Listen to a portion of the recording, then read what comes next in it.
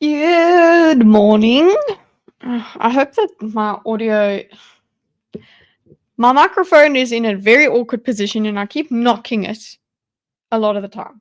So it's part of the scuff to figure out what we do with this magnificent arm.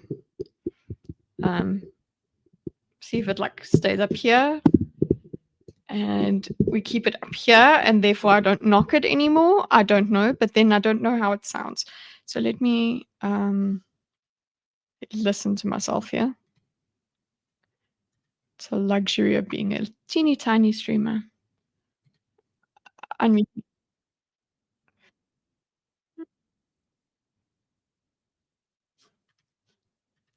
my microphone does peak a lot. What is up with you, boy? Input.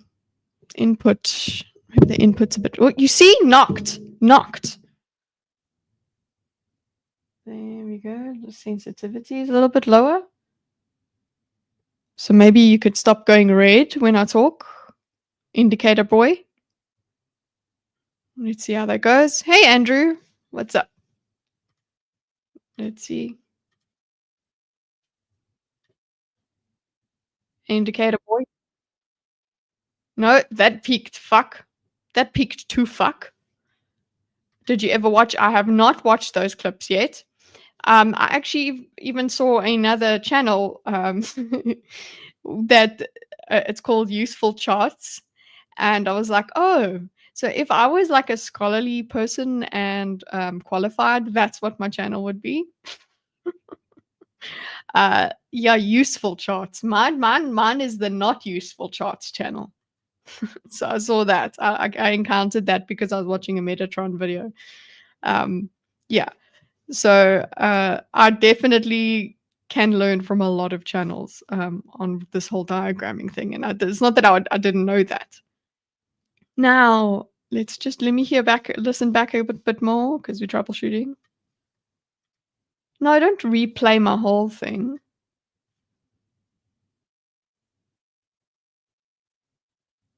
Ugh. My internet's gone funny. Okay, well, I can't hear.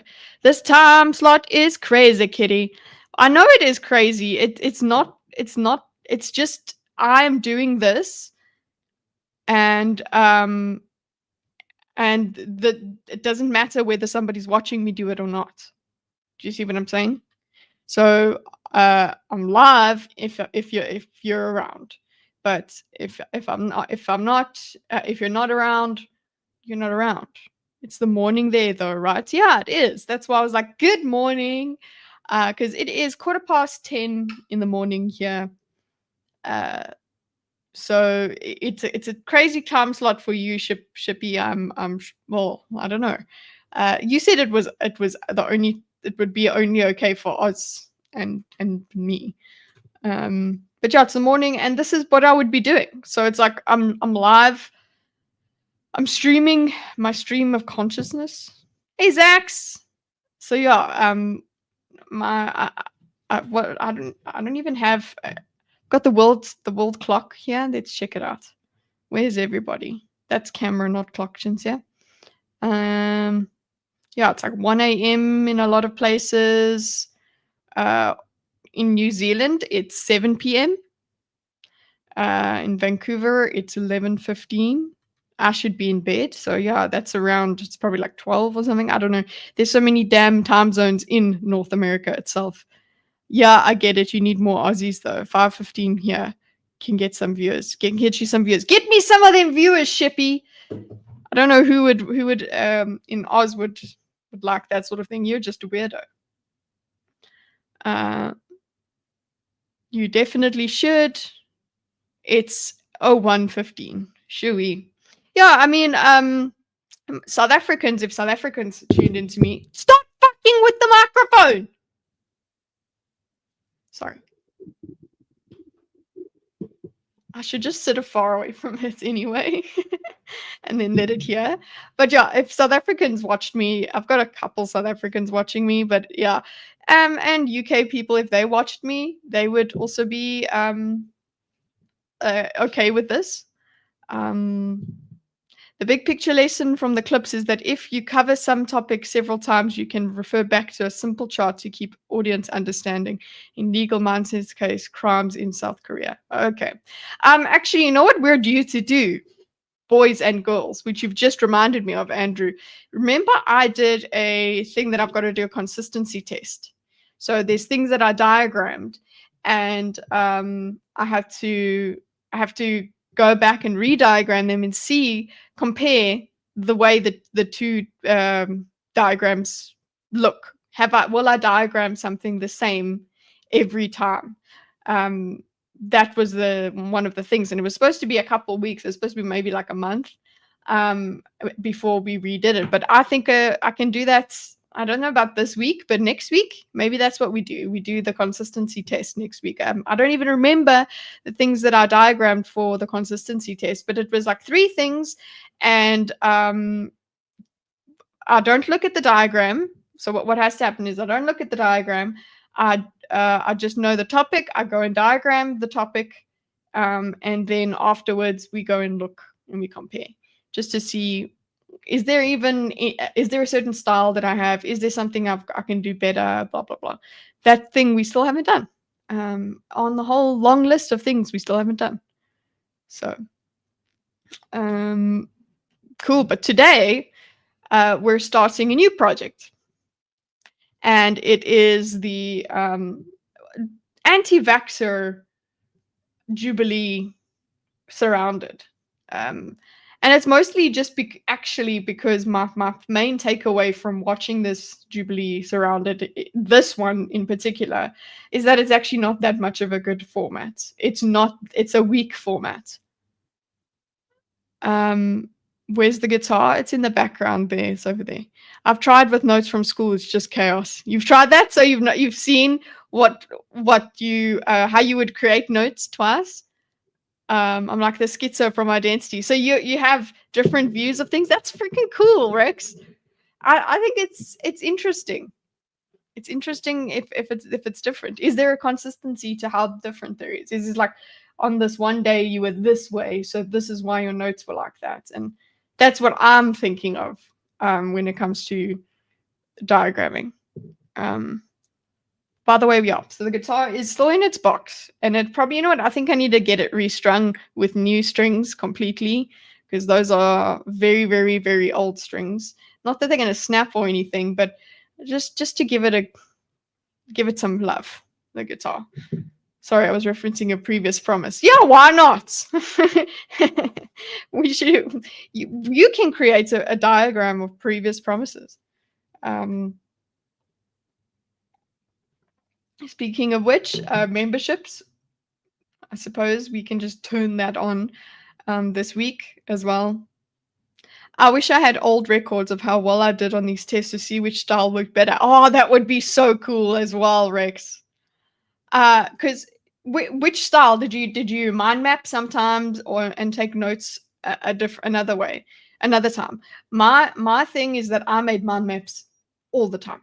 I learned to do mind maps, and that was my way of studying. A lot of the time, I would do a mind map and then go into detail, obviously, because if you're going to go into really a big chunk of detail, it's no use using a mind map. But basically, to remember where everything goes and then go into detail in those spots, I used mind maps. So mind mapping was my favorite technique, but I think it only worked if I understood what I was studying in any case. So I had to make notes and make notes and make notes to the point where the mind map was valuable. I don't know. But that would be so cool as well. I remember what I did at one stage is that I had the closest thing I have to something like that was methods of doing tests, of finishing tests, right? So there was the technique that you make sure all your answers are finished. So you block up your time. So this was in like our English exams. You block out your time and you say, okay, cool, I've got this many questions, I've got to write this many words, and then it was like, oh, I've run out of space. So it was like the one method is, okay, you've got this much space, you write your answer in, and you make sure you've made all your points, and then you say it. and then you go to the next one and you finish your exam. And that was a thing that I had to start doing. The teachers were like, no, you don't finish your exams, and you do so well with what you have done, you should try and finish your exams. So when I did finish my exams, when I shut myself up for the majority of the exam just to get all the questions done, I actually got lower marks.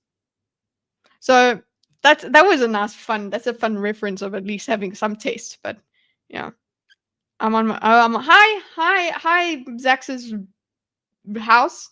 I'm on the TV. How did you get your eyebrow scar?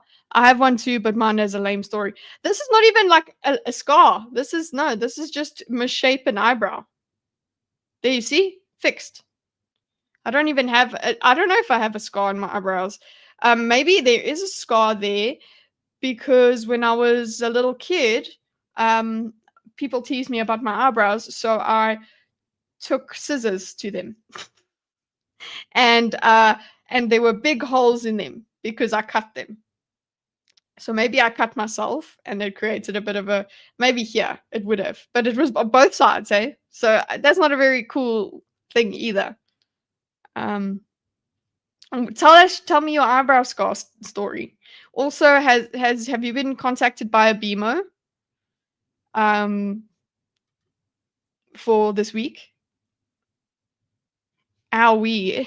Yeah, owie eyebrow. It wasn't that bad for me. I didn't. It was mostly that the hair was gone. And then I got such a hiding from my parents because they got so mad that that I had used scissors so close to my eyes. Obviously, you. Yes. How did you get you getting contacted for? We're gonna revisit the parenthood sort of chat and with more parents. So it would be really cool if you could join us. But we are changing our time slot this week, so maybe that could also help. I don't know. A psycho kid hit me with a wooden block. That's not lame at all. So it was Rex, who's the psycho, who kicked you hit you with a wooden block. So Rex did that. A wooden block. Jeez. Oh, and there's so much blood in like when you injure your head. There's so much blood. Any hoodles. I'm down with the parent talk. Sweet. But yeah, the only thing is that we would actually be finishing up. Maybe we'd have to start it quite early. Because I'm thinking of changing the Thinkers time slot to a Thursday night rather than a Thursday morning. So it would be late for you, Zaxi. We would be like finishing up now. So let me know what you think of that. But while we are into that, let's restart the video.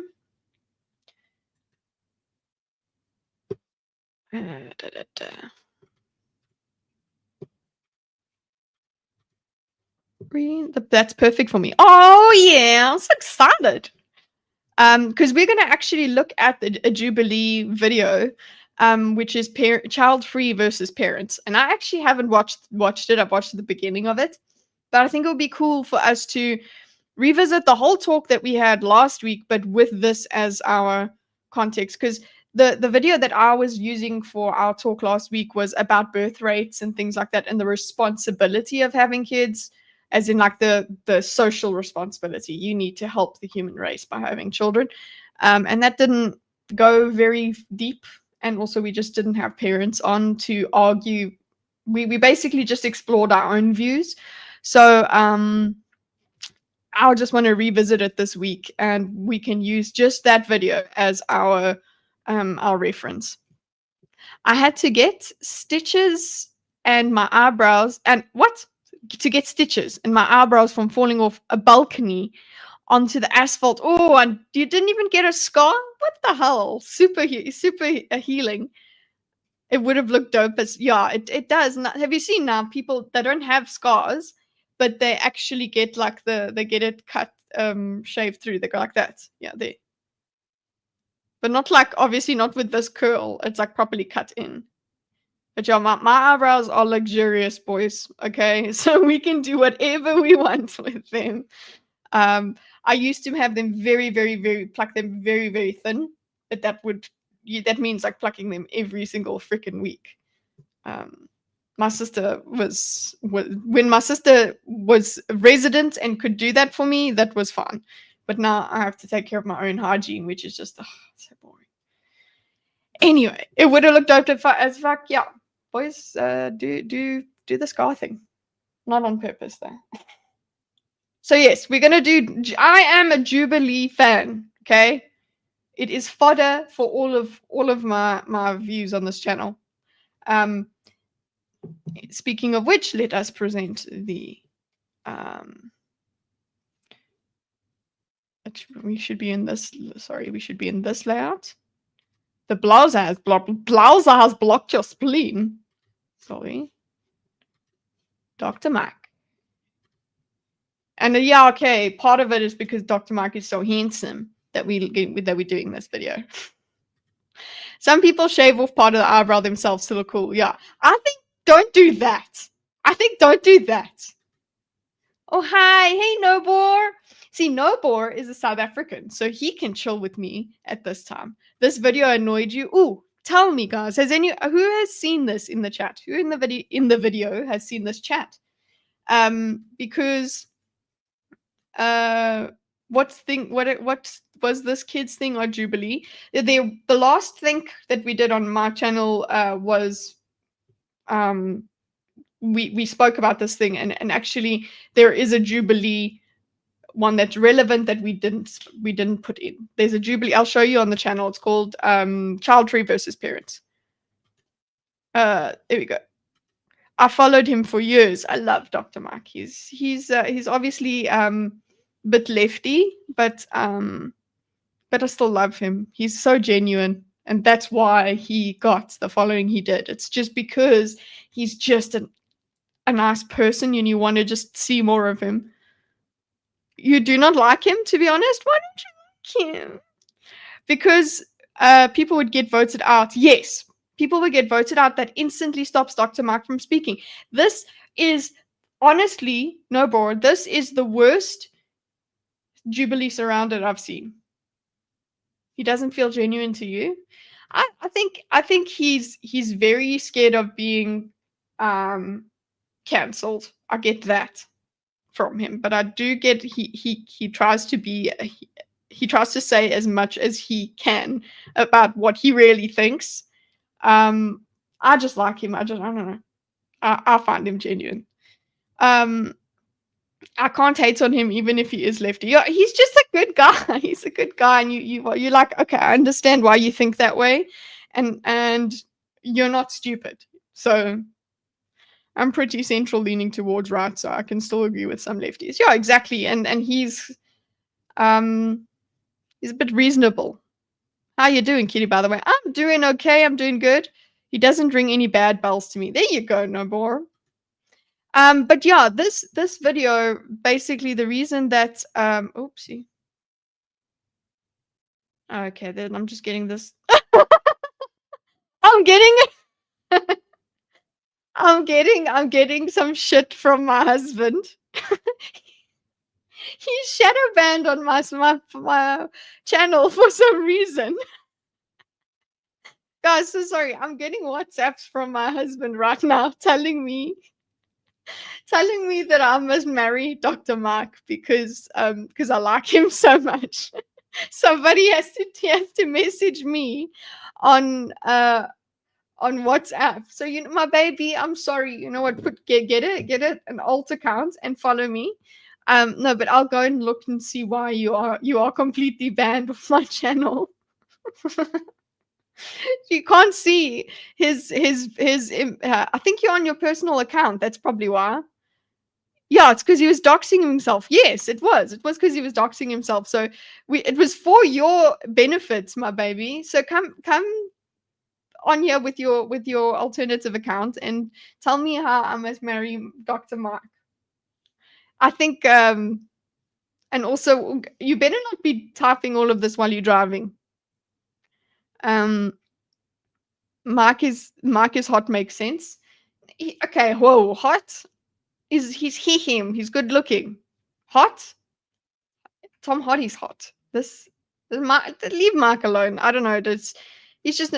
Oh, do you guys see Daisy in the background? Daisy, come here. Come here. Come and say hello to your dad, who's upset with you.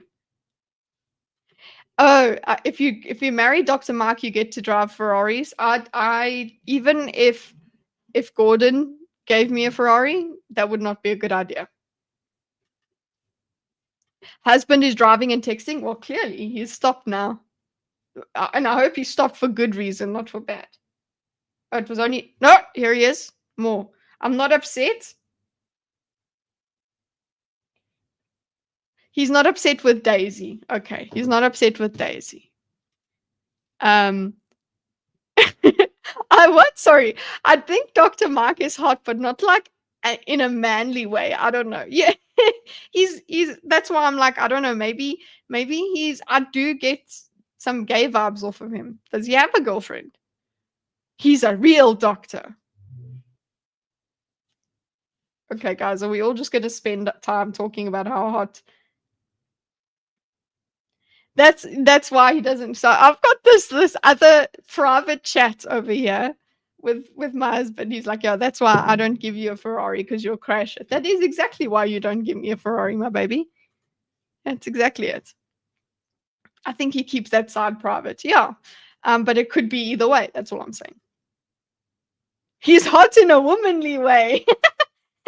Yeah, in a soft way. He's in a modern way. So I don't know. I wouldn't call that hot. Mm-mm. If you're handsome in a manly way, that's hot. So if you're handsome like Gordon, that's hot. So there you go. Modern hot, yeah. I'm not into modern hot, thank you. That's like Timothy Chalamet hot. Like girls will call that hot. Like, really? You're gonna be taken by that? Okay. Too late. Well, oh, he damage done. Okay, he's not understand. Gordon, you distracting me. Twink hot, you mean? Oh God, I don't know if I can use that term. Taken.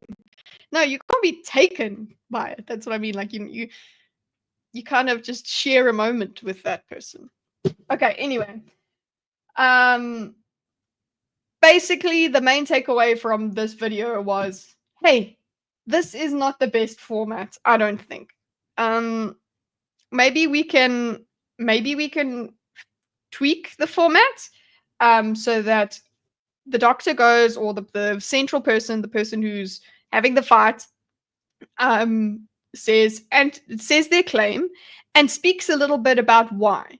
Like basically like an old school debate where you say, here is my claim and this is why, here are my reasons, blah blah. So they can actually bring something out and then be challenged by the people that are surrounding them on specific claims, on specific reasoning. What happens with the surrounded format is you have the one guy in there, and then there's 20 people who want to speak their argument.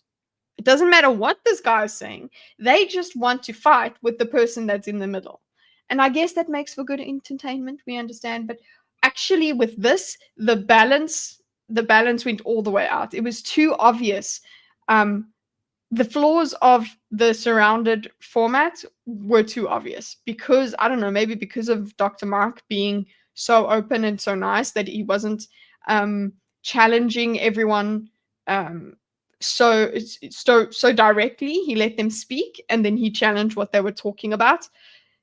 That's probably why. But what really happened was people would go, they would come in, they would air their grievances basically, and across multiple claims that Dr. Mark might be making or not making, but they basically just come with their anti-vaxxer list that they want to if they got to speak to a doctor, that's what they would talk about, so they do that. And then Dr. Mark tries to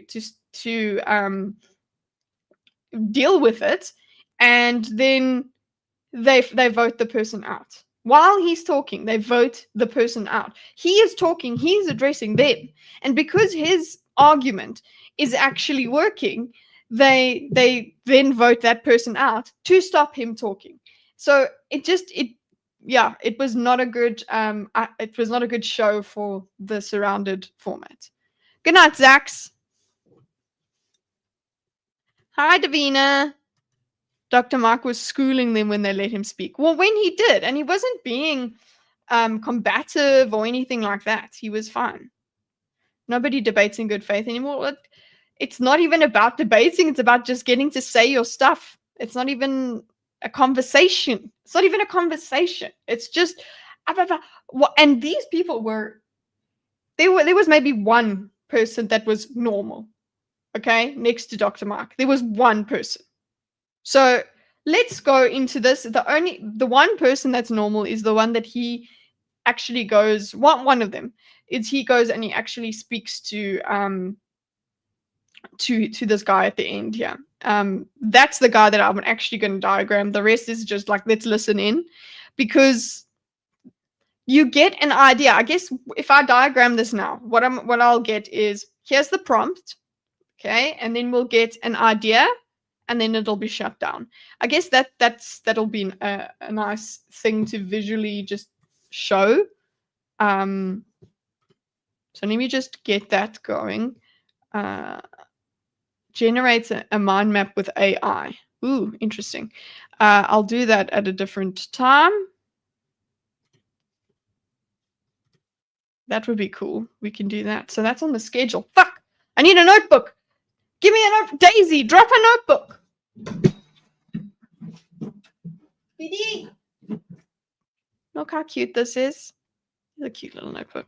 AI is taking Kitty's job? No, because AI does a good job at mind mapping, whereas I do a poor job. So you need me to do stuff. If you want someone to criticize, if you want someone to talk cock, me. AI, no, not going to do it. So what we have on the schedule for us on the Kitties channel is we've got the consistency test. That will be next week. Okay, because this week we are going to finish this thing. What is now? Why is my phone making noises now? AI needs content. You're providing a service. Oh, I love it when my husband watches my content, guys. It makes me feel so special. Well, how bored is he? But anyway, it makes me feel very, very. Gordon's still distracting you. Yes, but he's making me feel all fuzzy and stuff. I'm pretty sure you can teach AI to be pretty shit at its job. Yes, I can. But I don't know about other people. No, he makes me smile so much. Stop it. No, he's gonna car wash. Oh, he's at the car wash. That's why he. Oh, okay. He breaks my heart with how much I love him. It's okay. Anyway, okay. Consistency test. Cleaning. Yeah, he's cleaning the car. Okay. So. Okay, stop it, my baby. Okay, so consistency test is next week, and then the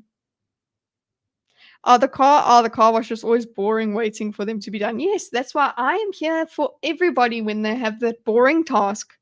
That boring task that needs to they need something in the background, something that's not exactly brain rot, but it's just a little bit on the borderline of brain rot, but also tries to be smart. Gay, he's giving me shit because I love him too much.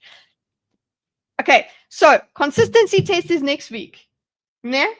Then what was my other idea? Gordon got in the way. Diagramming my love for Gordon. It's a big heart. No. Consistency test. Then what was the other one? It was fuck's sake. I like coming here because my opinions get validated a lot. Well, that's it. There you go, Noble. But this time slot's actually good for you, right? Because you're in South Africa, so it's 20 to 10, 20 to 9. Yeah. Don't worry, everyone. We'll all have a Gordon to love someday. Yes, you will. Not mine though, because I'll. Yes. Okay. So not with my sleep schedule. Oh no. So what? You're supposed to be asleep now. Guys, can anyone remember the idea that I wanted to write down? Really? Did anyone remember? Because and then AI irritated me. AI got the idea out of me. Hmm,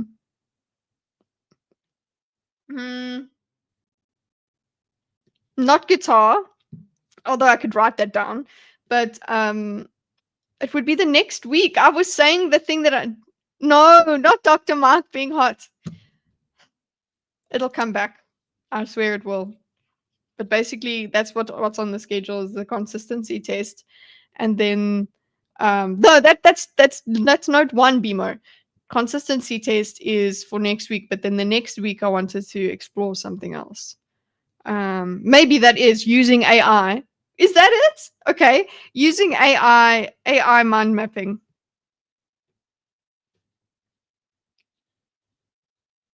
So Kitty versus AI kind of thing. That will be the next one. I'm hardly awake. I'm sorry. Yeah, it's your fault. How dare you? Explore Gordon. I explore Gordon.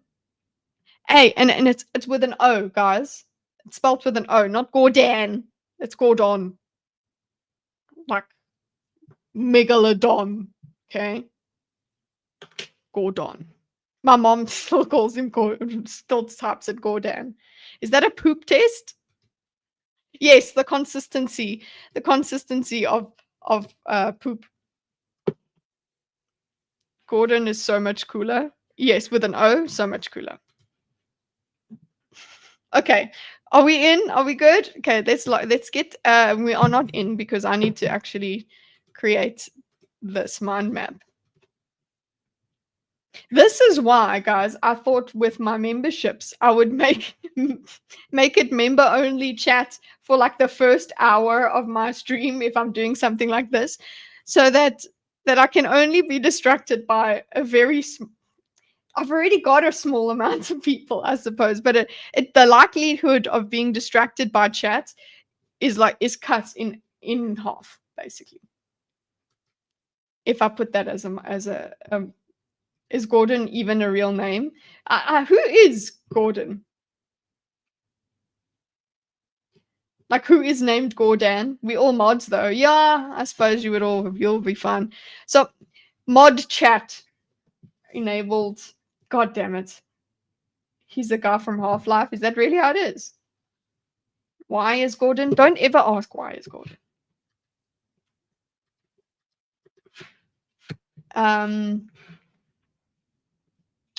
Yes, I've got my mind map here.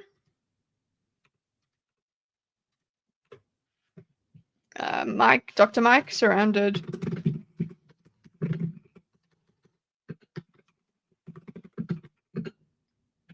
"20 anti-vaxxers." He calls them. I don't know if they changed their minds.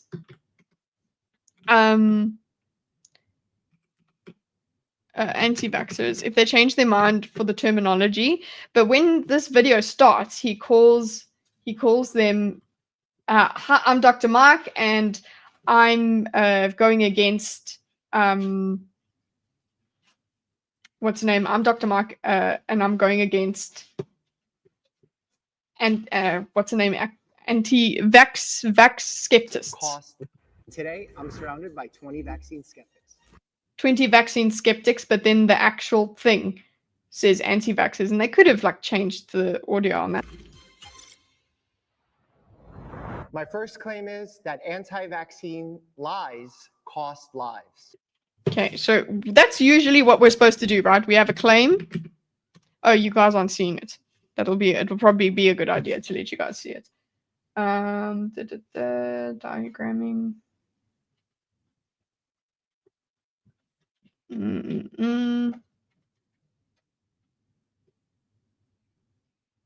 If I could find my StreamYard, then we could see what's happening.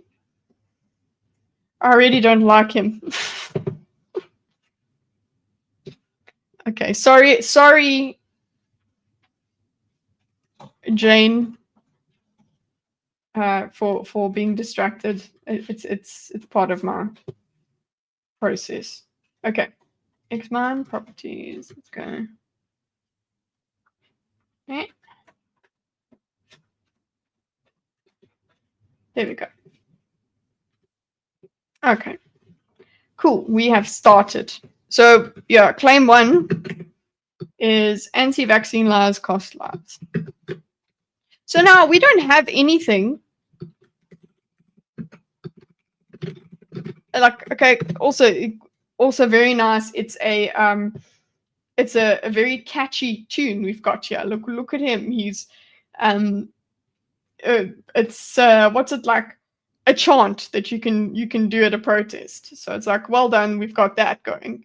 But I would like, what I think for this format, why don't we let him say, for an example, this is an anti-vaccine lie and this is how it costs lives. Like, let him say his claim, or say back up his claim, at least with 1 or 2 sentences, like a little blurb, so that then the people that have issues with those propositions, those things that are backing him up, if they have an issue, then we can get a topic immediately. But what really happens is everyone just rushes forward and starts saying what they want to say about their own ideas.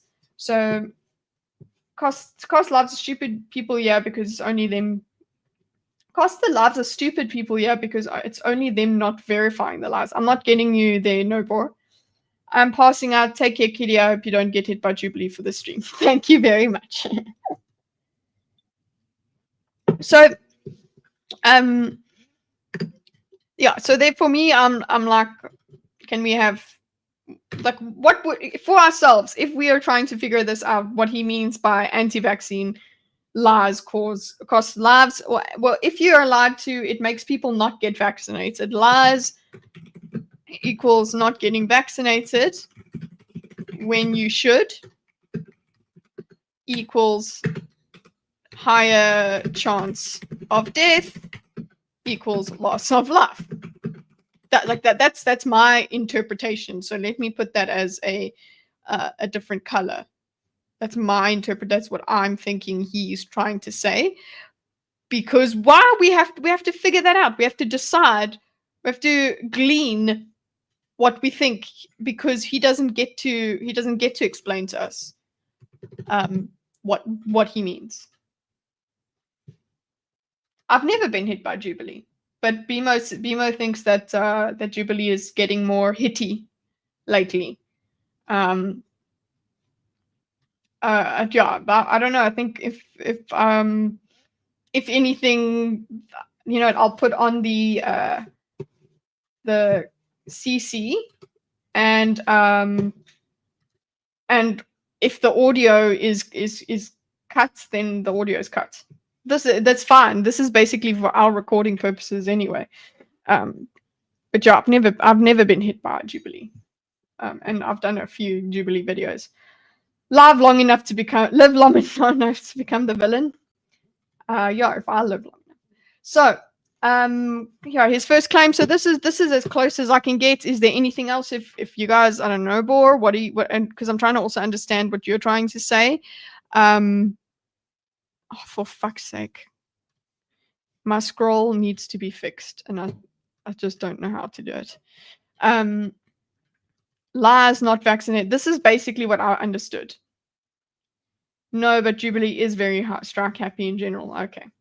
It would be interesting if they were striking Amala, because she always does Jubilee videos.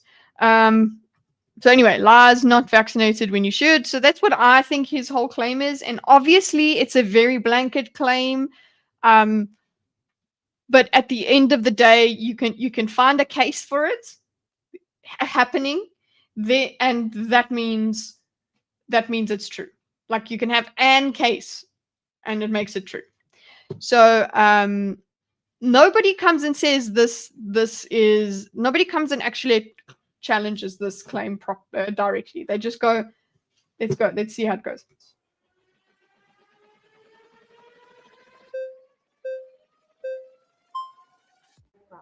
This girl, holy shit face. Okay, Whoever touches the chair first gets to debate. Is this really a debate? Okay. So this girl is a romancer, trancer, because her eyes, she's like this the whole time and she doesn't blink. And she's like, if I speak a certain way and have a certain gentleness to my voice and a certain sincerity that's so fake, then you will believe what I say. Yeah. The multiple of anecdote is not data, it's anecdotes. So yeah, is Hello. Hello, how are you? Doing fantastic. Excited to talk about health. I just had a baby. So listen to her. Okay, just this one is, I think she's not the most wild, okay, that we have here. So anyway, we have, let's go, her, what's her name? Jackie. Okay, and all I'll put for Jackie's is her ideas, okay, because I'm not gonna, we're trying to get through this. I'm gonna put her ideas, just like keywords for her ideas, like we're studying study notes for her. But then also I want to put the amount of time that she spends, roughly how many seconds she gets. So just so that once I'm done diagramming the whole fucking thing, you can actually see how very little has happened. Okay. 7 months old. And, you know, my baby, I was like, no, I'm not getting any vaccines. The doctors came in. They made me feel like a very bad mother for not doing that.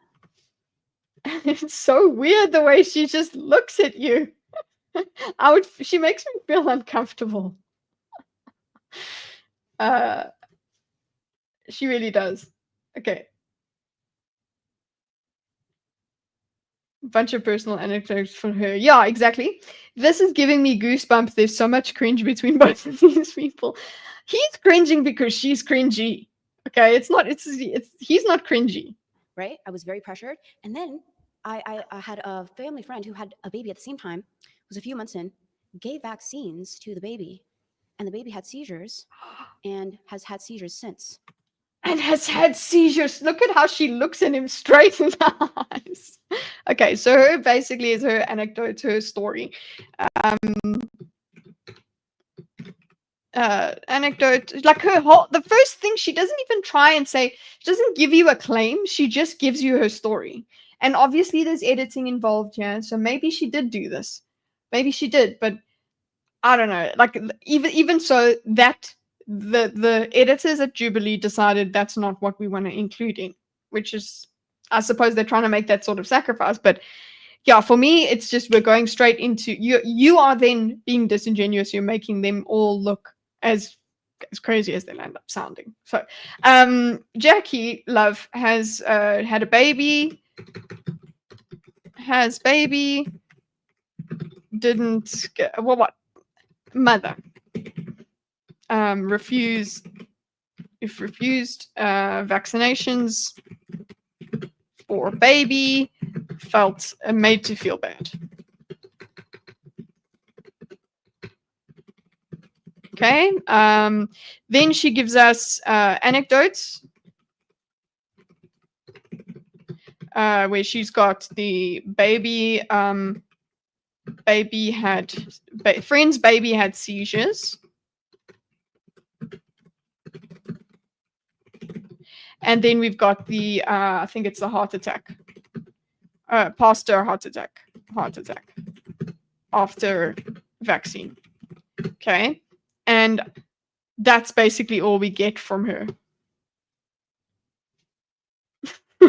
I knew a baby that had a disease once. Checkmate, Dr. Dumbass. The only normal person was the other doctor. Forgot what specialty she's in. She's a nurse. She was a nurse. She looks dim behind her eyes. She looks disturbed. And I've also had a friend who I went on a mission trip with, and this pastor was totally healthy, two young girls, and this and then pastor literally got a heart attack out of nowhere. I feel so uncomfortable. And the only thing was he took the vaccine. And the only thing was he took the vaccine. And there's many cases like that. There's many cases like that. So I guess she just said there's many cases like that. So she's extrapolated. She said many cases like that. So she's basically saying vaccines. She didn't go vaccine lie. They're not lies. Vaccines have. This is our interpretation. Have bad effects because we're trying to find the value here in what these people have said. Vaccines have bad effects. Now that clearly doesn't counteract what he was saying. Can have. That's basic. If we believe what she's trying to say here completely, not even if we don't even go, oh, anecdotes is not a good enough reference, blah blah blah. What she is meaning by bringing this to him is vaccines have bad effects, therefore they're not I would say what she's trying to get at is the being against vaccines is not a lie. Being anti-vax is not a lie. So I'll put that there, like anti-vax is not a lie. Okay, so we are still not claiming. We're not talking about the costing lives. So she hasn't come in here and said and counteracted his claim here by saying, oh, no, my things are true and people actually are saved. People are saved by the anti-vax truth. That's what I would want the full argument to be, right? I would want her to go, they're not lies, number one, and I would want the second part to be, they actually, it doesn't cause loss of life.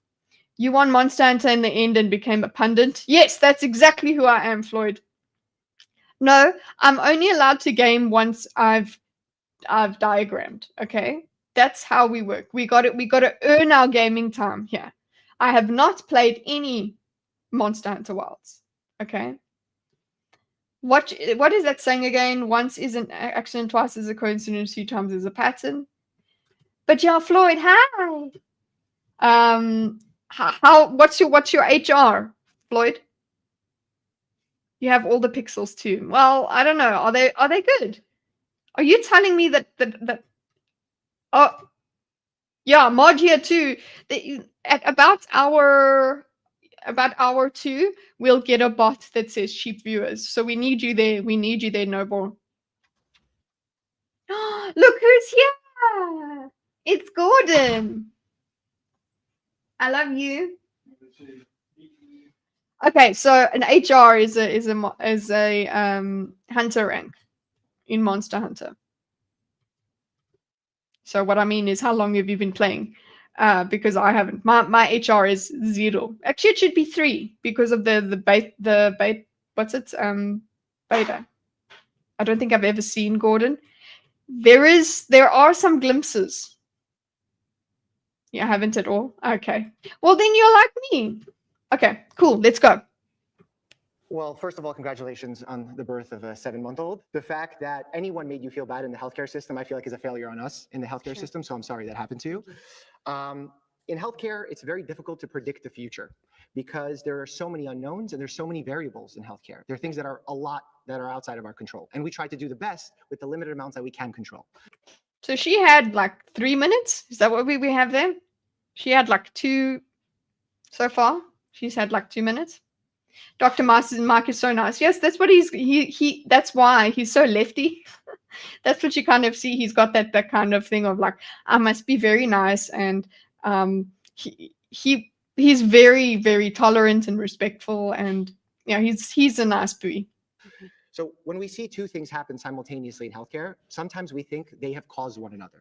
But unless we see look how nice and sweet he is by saying, oh, we think they've called each other. So it's like he is talking to like a child, but he's not condescending. He is too nice. Oh yeah, Jane. Some people have said that. I saw in the comments, they're like, he's too nice for this format. So maybe I'm not too sure yet whether I agree that it's because of Dr. Mike's niceness exactly that we got this format being so bad. But we'll see. There's nothing wrong with being nice and respectful. Absolutely. So that's why I'm wondering if that comment, I'm not saying it's your comment, Jane, but that comment that somebody said that Mark is too nice for this format is like, no, you know what? I don't think so. I think it's fine. I actually think all it's done, yeah, it has actually pulled out a weakness in this. I'm nice to people I don't know, but if we're friends, I will insult you. That's how it should work. Yeah. Okay, so she gave anecdotes. Mark, what does Mark give her as a response? He's basically given her there's many variables, that is something he repeats, many variables in healthcare. Sometimes things happen close together, and we think they caused each other. Okay, that's as far as we've gotten. So he is not saying, you stupid bitch over here, why have you done that? He's like, this is what's happened to you. What you have done, what you've experienced here is some things happen together, and we think they caused each other. And this is a great thing, but guess what? She gets voted out. She gets voted out. A pattern of that happening in healthcare. So here we go. So there's so many variables in healthcare. There are things that are a lot that are outside of our control, and we try to do the best with the limited amounts that we can control. So when we see two things happen simultaneously in healthcare, sometimes we think they have caused one another. But unless we see a pattern of that happening over and over again on a large scale, it's more likely that this is just a coincidence of things. So coincidence. So I think they cause each other. We need this pattern over and over for it to be a fact, I suppose. Okay? To become a fact, or to even be considered causal. Okay? So he's not going into the correlation doesn't equal causation thing. He's not actually saying that phrase, but he's talking about that concept. Things happening at the same time. For example, I have a friend of mine who's a physician who vaccinates children very regularly.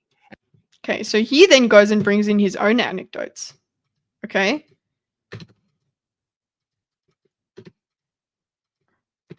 I suppose I should say that also we had the nicety of congratulations. Okay, so that, I don't know, maybe that can just, I keep that in mind. But yeah, then he comes in with his own anecdotes, which would be like, oh, you're not allowed to use anecdotes. Like, well, she's using, so he's using. And his anecdotes are arguably a lot more powerful because this is a professional. It's a doctor anecdote, so it's his anecdotes.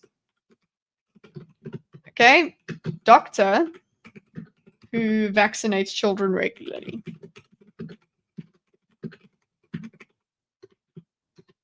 Okay, so doctor who vaccinates children regularly, here's it. And they were about to give a child a vaccine. And before giving the vaccine, the child had a seizure. They went on and had more seizures throughout their life and ended up actually dying at a very young age because of a seizure.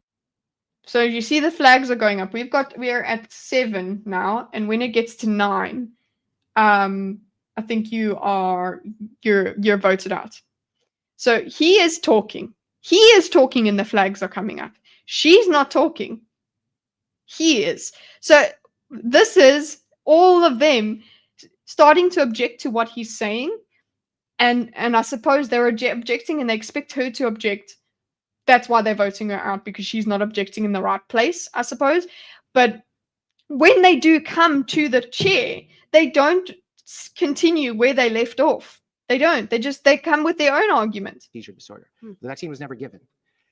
So he's got his doctor vaccine wasn't given.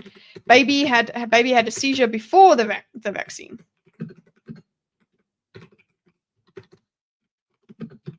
Before vaccine given, went on to die because he went on to die. at a young age from seizure. Okay, so that's what this is his other court. He's like, look, if that had happened a few seconds later, we would have thought of it differently. Keep the 20 versus 1, though it's entertaining. They do need to rework it. Yeah. So, Had that happened 2 minutes later, what do you think would have been in the mother's mind and in the father's mind in that situation? Other than, see? I definitely think that. Like, see how the flags go up as soon as he is busy talking? Like, what is she supposed to say to him? So they're upset that she is not arguing with him here. But let him finish his point. Why are we putting our flags up now? I understand we're putting our flags up because she's not arguing with him, and we're unhappy about that. But he has to finish his point before we can see the quality of her argument. They're upset with her because she's letting him speak. That vaccine caused that problem. But it could have just as easily happened before, which it did, and the vaccine wasn't responsible. So it's very difficult when two things happen at the same time to be able to make an exact reason as to if that's what happened to cause it. So he's really taking his time and moving around her. Gordon is here making noises in the background with his packet. Gordon, stop it.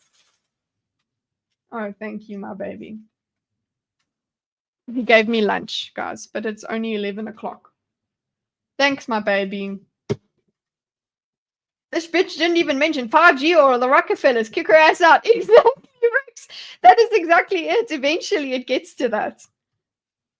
Kitty, I remember the plan for next week. What did you remember, Andrew? Please, thank you. Did you put it in there? Oh, what? Oh, he remembered, but he's not telling me. He's just telling me that he remembered. Balance your stabilizers. Oh, Andrew. He's like a ballerina with these arguments. Very gentle.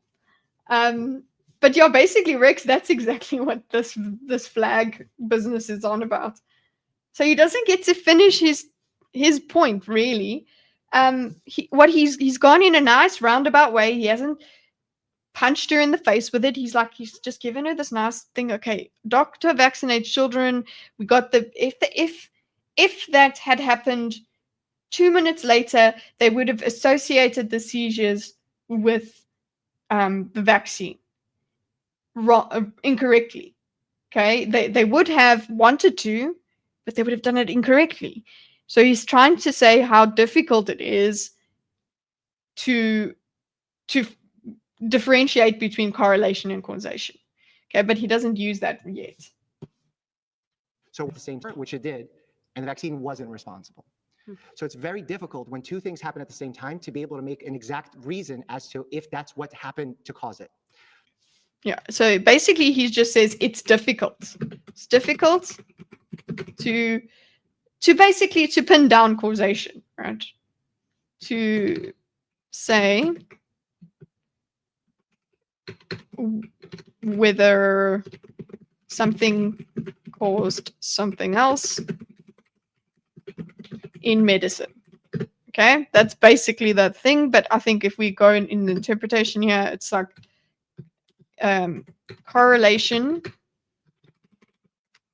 and causation are very difficult to differentiate. Okay. See how we're not talking at all anymore about costing lives? Like the active thing in this discussion or in this claim is actually anti-vaccine lies cost lives. But I suppose the first thing you do tackle is the lies part. So they're coming here and saying it's not true. So we're not talking about cost lives anymore. We don't even get to that point. So here we're just talking about the fact that anti-vaccine is not a lie. I guess I understand that you have to stick with that. One of those Afrikaans lady with this spiky short hair with the blonde highlights and the big glasses. What's it?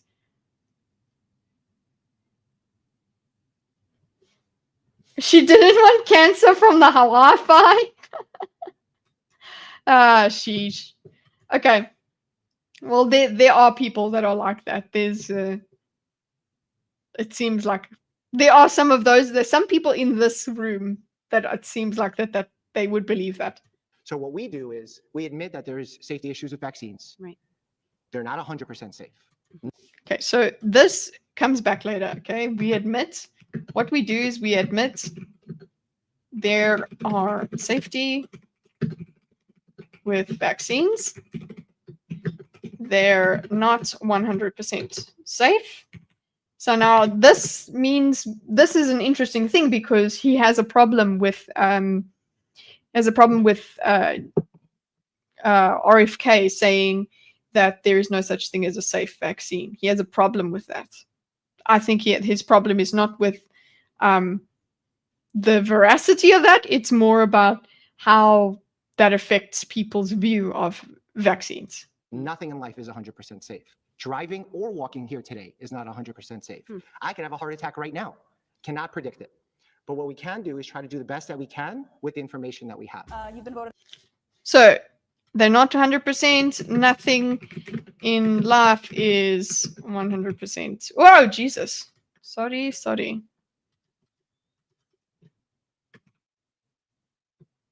Okay, so how many minutes was that? The time there is 15:39 and they have 20 minutes. So it's about 4 minutes.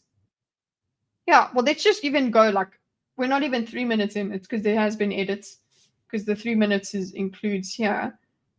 So it's like, it's a couple minutes, basically. So we got time is 15:39.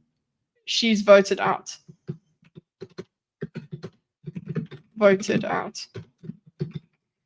So she got to speak once. Okay, Jackie. This is Dr. Mark. Let's make him blue because look, he wear a blue. What's the name? Scrubs. And could we just have 100% so I can actually have the colors? Okay. And Jackie, I guess Jackie, you just stay purple. Okay, so Jackie gets voted out. Why? Because he's gotten to say stuff here? I don't know, because he's done well. I think it's because he's done well. But let's see what happens when we go to the next person. Like, disappointment is a sure thing. Yeah, disappointment is 100%. I'm not a vaxxer or an anti-vaxxer. Exactly. That's actually where I'm at, Nobor. I think that's a good, sorry, that's actually quite where am I with this issue? I think there was a lot of shady shit with the COVID vaccine and a lot of rushed stuff because of the pandemic.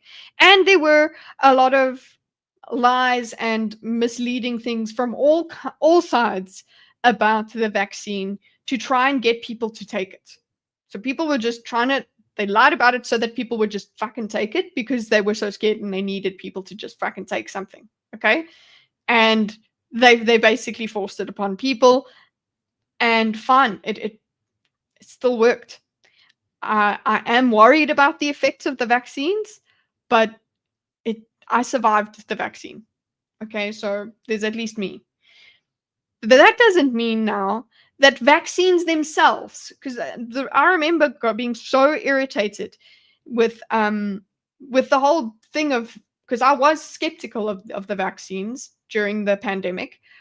Being skeptical of them made me an anti-vaxxer, which was that's not the same thing. An anti-vaxxer used to mean I believe that the measles vaccine is going to make your children autistic, or that was what anti-vaxxer meant. That's what it meant. And then all of a sudden, now just being skeptical of this really rushed vaccine, and also all of the things that are being told to us about the sickness, wear masks, all of that, all of the measures, literally favorite thing about South African lockdown, no open toe shoes allowed. You can't get a certain chicken kind of chicken in the supermarket. Yeah, you can get this kind of product, but not this kind of product. Stupid measures like that were occurring all over the world, and being skeptical of that made you as crazy as these people who are there thinking that if it causes autism. So, and that it shouldn't happen, that you shouldn't vaccinate your children. I am definitely not that. I'm definitely for let's not have polio. You know, I don't know, it's controversial. Risk and reward. Yeah, that's exactly what medicine is about. There's always risk. There's always going to be a problem. It's just how do we deal with it? What is the least bad way for us to deal with it? Should he be in a suit? Are the scrubs having an inappropriate psychological effect? You know what? I don't know about inappropriate, Andrew. I think it's actually an appropriate psychological effect because he represents doctors to them. So him wearing scrubs just reinforces that. He represents the industrial medical complex or whatever. My friend got COVID, then recovered, and later got the vaccine, and the vaccine made her lose her sense of smell. I actually lost my sense of smell anyway when I got COVID. COVID did cause loss of smell taste. Yeah, it did. COVID itself. The vaccine was not going to stop you from not getting that. Like I got so I didn't get COVID. I then got well, at least I don't think I got COVID. I got vaccinated because I couldn't travel without vaccination, and I needed to travel to come here. So we got vaccinated, came here, and I got it here.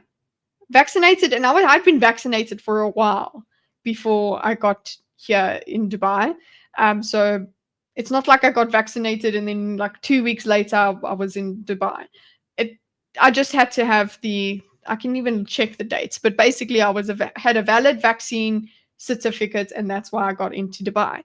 And then I don't know, a couple months into Dubai, I actually got COVID here, and it wasn't as bad as it could have been. Definitely not, but I did lose my sense of smell. Like it's actually a good thing that I did. I don't know if it's still gone, but I can't smell. There's a certain rotten thing that I can't smell. I literally could not figure out whether fish was rotten or not because my sense of smell had gone. I can smell most things, but then there was just this one chemical thing that just wasn't coming through. And then I also had that breathlessness that comes from you were patient zero for Dubai? No, I wasn't. I was infected in Dubai. I wasn't patient. I got COVID super early and never got it again. I think I've gotten it twice. I might have gotten it in South Africa, I think. But the only thing I can say about that is I just had horrible joint pain for about 24 hours. And that's it. So that's the only thing that makes me think I got COVID. Anyway, whatever. The point is, hey, on the weekend it was the anniversary, or last week it was the anniversary of COVID lockdown in South Africa. So happy anniversary, everybody. We were probably like one of the last weddings to happen. Our wedding, mine and Gordon's, before lockdown. Okay, so she's just listened here, and what do we need the next person who talks here for claim 1? Are they going to tell us something related? How is it going to relate? Let's see how much it does relate. So Jackie's out. Sorry, hun. He was busy talking, but out by the majority. Please return to your seat.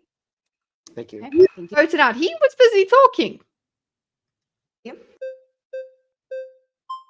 Okay, so we're 1339 still there, I suppose. And now we're all going to fight. Hi, Dr. Mike. That was smooth. Hello. He's got that wrist flowing. I'm actually a fan of your. Okay, so we got Jennifer. Okay, and she's the nurse lady. And she's a big fan of the channel. Channel. I've been watching for a while. Thank you. I am a pediatric hematology oncology nurse. Wow. Okay. Pediatric hematology oncology nurse. Okay, sheesh. I think a lot of mistrust in my eyes were opened during the whole COVID pandemic. Hello? We're not talking about anything she said. She didn't. Look. Oh, there you go. You see? There you see. I told you after hour 1 we would get one of these. Please report. No bore.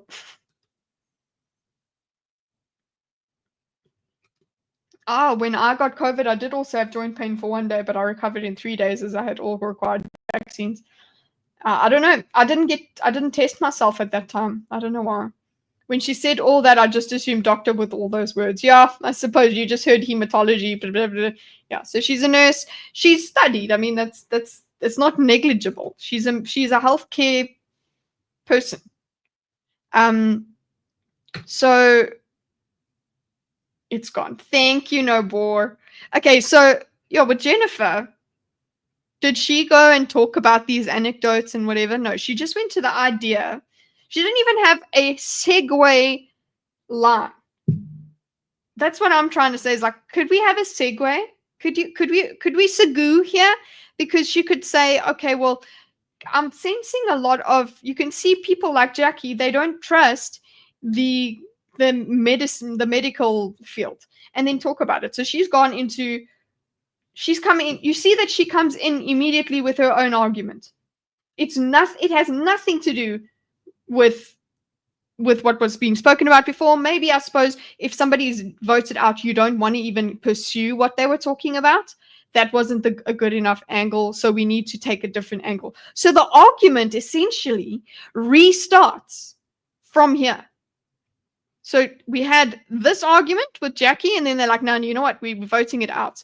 Jackie over here, Jackie love, you didn't do good enough. Let's restart the argument. I suppose I'll put I want a bright color for them.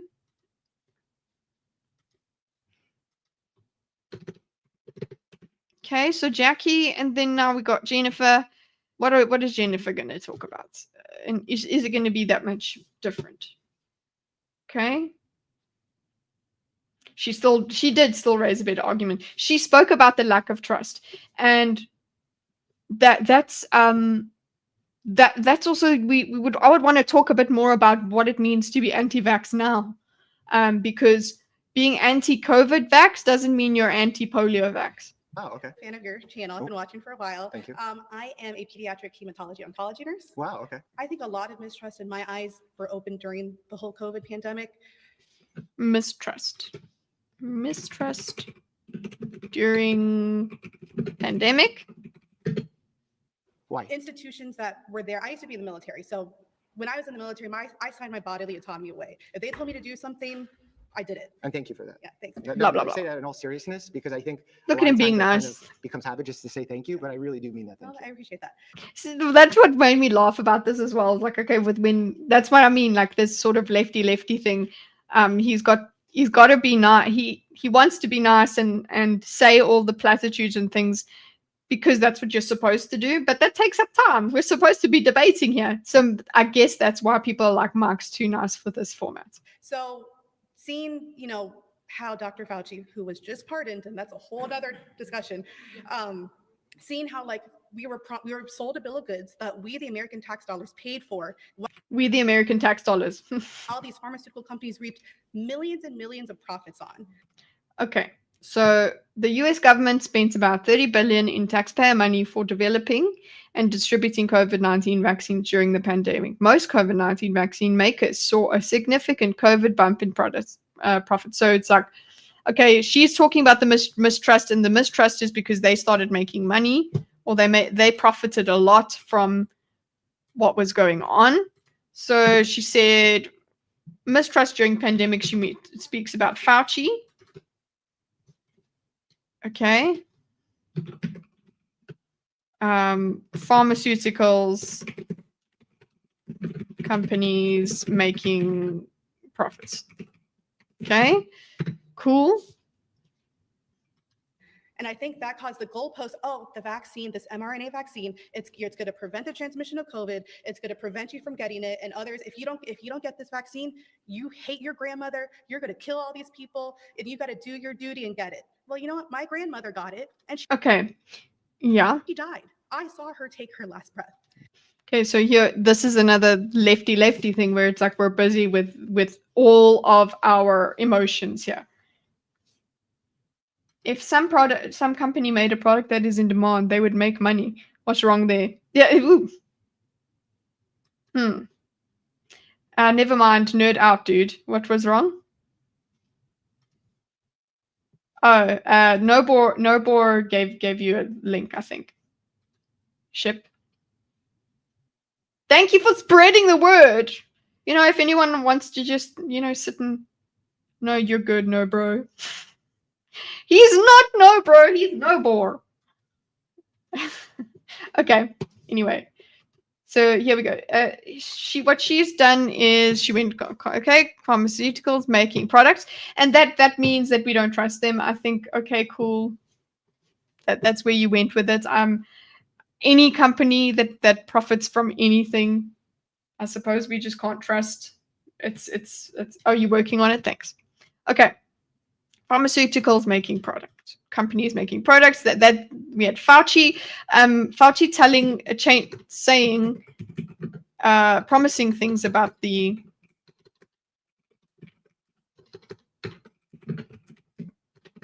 vaccine. Oh, you know what? Let's call it COVID messaging. Okay, where it was Fauci promises about vaccines, moral judgments on those who wouldn't take it, because it's like you hate grandma, all of that stuff, all of the divisive stuff that happened there that caused people to get this mistrust from during and after.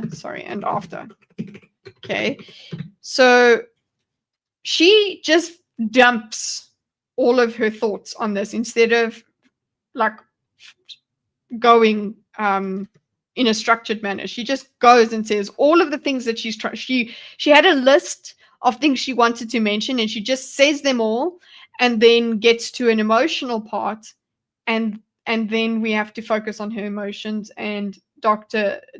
Mark is being empathetic, and we spend time on her emotions. And that would be fine if we had more than 20 minutes per prompt. So, yeah.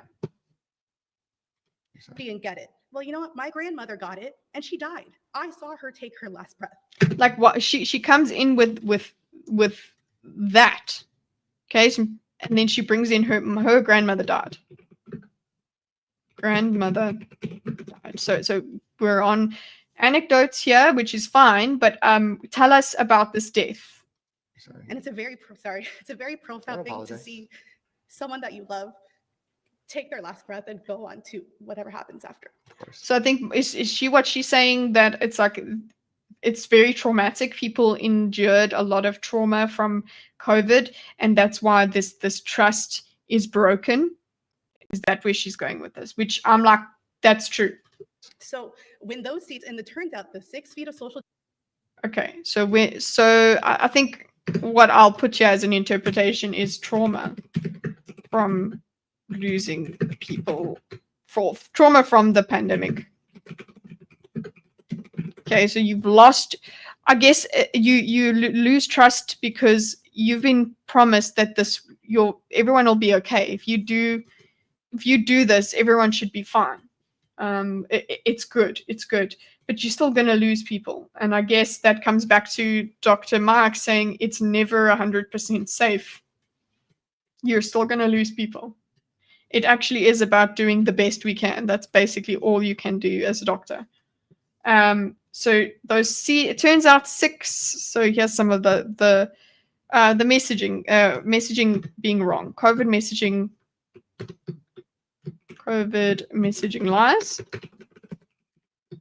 Okay, because it was like, oh, they say it's the best information we had at the time, but it's lies. Hey, zombie. She's making my argument. Banned science communication leads to anti-science groups. Yeah. Social distancing was not based on anything. How can you not expect people to question these higher institutions that are deemed to look out for the well-being of people, and they don't? So yeah, the 6 feet of distance, social distancing. And I mean, one of the things that if you're going to bring up those sort of things, the fact that people died alone because of social distancing. So you had this thing that everybody must get vaccinated. Everyone did what they were supposed to do, and then when people were hospitalized, they weren't able to see their loved ones. So this lady is actually quite lucky that she got to see her grandmother take her last breath, because a lot of people died alone. And that sort of thing will make you angry, right? That will make you angry with the science, because we've been told the science is going to save us from all of those things. But that's not what happened. We did still have this horrible trauma. And you need somebody to be taking responsibility for it, or helping you understand it. And I think that's what Dr. Mark does, actually. He does not take any of this away from them. He doesn't take any of that feeling away, that horrible, doesn't dismiss it. But you don't get these kinds of conversations when you've just got Dr. Fauci on the news proclaiming what is true. It's a great question. So just like with Black people who don't trust. Okay, so now also this. Sorry. What happens here is another lefty thing, where it's like, I need to now pay lip service to the leftiness. I have to virtue signal. We are lighting them beacons. So she's lighting some beacons here. The government, because based on the Tuskegee experiment in 1932. So she's like, look, I know about the Tuskegee experiment. The U.S. Public Health Service untreated syphilis study at Tuskegee was conducted from 1932 to 1972 on Black men ages 25 plus. The study was supposed to observe the natural history of untreated syphilis. So this actually only became relevant to such people because of COVID. I don't think people were sitting and harping on about it in the year 2020 until they had reason to look into times where the medical system or where medical authority were unethical. That people started looking into that. So now they take that and say, you see, there's been all these other times. It's like, yeah, there have been. But there's also been other times where they've been good. So what are we supposed to do with them? Are we supposed to shut them out completely? Oh, actually 40 years after that, the New York Times, they actually infected them with syphilis, and they let them infect their families, their friends. It ran rampant. Researchers did not collect informed consent, misled the participants, and denied treatment even when remedies were readily available. The study did not infect the participants with syphilis, but allowing the infection to continue untreated meant dozens of wives and children also became infected.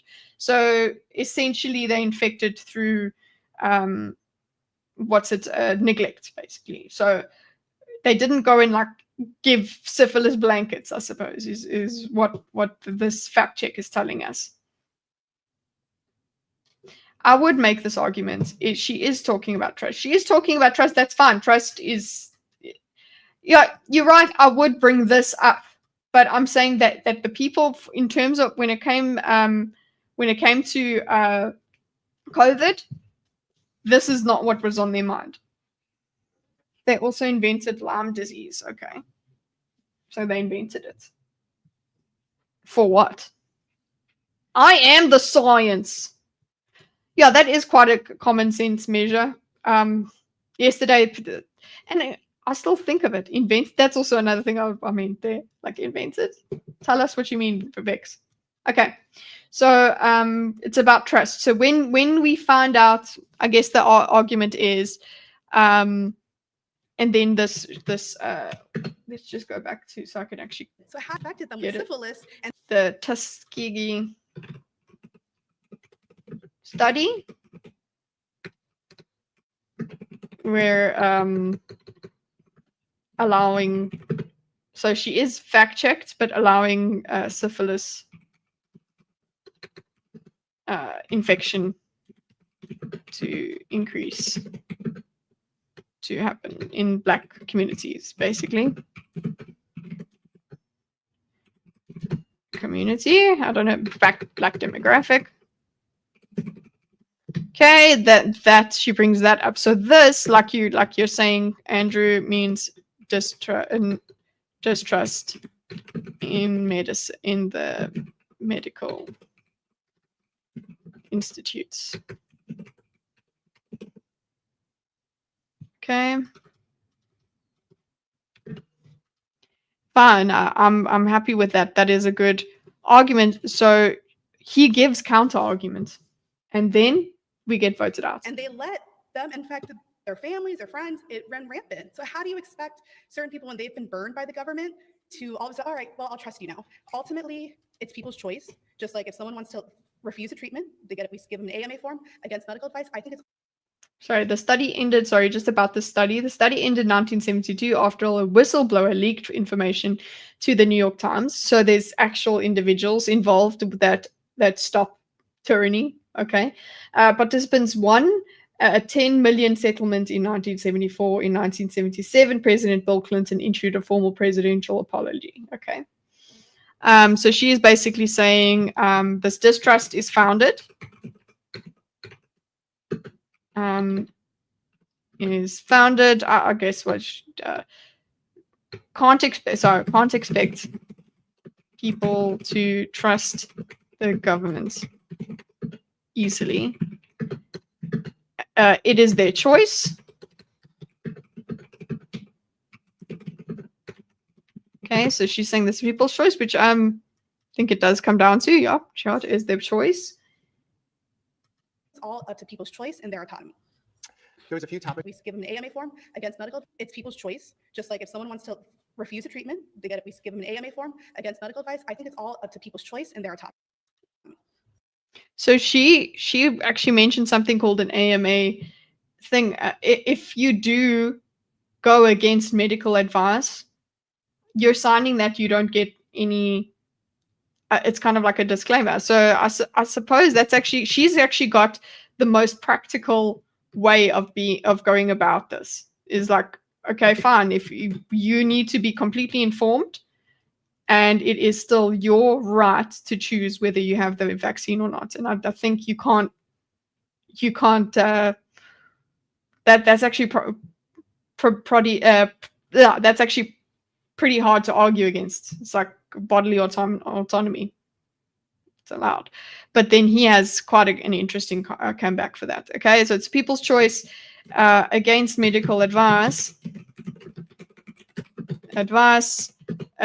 Form. Signed, and let them choose. Okay, it's about autonomy, bodily autonomy. Okay, so it's just like, cool, the distrust means people won't take the vaccine. You can't force. So I think one of the things as well, you can't force people to take vaccines or trust medicine. Okay, you can't do that. Cool. Still not understanding, still not really directly talking about lies, whether it's lies or not. So, like, we are not talking about whether it saves lives or not, whether vaccines save lives or not. It's just here, it's just about we don't distrust. We're only talking about distrust here with Jennifer. Okay. There's a few topics that you touched that I think are really worth discussing. First, bodily autonomy. I believe that, and that is the sole principle by which we practice medicine. Vaccines fall in a unique category because your decision on vaccinating your child and then sending them to school can impact other children in that school. So much This is a common argument, right? like drinking and driving as an example, your choice to do that puts your life at risk, but it also puts others at risk. So we deem that as dangerous for the general public. So he's arguing, he's shaking his head, so he could give us a counter argument, but we don't get that. This is why vaccines, it becomes a little more complicated when we talk about bodily autonomy. When it comes to our government, our mandates, pharmaceutical companies. There's absolutely reasons for distrust. I love that everyone in this room is a skeptic, and I encourage skepticism. I don't think anyone should just go into a doctor's office and say yes, yes, yes, yes. In fact, I love when my patients question me. I empower them to ask questions. Doctors sometimes get this attitude where they're like, oh, you Googled before coming. Okay, so what have we got? In my opinion, she's arguing against Dr. Mike's confidence and talking down to these anti-science groups. Doctors and scientists need to take the high road and responsibility for the industries. Yeah, she's not focusing on them taking responsibility here. For in terms of her argument is more like, you know what? How do you? She's more like, okay, as a result, it's up to people. That's what I mean. She's like, as a result, it's up to the people. My doctor Googles shit whenever I go in there too. People have talked about it for decades, but there's a bunch of stuff about it in the new JFK files too. Nice analogy of body. Yeah, I actually that is a common thing you would hear about with vaccines. Is that when it came to then people would say, my body, my choice is a different argument. Anyway, we're talking about bodily autonomy when it comes to the vaccine, and the whole thing of it being it's because of the safety of others. That's what makes it something we can legislate. We can give you a penalty for. So she's brought up bodily autonomy. So he just let's bring it here. Dr. Mark goes, okay, it's the bodily autonomy. That's what he focuses on.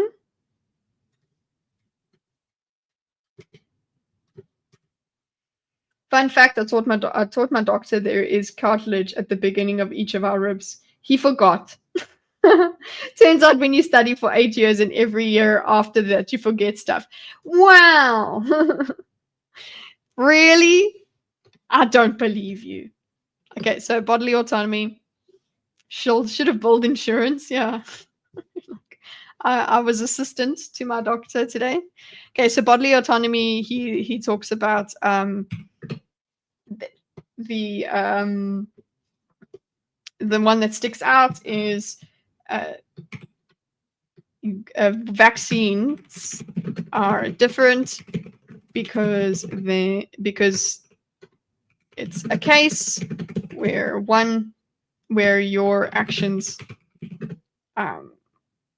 affect the safety of others. And then we got the I'll even put it in a different block because it's nice. It's the drunk driving is you have the choice, but because you put others, there is a penalty. Okay. So obviously, if you don't believe, if you don't believe you're putting others in danger, in this argument here, what an anti-vaxxer is doing is saying drunk driving is a choice. This is drunk driving in quotes, if we just swapping them out. I'm not putting people in danger by not getting the vaccine. So this argument doesn't work. This penalty doesn't work. So if I don't believe this, if I don't believe that I'm not putting others in danger, I'm putting others in danger, this argument won't work on me. So maybe I'll just note that.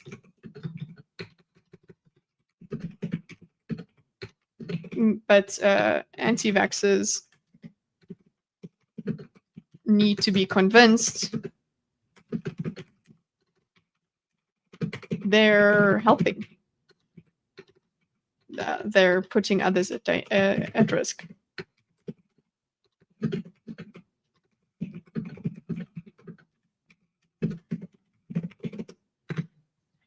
Okay.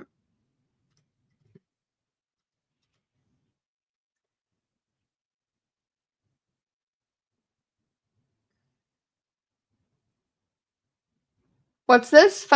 What? This guy? I prefer jokes, but on seriousness, Kitty, this guy came under pretty serious speculation in the last few months. Dr. Mike.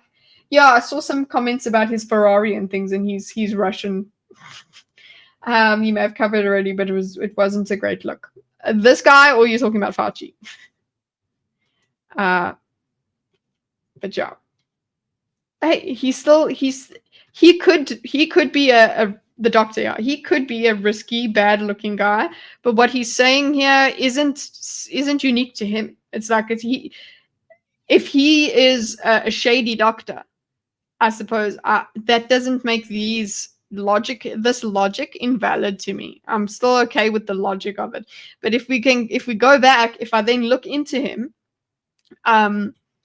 if I look into him and he's shady in a certain way, we could see how it affects, we could postulate how it affects his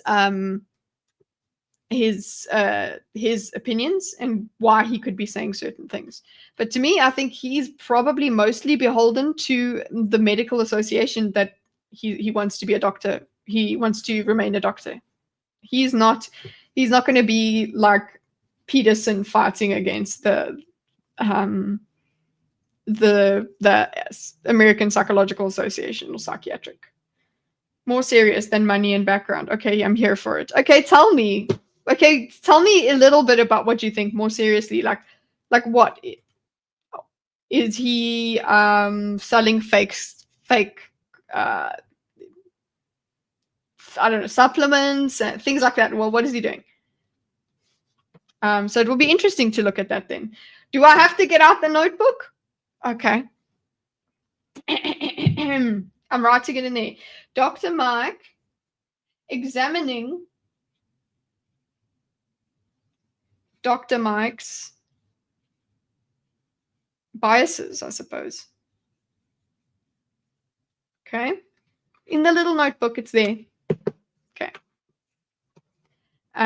Okay, so Google before. Okay, so here also another thing of the format is we get to enjoy the personal discussions. Here, Google search doesn't replace my degree. No, that's not how we're supposed to be. What I get excited about is if you Googled and you have questions, now I know exactly the route I need to take to help you make a decision that's right for you and your family. Okay, pause. Okay, so he was talking about he liked the skepticism. Let's actually not forget. He did say distrust is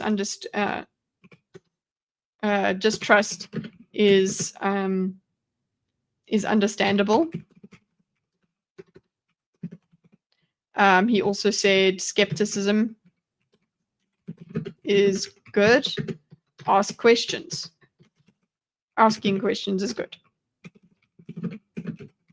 Okay, so that's as far as he got with all of that. And then, oh no, sorry, we're done. Argument restart. Pause, you've been voted out. Why? Because we didn't like what Dr. Mike was saying. You weren't interrupting him enough, and you weren't getting the points across. The fact is he still needs to be able to make his points, sons and daughters. He's got to be able to do that. Not everyone is partisan. I don't trust either side. Don't trust anyone. He's definitely partisan. Okay, that's what you're saying. No, I think he's definitely trying to toe a certain line, but I'm still okay with these arguments. I want to find the middle ground. This would be a better middle ground episode than fucking Surrounded. I think that the reason this got so many views is because it's so unhinged. Yeah, this format's near. But I guess, it's like, it gets the views. Look, it's got millions of views. You've been voted out by the majority. Please return Thank to you your so seat. much. I appreciate it. Nice meeting you. So that was she's out at time 09:48. So we restart the argument at 09:48. So how many do we have? Woo! It's my freaking mouse, guys, because the wheel is misconfigured. So when I use my wheel to zoom, it zooms in and out. I don't know, something's up with my scroll. Okay, so we had time Sorry, let's actually put her here. Time 09 voted out. The tribe has spoken. So we had like again like a little bit over 5 minutes before we got to the next person.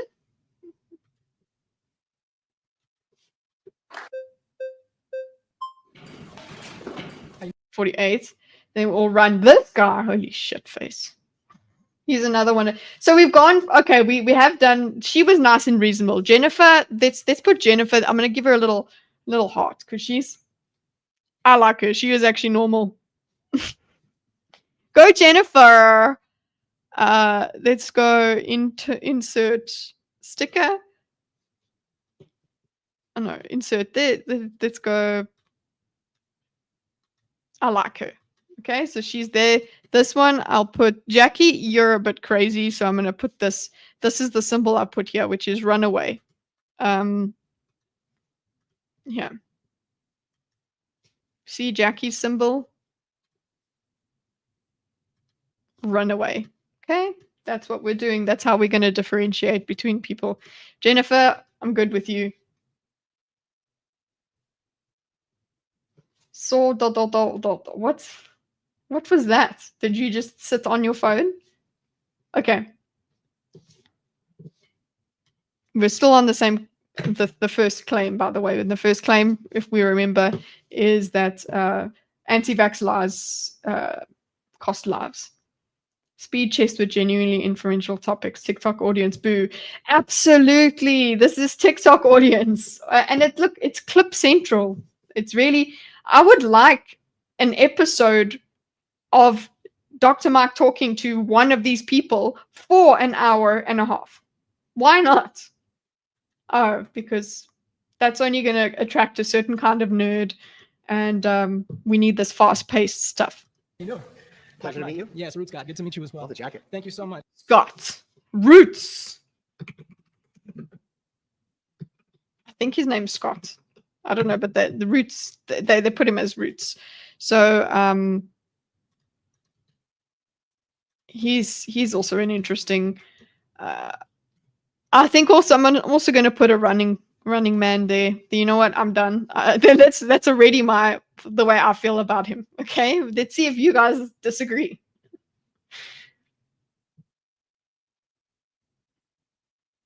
So I really want to talk to you about this claim based on all of the other things that are causing disease, the chronic condition. Okay, so I want to talk to you about this based on the other things that are causing disease. So he's basically saying, if we're going to take, okay, so let's take that immediately. I know I should. I was trying to let him finish. Maybe let's see if I can let him finish. That are in this country, all of the metabolic issues, and this is stemming from colonization. Putting smallpox blankets on indigenous cultures, sterilizing people in Puerto Rico, Honduras, all of these different things that have happened. And if you look at Africa, oh, by the way, Bill Gates did say something interesting. The next war will be fought with biological warfare.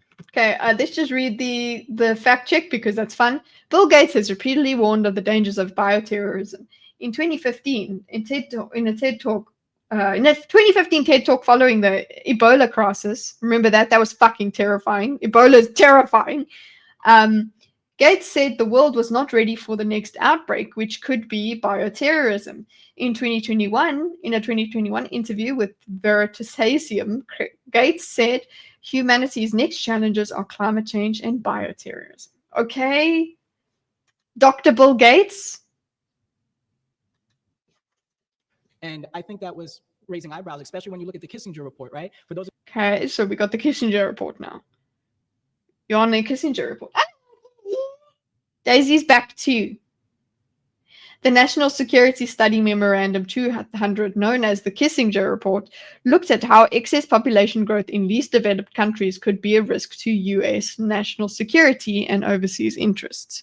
Right, so if the third world grows, it's gonna spread into the first world and whatever. Those of you who don't know about the Kissinger Report, it's all about pretty much reducing the population of the planet. So I don't know how you can make this claim and really defend vaccines in the nature and the world that we're living in, where we are actually going away from nature. And the further we get away from nature, the more diseases we will see. So, I'm very passionate about this, and I want to be able to have You're very passionate. I agree. a real discussion with you because yes, you're a medical doctor, but this is also a system that J.D. Rockefeller started, getting rid of all types of indigenous practices, and this land is stolen land. So when we're not And the land is stolen, boys. Okay, so okay, yeah, he said a lot, and I want to diagram it all. Should I get through it? I don't know, because there's just so much. Yeah, he jumps from one to the other. He does this whole speech. This is it. Guys, we restarted the argument because he's taking over this argument. We restart it every single time somebody changes, right? So what has he given us so far? Come, let's see if I can remember. Okay, so he's given us that everything else is causing sickness. So this claim about the vaccines, lying about vaccines costs lives. He is now on the costs lives point of view, and he's actually saying costs lives. Everything is costing lives. Everybody's trying to kill us. Everybody's trying to reduce the population. So we can't trust anyone. So so this thing about vaccines over here is not even that important. What about? He's basically saying, what about? And he's going, what about all the things that are making us sick? Oh, also colonization. Also this is stolen land. Also, like, pick one. Okay, and then he also, what I love is he is Mr. Buzzword. Okay, his name is Mr. Buzzword. we're not even honoring the source, when we're not honoring the land, the ancestors, ancestral intelligence, the Ancestral intelligence, the real AI. real AI. When we're not even honoring these things, and when we're not even honoring the source, when we're not honoring the land, the ancestors, and types of indigenous practices, and this land is stolen land. So when Okay, so we took away the indigenous practices, and this land is stolen land. And my favorite. we're not even honoring the source, when we're not honoring the land, the ancestors, ancestral intelligence, the real AI, when we're not even honoring these things, and we're just supposed to trust science. No, I trust my scientists. I trust Dr. Okay, so we must just trust science. We mustn't honor the ancestors, the real AI. We must trust science. So he now also proclaims, like it's very much like a religion where the people come and they testify. So he's going to now testify. This is, I don't know which doctors he's talking about here, but this is, he touches his heart and he's telling us, boys, this is it. Sabi, I trust Dr. Arisatham. I trust them. I trust Dr. Yaki, because Dr. Yaki. this system is not for us. It's not. This system is not for us. So he's taken the critical race argument. The system is against black people. Therefore, black people as in just non-whites. Therefore, we don't trust it. So it's just more of the distrust argument, but with a lot more color, I suppose, as in literally, look at the guys, what he's wearing. Built for people like me. It's not built for any of us, because even the opioid crisis, we saw a lot of Caucasian. Then he's like, it's not built for anyone. So at first he's like, yeah, no, it's not built for the black people and the indigenous people, and it's not built for that, so we can't trust them. But you know what? It's not built for anyone. Okay? It's not built for anyone. Because you know what? Caucasians, they suffered in the opioid crisis. Suffering from that. So how can you sit here and say that this vaccine is killing people when this system is currently killing people? This vaccine is killing people. I think he means this vaccine, the lack of this vaccine is killing people when the system is killing people. When we even have to have an administration that comes in now and says, we got to start looking at all of these different toxins in the food, in the medicine, in the soil. I don't think in the soil. He's got Roots spoke about soil. With slam poetry going on. Fair for us to take this vaccine when we're already being forced to take polluted food. When you say take this vaccine, which vaccine are you talking about? Well, there you go. He's like trying to go. Okay, so we got to Dr. Mark eventually. This is like old school woke. It's beautiful. Remember this? What about this is a fun way to completely derail an argument? Well, yeah, it's the 5G towers. He is everywhere. Smallpox blanket to Kissinger report. Yeah. To stolen land.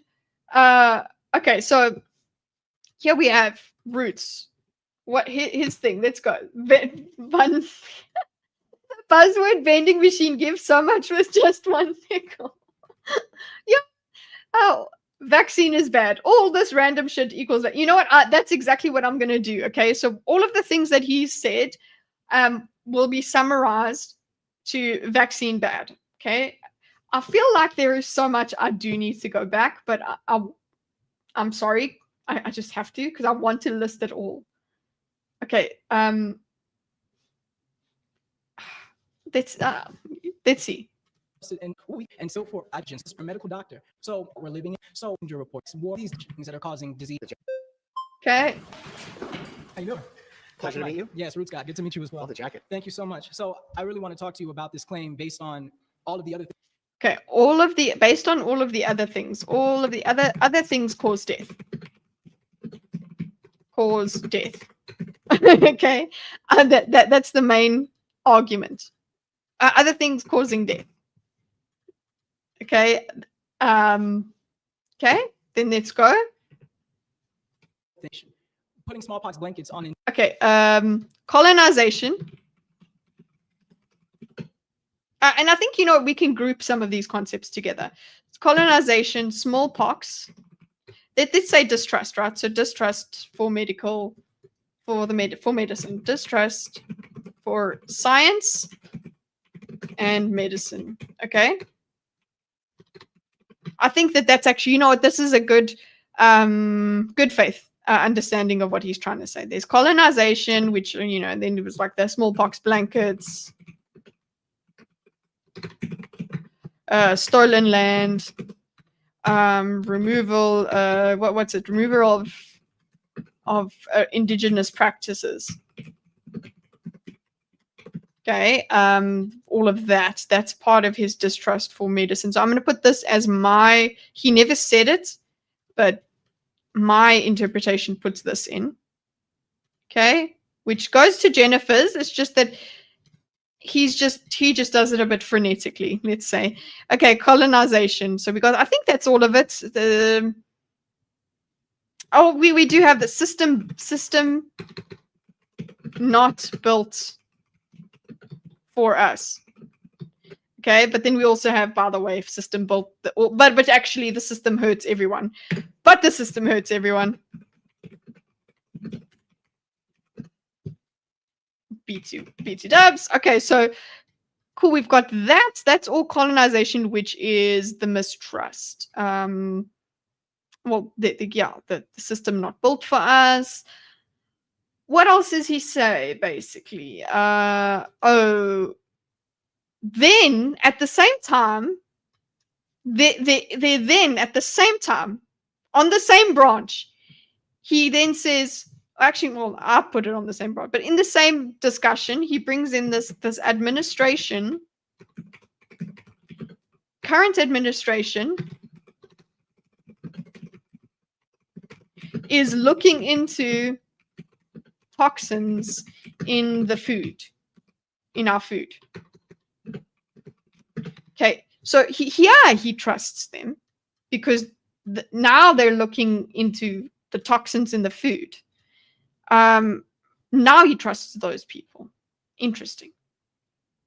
Okay. So basically he's like, his appeal is go back to nature, which was, hello, by the way, taken away by colonization. That's basically what Roots over here. Interesting. His name's Roots, and that's what he did. I'm shocked. Remember, Tuskegee, let's not talk about now. Let's talk about being a victim. Yeah. It was white people bad. Hey, can we please just talk about vaccines? Yeah, exactly. Okay, this idiot does not represent me. I don't know, man. He represents Roots, man. Indigenous cultures, sterilizing people in Puerto Rico, Honduras, all of these different things. Oh, we're sterilizing people as well. So let's go back to nature. Sterilization, looking into toxins. Okay, so let's go like that. Toxins. Sterilization in Honduras. Okay. Wait. Putting smallpox blankets on indigenous. By the way, Bill Gates did say something. Yeah, let's also put the Bill Gates biowarfare, I suppose. Bill Gates. Okay, I forgot about that. Sorry, how did I forget about that? Interesting. The next war will be fought with biological warfare. And I think that was raising eyebrows, especially when you look at the Kissinger report, right? For those of you who don't know about the Kissinger report, it's all Okay, let's also go the Kissinger report as well. It's population control.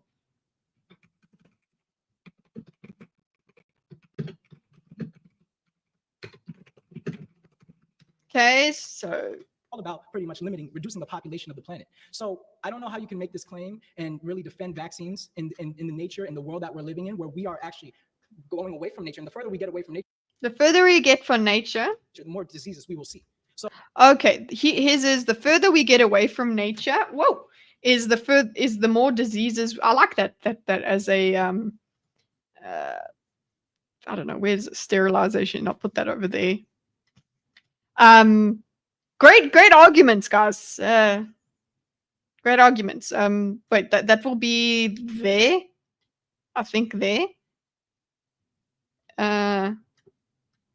Go. It doesn't even want to relate itself to the Kissinger report. Why? There you go. Okay. So go back to nature. That's his argument. The further we get from nature, the more diseases we'll see. Well, actually, one of the most awesome things that Dr. Mark says, good night, Andrew. One of the most autumn things that Dr. Mark says is nature is actually pretty barbaric.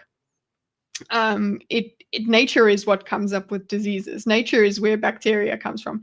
Yes, gain of function research, not so good for it either. But nature itself is not our friend.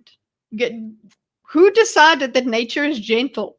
Who decided that nature is it's the best way forward? Right? If nature had its way, most of us would be dead. Well, I definitely would be dead. The white man's internet won't let you write the truth. Okay. Speaking of the truth is I'm hungry. Gain of function will lose.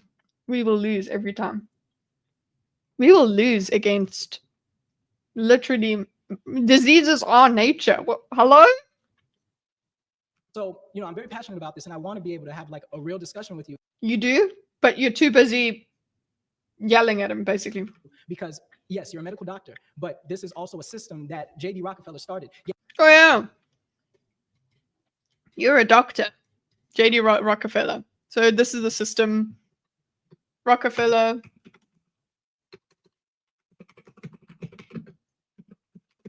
That one comes up a couple times with these guys.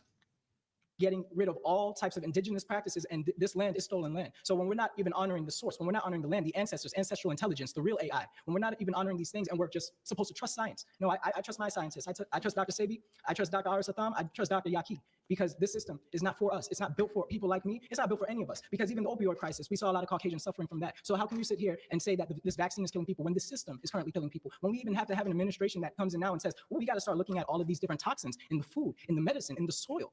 I don't think it's fair for us to take this vaccine when we're already being forced to take polluted food. When you say take this vaccine, which vaccine are you talking about? Well, really all of them. It should be a choice, because even when I was younger, I didn't take as many vaccines as the children have to take now. These children are sicker. They're going through more metabolic issues. They're having mental health issues. And now I don't think it's just the vaccine. It's the system that's perpetuating this type of lifestyle. Yes. The system! Okay, so I like that we had one question from Dr. Mark, which is, wow, we're having a sort of discussion. Which vaccine? So basically, all vaccines, the system is forcing these this broken system. The broken system forces the vaccines on children, and that arms them, basically, is what he's saying. That's his whole spiel. And I think basically it's just more of what he said here. All of this equals vaccines bad, okay? So that child who was even in the hospital under those fluorescent lights, I'm not surprised that they had a seizure before, because oh, the fluorescent lights caused the seizure. This is an environment that is not conducive to life. This thing that I'm wearing on my chest is called Oh, here we go. The Ankh. Ankh. Y'all replace this. Y'all replace our culture. You'll replace our cultures. Okay.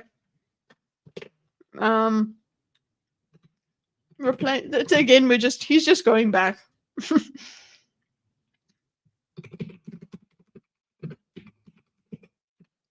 Okay. So his basically is like, you'll be healed by culture. I'm hardly going to diagram more. I'm just going to eat my lunch while we talk to this guy. Cultures. This life representing thing, you replace it with death culture. This is not Ooh, did you hear that, boys? That's a great line. You replaced our life culture with death. So them white people, they took the life culture and they made it the death culture. And guess what? Here's another one. Ooh, it's not a healthcare system. It's a healthcare system. It's a sick care system. Ooh, it's not a healthcare system. It's a sick care system. He's spitting. I cannot sit here in good faith and not represent all of the people who have come before me. Yeah, absolutely. Okay, represent all the people that came before me. How? How have you represented them? By going over this, that, and the other, and not really saying much other than, I'm angry. The system is bad. So basically all we have is distrust for medicine, science and medicine. Basically all that Mike can do, I suppose now, is try and build trust with this guy.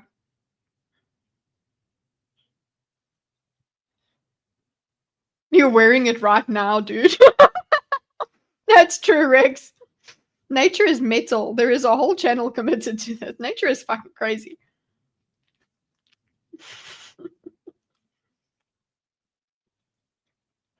Sick care sounds the same as life care. It's just... Who invited this guy? I respect that. I came to the United States as an immigrant living on welfare. So here we have Dr. Mike engaging in some leftist Olympics. I was an immigrant and I was on welfare. So I know I have some work points. Please take my work points and understand that I am a good white boy. 5-minute convo of some dude spurging. Yeah. Okay. Let's go. I got put into this same system that you're describing. It's a shitty system. The world is changing in ways that make our lives more unhealthy. We're eating more processed food. We're exposed to more chemicals, usually as a result of products that we actually enjoy. So when I complimented you on that great jacket, when someone wears a specific pretty strap on their Apple Watch, there's chemicals in there. There's forever chemicals in there. So oh no, my watch. For every amazing thing that we have in society, there's been drawbacks. The good part Uh-oh. about our society is that we're constantly monitoring those drawbacks and are trying to create solutions for our own problems. So when I think about our current healthcare system, where I think it needs to do better is it needs to focus more on prevention rather than cures. Agree or disagree? 1,000%. Yes, sir. So he acknowledged that the system is a problem. Darling, based on what? No, a sick care system is we taking care of the sick. Not it's sick. We take care of sickness.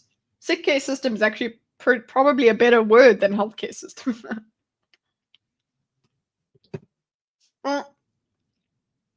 Healthcare is better because it includes preventative before you're sick. Do you know how we can do that? Not through the vaccines, but one way we could do that is connecting more to nature. So his argument is one way we could do it is through getting back to nature.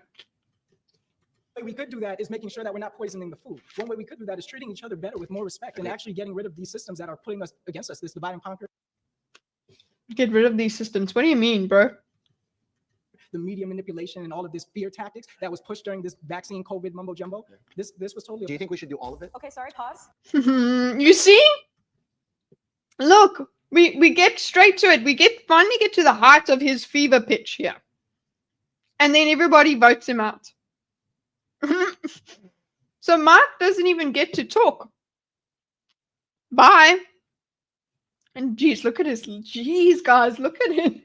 The way he's seriously looking, he's so upset that he got voted out. Woo!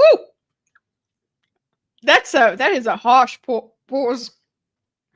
Let's go back to Kane. Unga Bunga. Yes. Unga Bunga is best. Sorry if you just tuned in, I'm having lunch. You're just spending the day with me.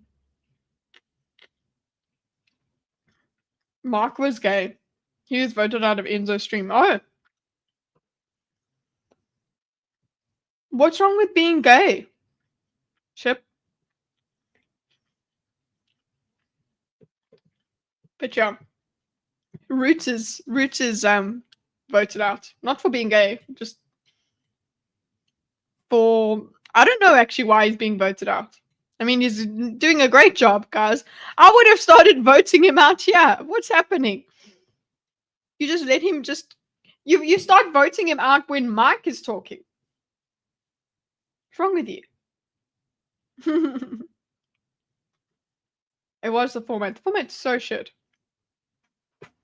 But it has been better, as in there have been better conversations in this format. This has just been the worst. Snuggling with men is what's wrong with being gay. Guess I'm gay. Snuggling with men is absolutely necessary. Actually, no, not men. Only one man.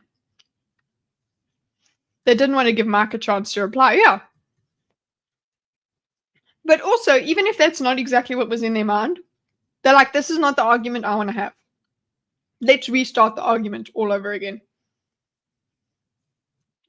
Like, that's why maybe if we could have Mike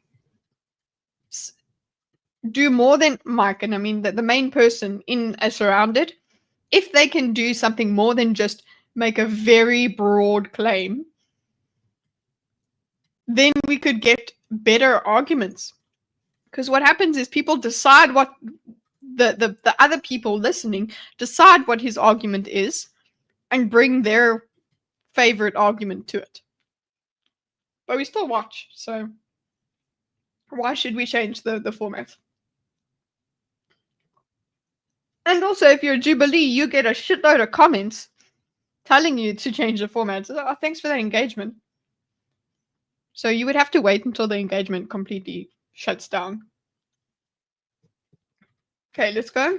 You've been voted out by the majority. Please Thank you. return to your seat. Appreciate that. So that was at 5. Sorry. 5 minutes. Time he was voted out is 5 minutes.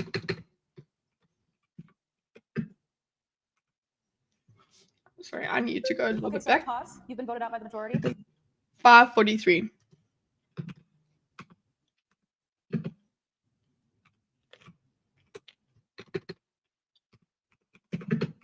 So we have like 5 minutes more left to restart this argument. Thank you. Appreciate that. Thank you.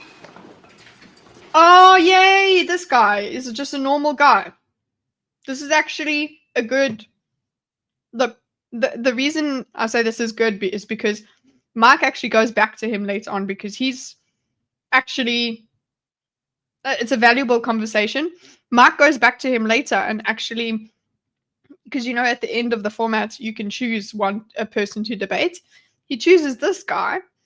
And then afterwards, this guy actually says, Mark has changed my mind about some things. So it's really important for us to actually listen to this. Hi, Hello. sir. Pleasure to meet you, sir. How are you? Pleasure to meet you. So I'll let you know I'm Tom. I'm a police lieutenant from Northern New Jersey.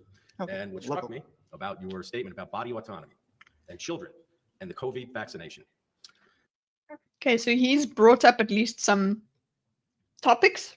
What is his name? Sorry, I need to bring it up. I'm almost done with my lunch so I can actually focus again. What was your statement about body autonomy? I'm a police lieutenant. Tom. Police lieutenant. So you know what, Tom? You also get a 100% because you're okay. You're at least making some sort of sense. Roots on the other hand, not so much. Thanks.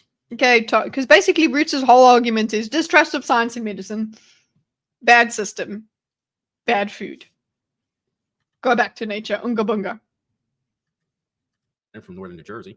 Okay. And what struck Local. me about your statement about body autonomy and children and the COVID vaccination. So bodily autonomy. What would you say if I told you I had 3 daughters and my spouse and I had differing opinions on whether our children should be vaccinated with COVID vaccine? And a judge orders that that vaccine be injected into my daughters. I'll give you a little bit of data first. Okay. And this was part of my reasoning with the courts. Risk versus benefit, correct? Okay, so we've got Tom who gives us his it's his anecdote, but he then wants to bring data. So first he brings his anecdote, but then he says, "No, I'll give you data as well." So Tom's anecdote is he's got 3 daughters. A court ruled against him that his children needed to be vaccinated.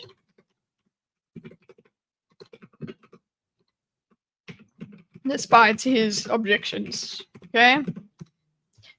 Just another thing is that his wife was okay with vaccine, COVID vax.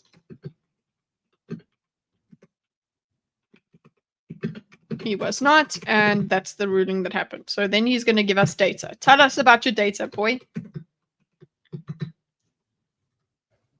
From 2018 to 2023, if we trust the CDC, their numbers say the most deadly thing for our children, the number 1 deadly thing. Do you happen to know what it is? Guns.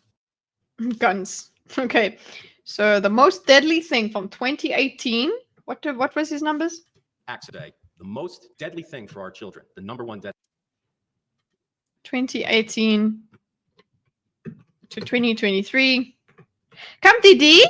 Daisy's coming to say hello to you guys. Come, Didi, come. Come, Didi. Sit here, girl. Daisy, come here. You could have, I was eating the whole time. Like I had a lot of other stuff going on and you could have just come here. Come on. Not totally true. What? What's not totally true? His data? What's this? Or did I mischaracterize bro's argument? What is problem? Kitty, let them finish the point, please. Sorry. Deadly thing. Do you happen to know what it is? Guns. Accidents. Not necessarily guns, but accidents. Do you know what the number 2? And I'm going from children from 10 to 14 during the height of the pandemic. Well, a little bit before the pandemic as A well. little bit before, so the numbers are a little bit bigger. Mhm. The number 2 cause, suicide. Do you know where COVID is on that range of dangers? Very low. Very low. That population is about 21 million children in the United States. Mm-hmm. Between 2018 and 2023, there were about 4,000 to 7,000 accidents, about 1,000 suicides. Do you know how many deaths there were from COVID? No, not offhand. 69. In New Jersey, The CDC reports 204 deaths from COVID-19 for children ages 10 to 14, not 69. Yeah, I think 204 is low as well. But okay, 69. where I'm from, the height of the pandemic, do you know how many deaths there were? 0. Now, are you familiar? Okay, so in New Jersey, 0. So what he's trying to say is that the children were not at risk. They didn't need this vaccine. That is one of the things he brought up first. Risk. Risk versus reward, I suppose. Okay, his data. Basically, he uses this to say deaths. COVID was not a huge deaths. More deaths. Only 69.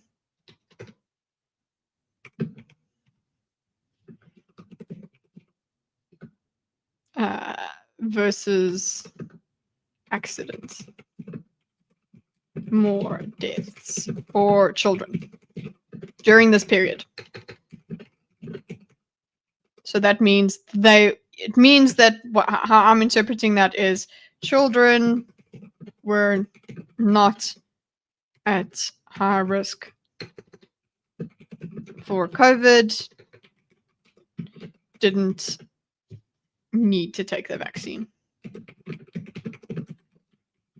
I would imagine that yes, okay, they were at the lowest risk. It was the elderly and the very young that were at high risk, but they're still vectors. The whole idea of this whole of vaccine and whatever is to stop the spread or whatever.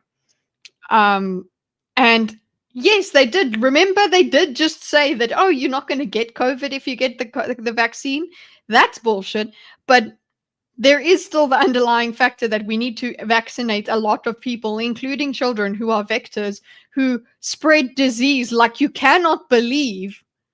We need to do that with children.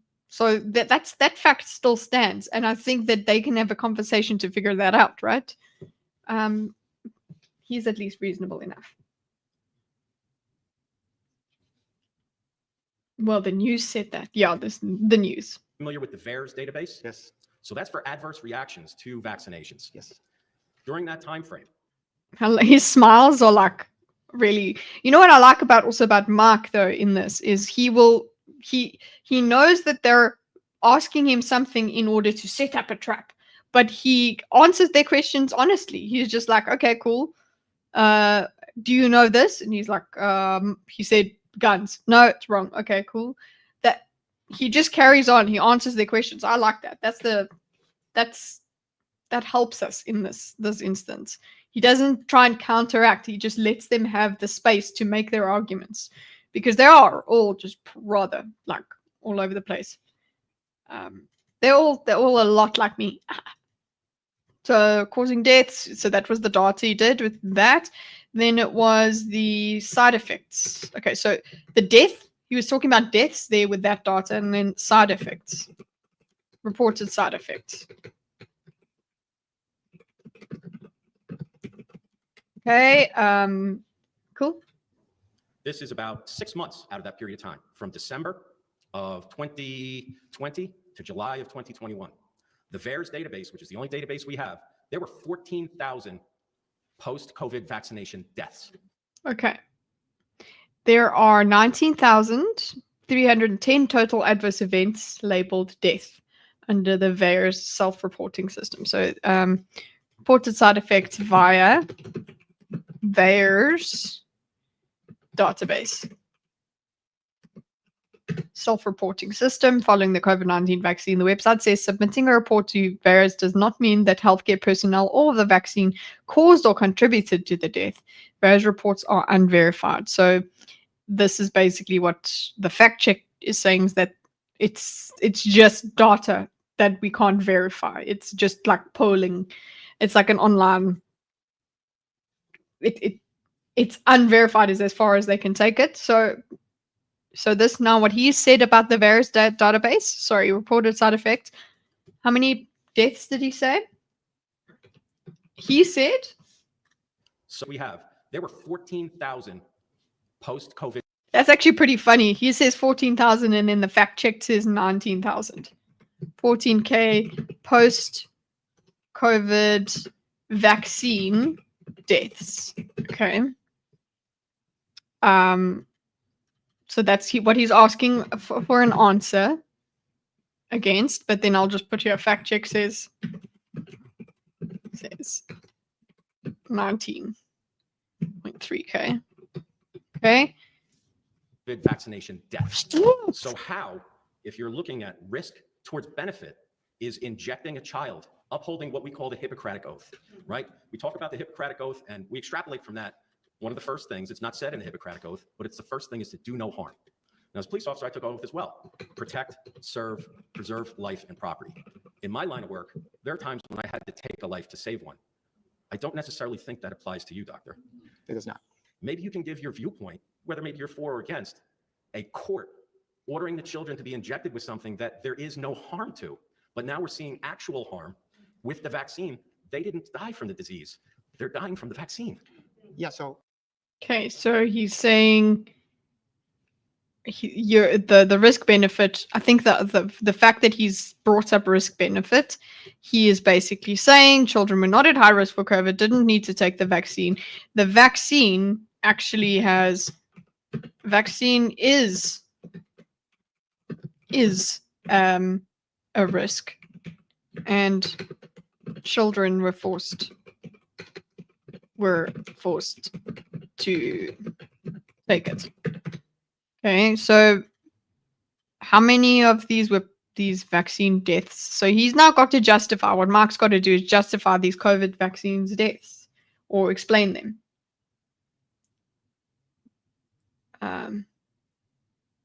That guns one is bullshit too, though. That's what you'll want from a healthcare professional. What do you want? Okay, so With the vaccine, they didn't die from the disease. They're dying from the vaccine. Yeah, so your point is very logical and you're very well researched, and I applaud that because most people will go off their feelings as opposed to looking at the data as you did. So I appreciate that. okay, so he was nice. He said, here's some data. So now explain the data to me, Dr. Mark. When you point out that there's been 69 deaths, you said, Correct. Between from the that CDC time, data, if we trust it. if we yeah. trust it. And then there was 13,000, 14,000 deaths? 14,000 according to the VAERS VAERS database. Are you familiar with how the VAERS database works? I am. Do you know who can report to the VAERS database? It's a voluntary report system, By so who? it's open. By It's who? open, either to patients, medical providers, Loved anyone. ones, anyone. During a heated political time, during which people are very angry and are reporting things that do happen during a pandemic, isn't it possible that there's people reporting things that after we look at it and judge it off of the VAERS system, that it is in fact not shown to be causative, but in fact a coincidence or correlation? So Okay, so this is the same. I suppose this is him saying that people are guilty because remember they had the. He's actually going to bring it up now. Now the people dying with COVID versus people dying from COVID. So what Mark is saying here is saying that this report here is a person died with vaccination versus a person died because of vaccination.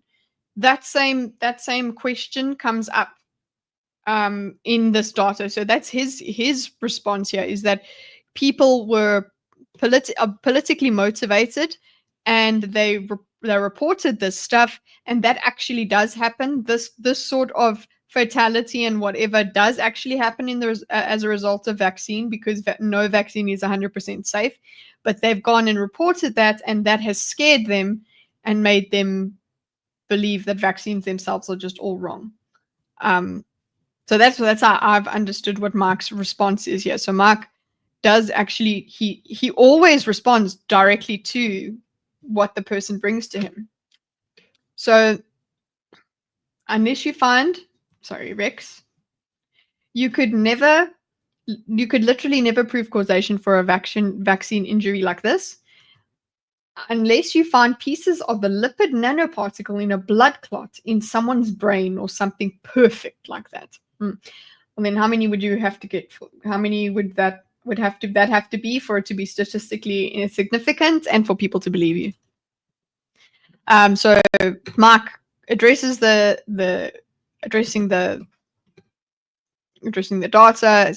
So he goes, the VAERS database is made open. People reported during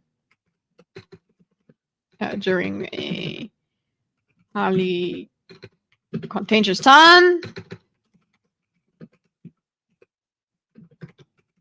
They are subject to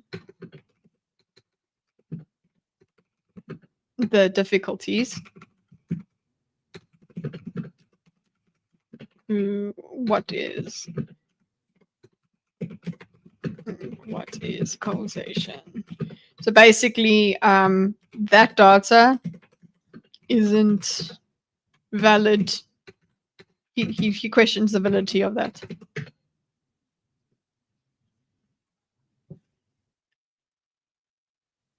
Okay. That data is valid. It is open. What else? Copy style.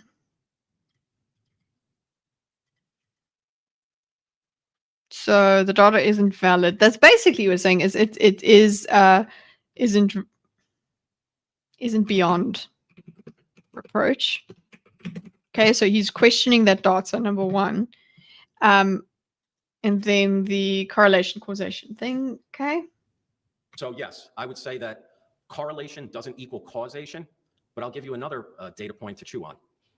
When I was a law enforcement officer, I saw people that were dying, and then when they were assessing the cause of death, they had a range of other morbidities. I think this is not the own he thinks it is. Tom, what you're doing here with correlation and causation is you're showing an example of how it was used on the other side. He is just saying it was used on this side here.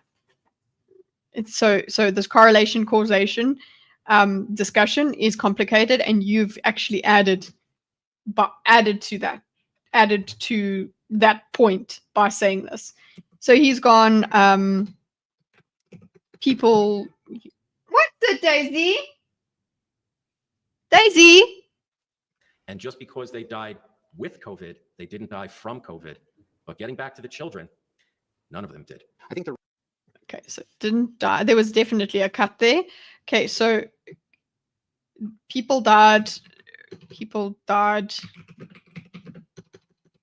with COVID rather than from COVID in a lot of cases, which I agree with. Like they reported them as COVID deaths, where it's like you had a car accident and you were COVID positive, like that you didn't die from COVID. We know this. Correlation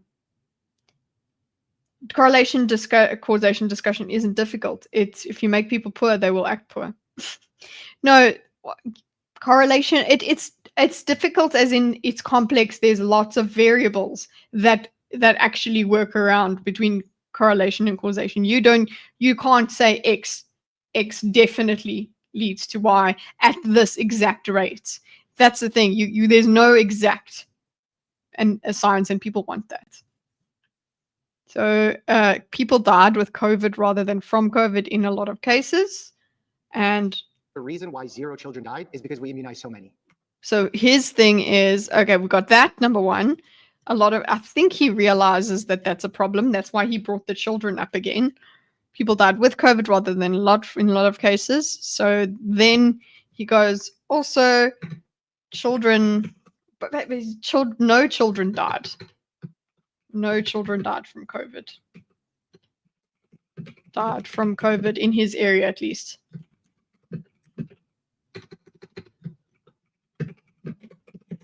Okay, no children died. And then what Mark says is, Daisy, please come here. She's meowing because she's upset. Come, Daisy. Come.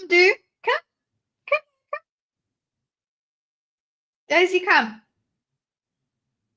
I'm actually getting cold. She's meowing. Sorry, hold on.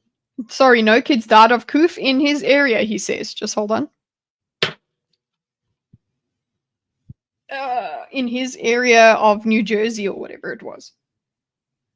Oop, stop hitting the microphone. I'm so sorry for all the people that I've deafened in that way. I'm hoping Daisy comes and sits with me now that I'm cozy looking. Come on. No? A. B, the fact that the court ordered you to do it, it's not really my place to judge because So you look, have 2 parents. None of them did. I think COVID, they didn't die from a range of other morbidities. And just because they died with COVID, they didn't die from COVID. But getting back to the children, none of them did. I think the reason why 0 children died is because we immunized so many. A. so we immunized so many people. So he says 0. I think it really is for in his area that he was talking about, because there was like 69 deaths or something like that. And then in his area, he said there were 0. So he's just I guess he just takes that, but he's fine. Zero deaths equals is because we did immunize people. Oh my goodness. Daisy has poop zoomies. Daisy! Jesus. Okay, 0 deaths is because we did immunize people. So that's his postulation, I suppose. Cool. B, But then we get into correlation and causation again. the fact that the court ordered you to do it, it's not really my place to judge because you So he does dodge here because he says, please comment on my court case, basically. Like this, a court ruled, whatever. Comment on that. What do you think about that? He actually steps out of it. He's like, no, I can't comment on that. It's beyond my purview, which is, I think that's quite, I'm not satisfied with that, but that's what he does. have two parents that have two decision-making capacities, and someone has to make a decision. I don't know what's right. I leave that to people who are smarter than me. I can talk. So you see what he means? Like he doesn't know what's right, is in leave that to people. He doesn't know what to do with the moral dilemma of parents. The moral dilemma of parents having two different belief systems and what happens to the child. So can't comment on the court. He'll leave it to smarter people, which I think is just saying, he's just saying like, listen, I love diagram stream, but you're 2 hours behind. That's okay.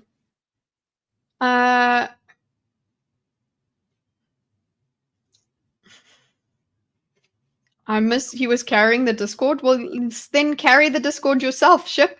I don't like the idea of my Discord being just a place for ragging on people, and for arguing endlessly. That's not what I want the Discord to be. So I'm sorry about that, but if that engagement is the only engagement I would get on that Discord, I would rather just not have it then. Because I want meaningful exchanges. I don't want just contrary exchanges that are just for the sake of arguing, and for the sake of being edgy. Okay. Can't comment on the court decision. Leave it to smarter people. So he's just backing out. He's saying it's not. It's a moral issue that he's not going to comment on. So that's what I'll just put as my interpretation of it's moral. That's a moral issue. A moral issue and application of of rules that he can't comment on. So it's like the most respectful dodge ever. He's just basically, I can't do that. Yeah, I don't know what commenting on that actually would do. He should be able to comment on it. I think he should be able to comment on bodily autonomy as a doctor. But then when there's two parents, yeah, I don't know. How do you figure out which parent gets the right? Talk about the science of it all. And when we look at the science, yes, COVID is a low risk proposition for children, but it's not a zero risk. When we look Okay, so he brings it back to the science. At least he doesn't just dodge and leave it. He goes, okay, I talk about the science. Can talk about the science. COVID is a low risk proposition, but not a zero risk for children. Okay.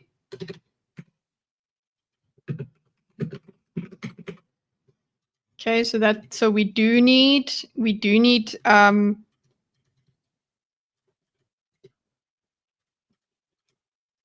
there is a risk. Okay, the point is we did need that immunization for the rest of the world. It's utilitarianism. Yeah. Look at the COVID vaccine, especially at the peak of that pandemic, when we were seeing hospitals overflooded, when we were losing people left and right. That was our using a bit of an emotional argument, yeah. sole way out of that pandemic.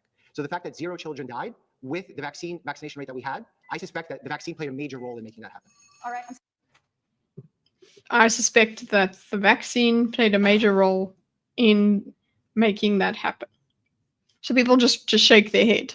Okay? I'm sorry. With the vaccination rate that we had, I suspect that the vaccine played a major role in making that happen. And then we ran out of time. We lost it. The format got us again. Time to sleep. Good night. Jane, have a good night. Abhishek. Thanks for hanging out. Okay, so major role in making that happen. All right, cool. Can talk about the science, low risk. Well, what have we got here from this whole claim? For claim one, what have we spoken about? We've got anecdotes. So the vaccine was dangerous. That's basically what we get from Jackie. The vaccine was dangerous. So it's not lies. Then Jennifer, we get the whole idea of mistrust after the pandemic. So we can't trust that they aren't, again, the same thing is that comes out here is they aren't lies. Distrust for roots, I suppose we can do that. Yeah. Now with Tom, what does he give us? He gives us, again, he questions the safety of the vaccine. So they aren't vaccine lies. So I think in summary, this whole thing in claim one, the main argument was anti-vaccine is not a lie. We didn't really talk about costing lives. We didn't really get to that point. He was just saying everything costs us lives. The system is bad, blah, blah. And then we didn't get to the end of the arguments. Now they definitely, they definitely record for much longer. So I don't know how they just allow it to just stop like this. And then time runs out. Time. 0-0. Tom isn't, Tom had only 2 flags. Tom's still in with 2 flags, but time is up.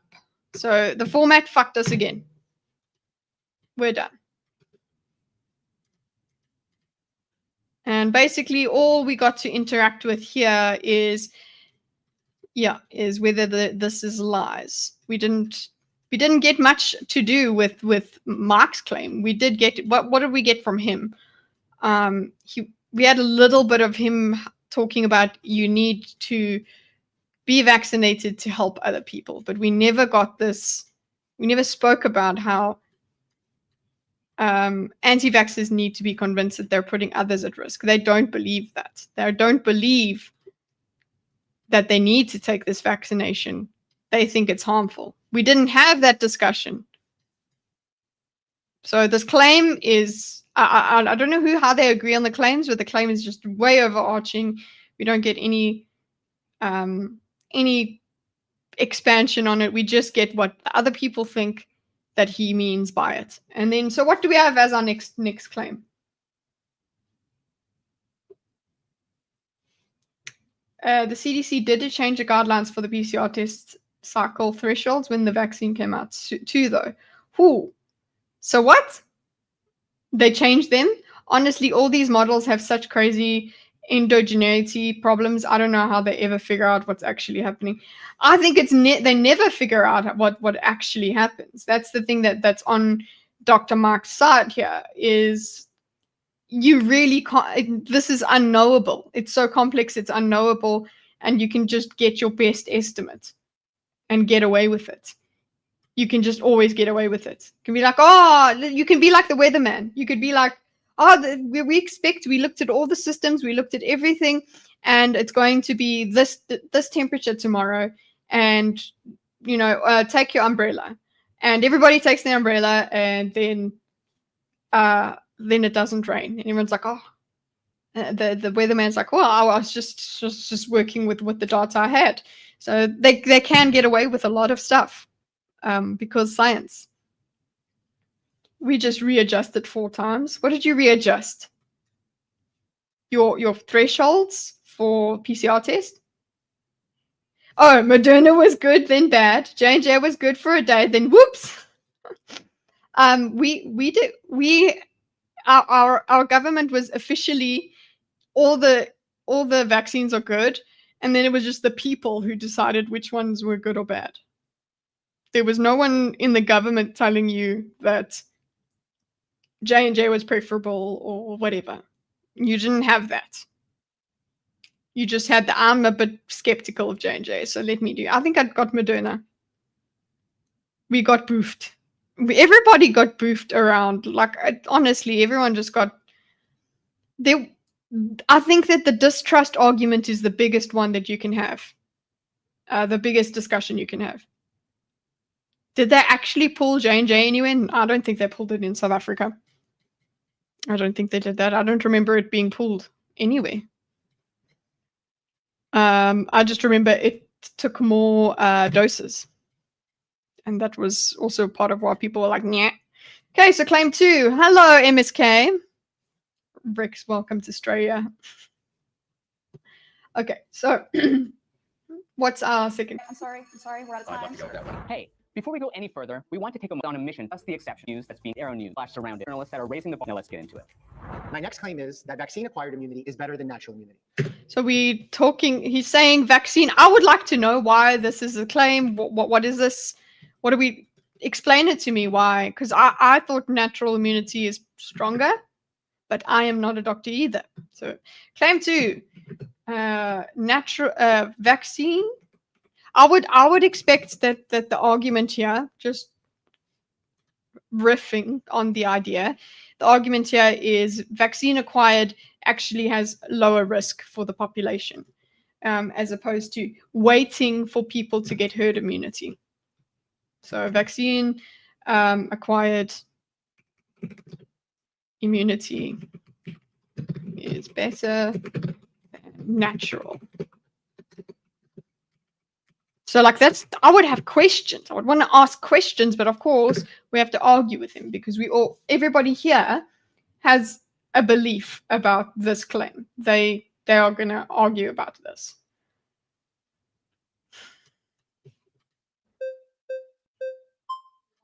So we had our 20 minutes, right? We got our 20 minutes. So who do we come first? This woman. Wow. Hello. Hello, Dr. Mike. Pleasure. Pleasure. I want to say first that Devin. Okay, so this is Devin. Devin is an interesting character, and yes, I will put my bias ahead of time. Devin is a red flag. She's a runaway. I don't know if she's worse than really intense lady, but either way, just run from her. That's all I'm saying. Okay, so Devin, tell us where we at. So we're talking about vaccine-acquired immunity is better than natural immunity. Maybe some of the questions, if that's the claim going in, we say, well, I bet natural immunity. It seems like there's a lot of risks with the vaccination. Seems like natural immunity, developing natural immunity, and all of us fighting this with our natural immunity would be better because we don't have to encounter the risks of a vaccine, right? But then a doctor is supposed to say, well, the risks of a vaccine are lower than the risks of just everybody getting sick. So let's see what Devin brings in. mother of 6 children. My oldest 2 children do have vaccines. My third child, Okay, so her oldest 2 children do have vaccines. Her third child? he got a vaccine that the doctor said were safe that caused him brain issues for the rest of his life, and he has arrested hydrocephalus. I want to Arrested hydrocephalus. Okay. continue to say my youngest 3 children have no vaccines at all. They're perfectly fine. They're advanced. My son has permanent brain injury. So they say vaccine immunity is better. But as a child, when I got vaccines, I ended up with spinal meningitis. I had chickenpox twice. I almost died. But my 3 children that don't have any vaccines are perfectly fine. They've been traveled over 20 states during COVID. So she's saying vaccine-acquired immunity is not good. It has bad effects. So we're back on the adverse effects of anti-vax, right? Of vaccines. So adverse effects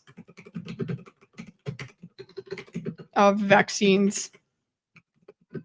Axel, I have to let my cat go. Just hold on. Devin is a dick. Devin is interesting, guys. I just need to let this cat do a thing. So yeah, I'll put this up for you. Go and subscribe, you shit. Hey.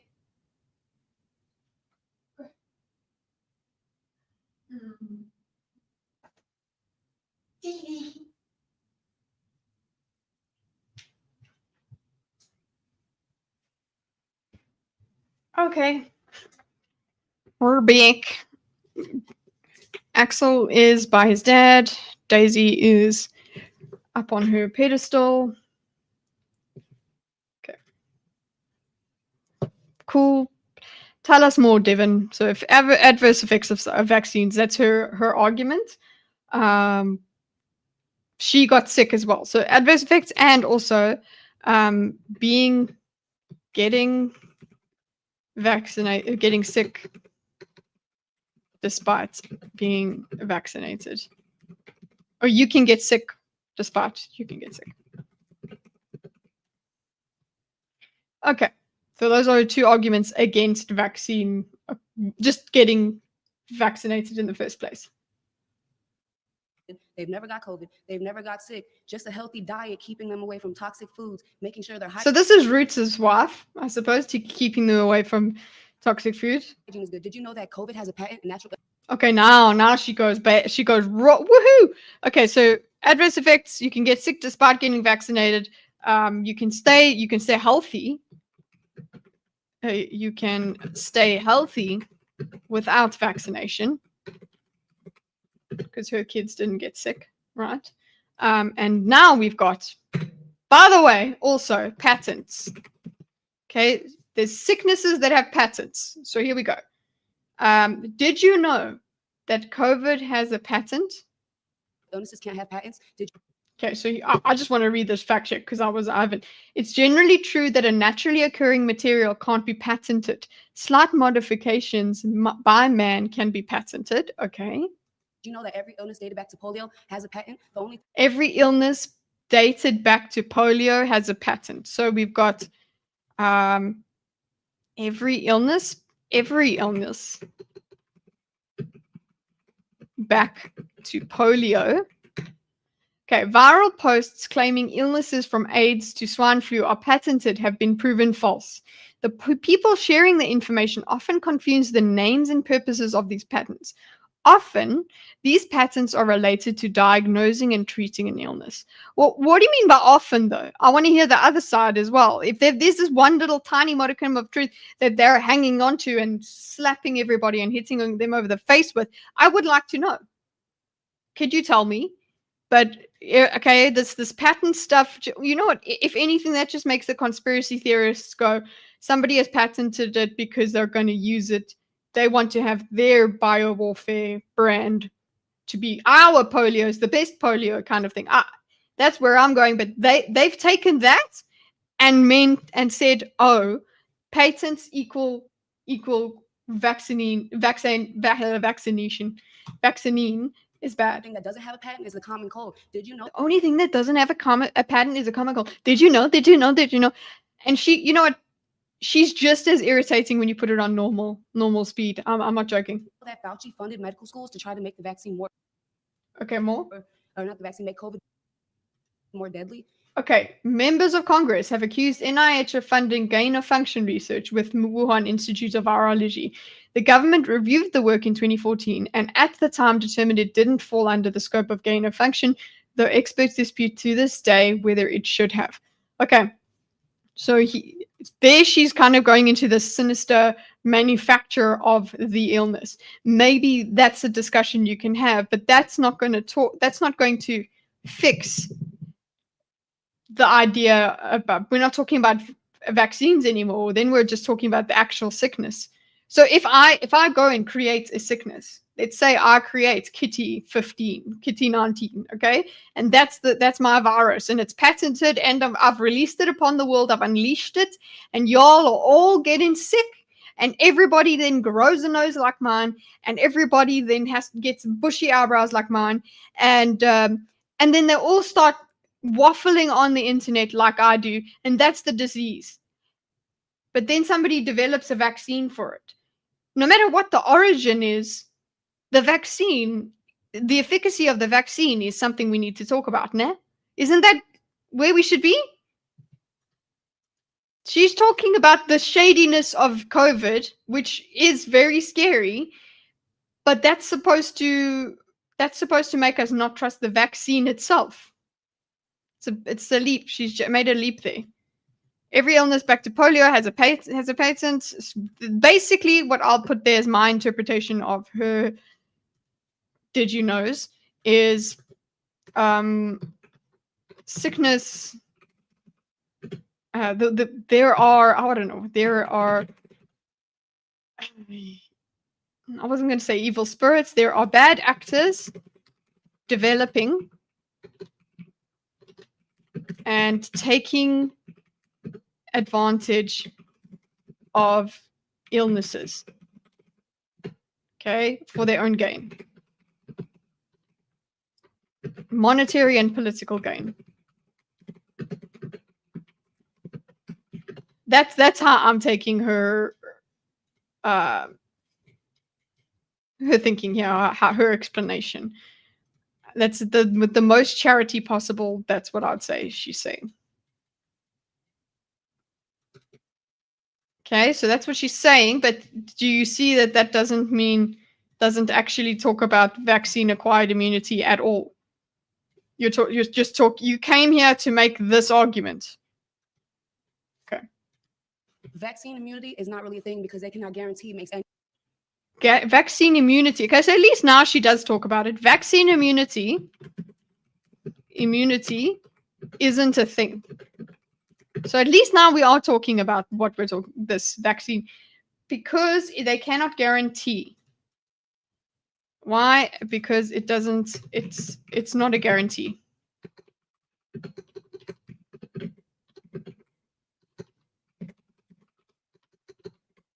It's not supposed to be. He himself has spoken and said it's not 100% safe. Nothing is 100% safe. And he's not going to say it's 100% effective as well. Anybody immune. There's more side. Okay. There are two types of active immunity: natural immunity and vaccine-induced immunity. So the fact check is pretty funny here. There are two types of active immunity. They just said that as the fact check, like, because she said vaccine immunity isn't a thing. So their fact check says there are two types of active immunity. So it just says it. Contracting COVID-19 carried a risk of more severe side effects than vaccine side effects. Okay. So she's saying that gain of function research doesn't fall under the guidelines of gain of function research right now. Definitely no legal argument though. What? So, they called it the gain of function research, but it wasn't. So it's fine. The dude, look, I'm not pro Fauci at all. I'm honestly I am the science. Get the fuck out, bro. Like, just because I am questioning what these loonies are on about does not mean that I'm completely against, that I'm completely on board with how the pandemic happened. That's for sure. But the shadiness of that does not now bring back all vaccinations, which is another thing. All vaccinations are now under scrutiny, and now all of them are bad because of this. So thanks. That just should be counted as a data point that, oh, maybe lying to people is actually going to have more of a bad effect in the long run. Effects from getting a vaccine than to not get a vaccine. Okay, so she's saying what? Medical schools to try to make the vaccine more, or not the vaccine, make COVID more deadly. Vaccine immunity is not really a thing because they cannot guarantee it makes anybody immune. There's more side effects from getting a vaccine than to not get a vaccine. So she's just claiming this. More side effects from getting the vaccine than not getting. No. They're not getting the vaccine and not getting sick. That's what you should be saying. Because not getting the vaccine like side effects and getting sick. Yeah, I suppose I don't know. We can't say. I can't say that I would have done better or worse when I got COVID because of my vaccine status. I really don't know. But they were erring on the side of caution. The chances of getting illness not vaccinated versus to getting vaccines is a lot higher. So she says getting vaccinated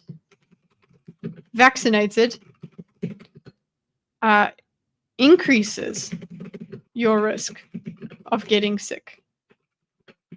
Okay? And he doesn't stop her when she says these things. Than somebody that doesn't eat toxic crap. Is a lot higher than somebody that doesn't eat toxic crap. Increases your risk of getting ill compared to someone eating healthy.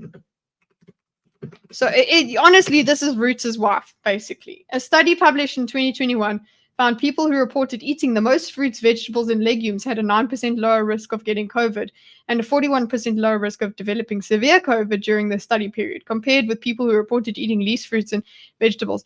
So it's almost as if eating healthy is a good thing. But now she's using eating healthy is a good thing, as in eating healthy is better than vaccine ever. Practices good hygiene. They're more likely to get illness vaccinated versus not vaccinated. There's studies that show unvaccinated children. The results were observed before vaccines and are irrespective of vaccine status. What? And more healthier. In Japan, they're more likely to get illness vaccinated versus not vaccinated. There's studies that show unvaccinated children more healthier. In Japan, they don't start. These results were observed before vaccines and are irrespective of vaccine status. So eating healthily is a good thing whether you're vaccinated or not. Their vaccine schedule, I believe, until 2 years old. Autism is almost non-existent. And so now she's just like, oh, in Japan, by the way, Japan, they only vaccinates at 2 years, and they have low autism rates. Then the fact check is like, no, they recommend you start at 2 months, not 2 years. 3 recent studies in Japan show more than 3% of Japanese children are diagnosed with autism spectrum disorder, compared with 2.8 estimated in the United States. So it's kind of like they have actually a little bit more autism there, percentage-wise. Okay. And this is something that needs to be documented. Dated back to polio. It needs to be documented. Okay. What do you mean by documented? Oh, we need to say this, and then we need to increase awareness. It's documented. We've just honey, I documented it for you. Look, I documented it here where you said there's patents. I wrote it. It's documented. What do we do now? Everything has a patent except for the common cold. Mad cow disease.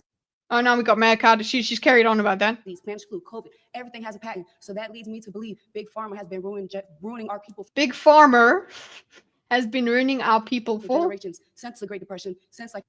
Okay, so her main thing is Big Pharma. Sorry, did I take that out?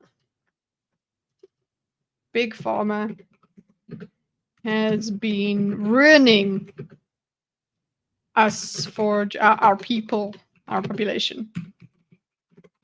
Okay, so it's Big Pharma equals bad. Big Pharma equals bad, therefore vaccine is bad. So vaccine acquired immunity is bad. Cool. So I'm glad we're addressing the exact claim. Cool.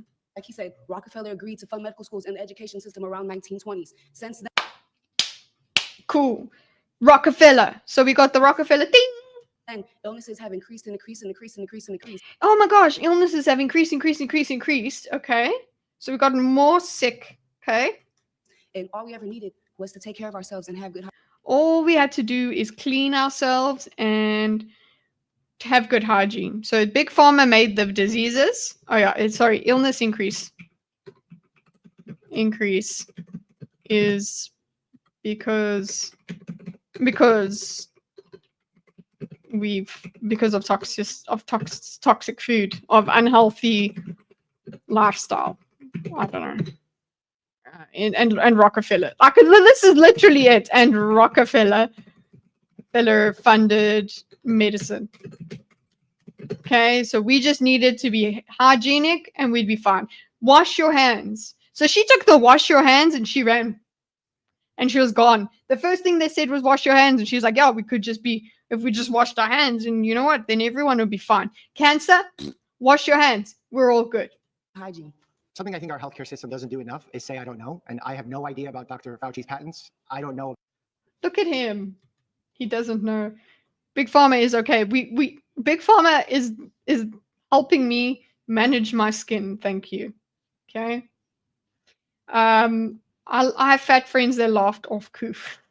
The rich are bad because rich. They stay rich. Let's focus on that and not how we're being talked down to. Okay, so I have no idea about how Dr. Fauci's patents I don't know. So I don't know. What are you saying about the rich? She's saying that. She's saying big pharma is bad and rich, and therefore bad. So this is all, I think her whole thing here is, I don't trust, again, let's actually go here and just be like, insert summary. Can we get a summary? Yeah, we can get a summary. The summary is basically, I don't trust vaccine makers, therefore natural immunity is better. That's basically her argument. Cool. Thank you for playing the long way, a lot of words to say that. Can we paste? No, I have to do this manually now. Not the background color. I just want you to change color. Summary line, summary topic. You, full, yes. Yellow. Ta-da! And that. Okay, I don't trust Fane, therefore cool. That's that. Thanks, Devin. So he now goes and at least what he addresses it. Not kidding, not ship.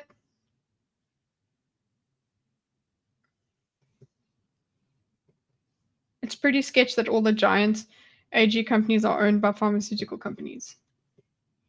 Agricultural, yeah, that everything's owned by everything. This is eventually, but at the same time, there's not just one mastermind going. People's interests have to align for these conspiracies to occur.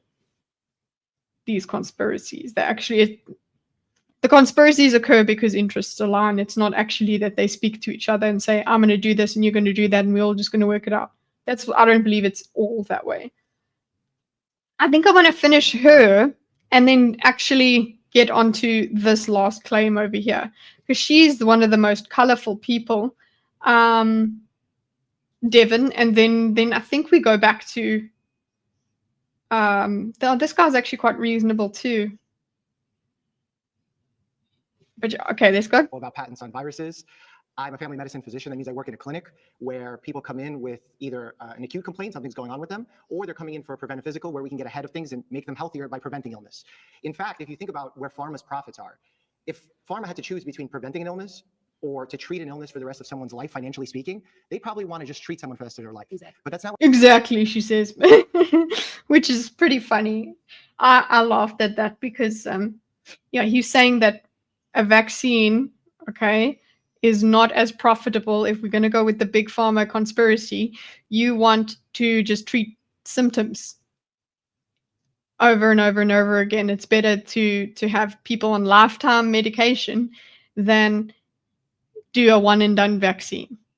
So that's where he argues. He argues that this benefit that you're talking about, wouldn't it be better if they just kept you sick? Wouldn't big pharma be a lot better if they create all these illnesses, right? But then they unleash them and then make the vaccines to stop them, and then make less money than if they just kept, I don't know. not what vaccines are. Vaccines prevent that illness. They prevent it from happening. And when you brought up the subject of autism, I think it's an important subject, and it's a subject that's been largely debunked by the Not at entire all. world community. Not at A small debunked study in 1998 incorrectly suggested a link between vaccinations and autism spectrum disorder. The study was reviewed and retracted years later by the publisher, The Lancet, after finding several elements of the paper were incorrect. Well, that paper has launched 1,000 movements of anti-vax. So good luck. At all. I've seen studies that say otherwise, doctor. So I don't know if you're going. Financially speaking, they probably want to just treat someone for the rest of their life. Exactly. But that's not what vaccines are. Vaccines prevent that. Okay. So a big pharma would benefit more from treatment-based products. Why then do they create preventative care?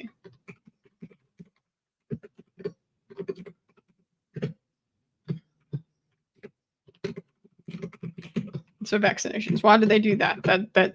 That's his question, and she's like, exactly. Okay.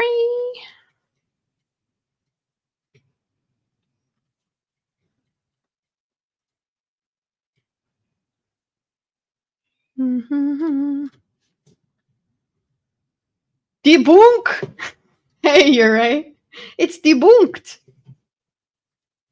That illness. They prevent it from happening. And when you brought up the subject of autism, I think it's an important subject, and it's a subject that's been largely debunked by the entire world community. So he's just like, hey, by the way, autism, vaccination equals autism does not, has been debunked. Debunked. Okay, so that's what he said. And she's like, not at all. Not at all. I've seen studies that say otherwise, doctor. So I don't know if you're going off Rockefeller's medicine or are you going off of. Oh, it's Rockefeller's medicine. So vaccination is autism debunked. Sorry. She goes and says, that's Rockefeller. I've seen studies that say otherwise. And then it's like, it's basically dismiss Rockefeller medicine. Yeah. Rockefeller's medicine is wrong. Holistic medicine is right.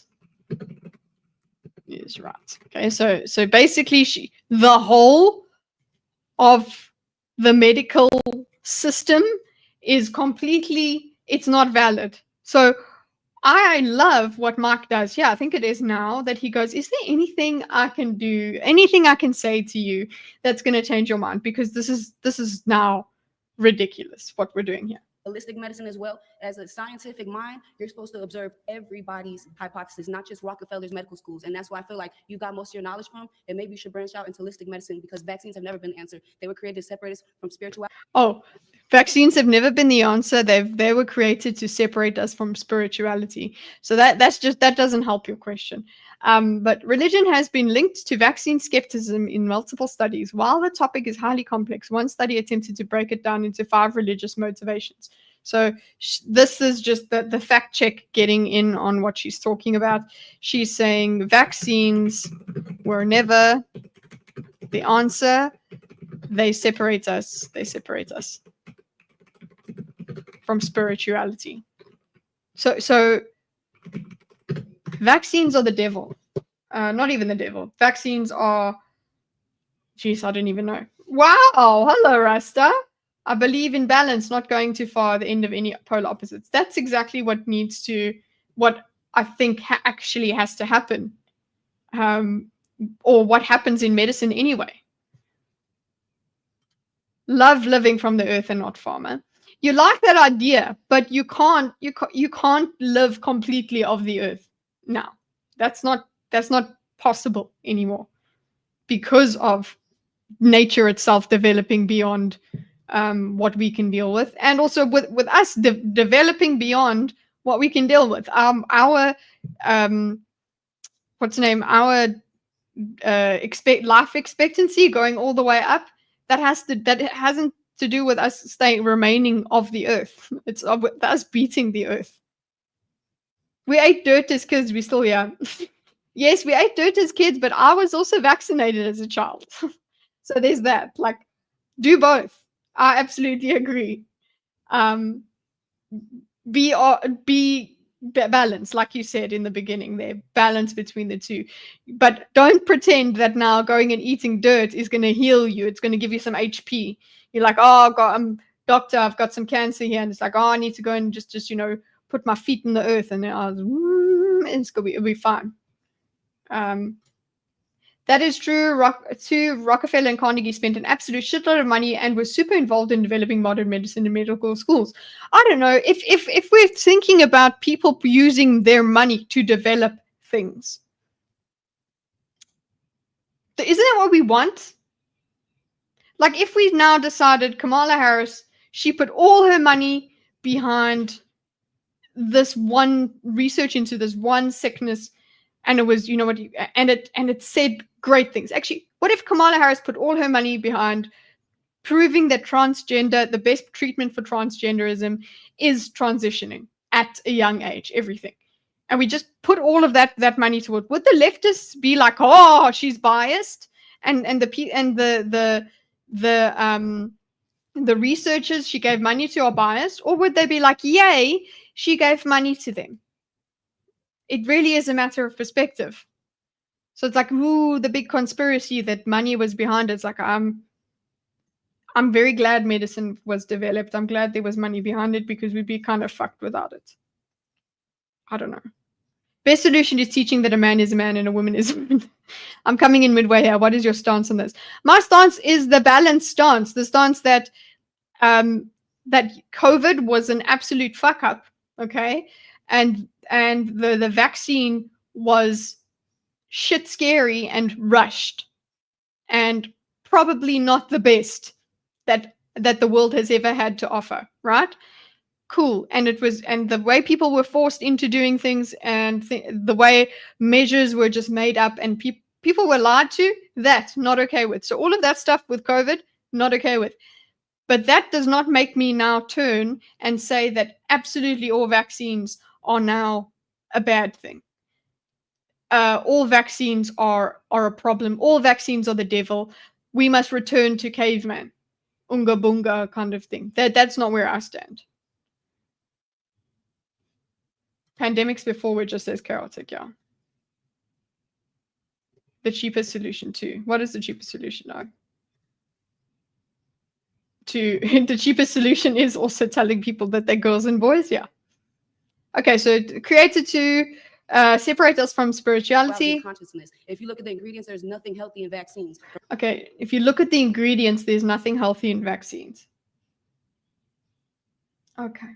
There's no vitamins in vaccines, so therefore... Formaldehyde, all types of stuff. So none of that prevents. Everybody's got vaccine.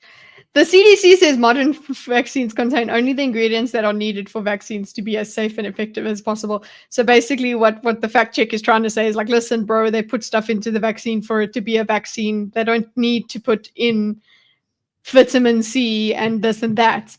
The vaccine is the vaccine. But she's like, no, but it's not good. So there's no turmeric.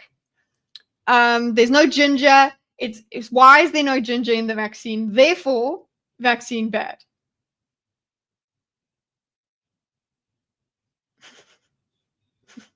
Your eye is twitching. Yeah, well, that's what this looks like.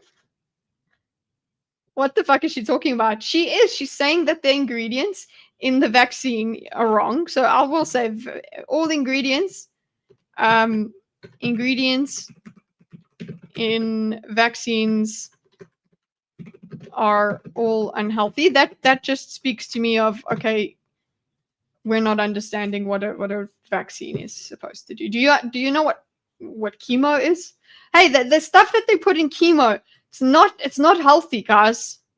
There's nothing healthy in chemo. Okay. Vaccines still get illnesses. I've never seen any prevention of anything. It doesn't. Okay, vaccines don't prevent. Okay.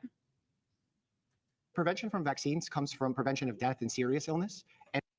Okay, so she says, oh yeah, vaccines don't prevent illness. Okay, so he's got so much fucking patience. What did you take, Dr. Mark, before that? You prescribed yourself something. Okay, because he goes here. And we've We've never seen all types of stuff. So none of that prevents. Everybody got vaccines, still get illnesses. I've never seen any prevention of anything. the prevention from vaccines comes from prevention of death and serious illness. Okay, comes from prevention and of death and serious illness. Okay, And we've seen that when you study that, not just in the US by the Rockefeller system that you described, not just the US, but by the Rockefeller. one of the largest studies in the world surrounding vaccines and autism in children came from Denmark with over 500,000 children. Okay, so Denmark did a thing, but I'm sure that you could follow the money and find the people. A 2019 study of more than 650,000 children born in Denmark between 1999 and 2010 strongly supports that MMR vaccination does not increase the risk for autism, does not trigger autism in susceptible children, and is not associated with clustering of autism cases after vaccination. So that's just what the thing says. Okay.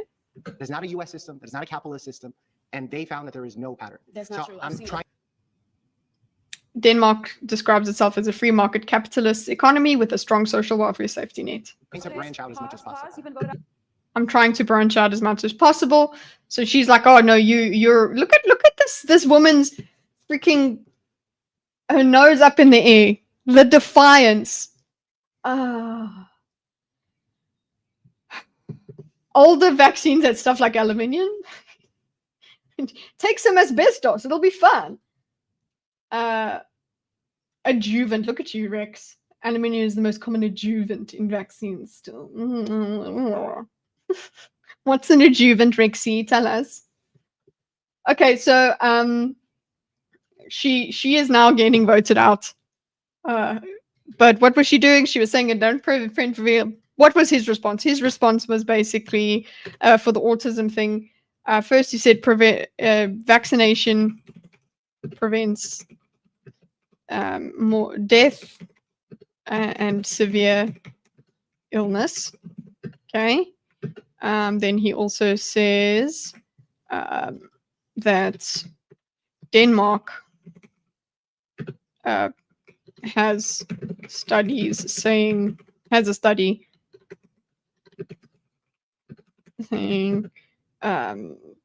vaccines don't lead to autism.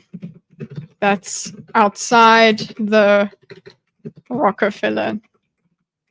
I don't know if it is or isn't Rockefeller control sphere. That's basically what he's. I suppose that it's just what he's saying. I don't know whether it's true or not. Paste style, cool. Oh, by the way, we are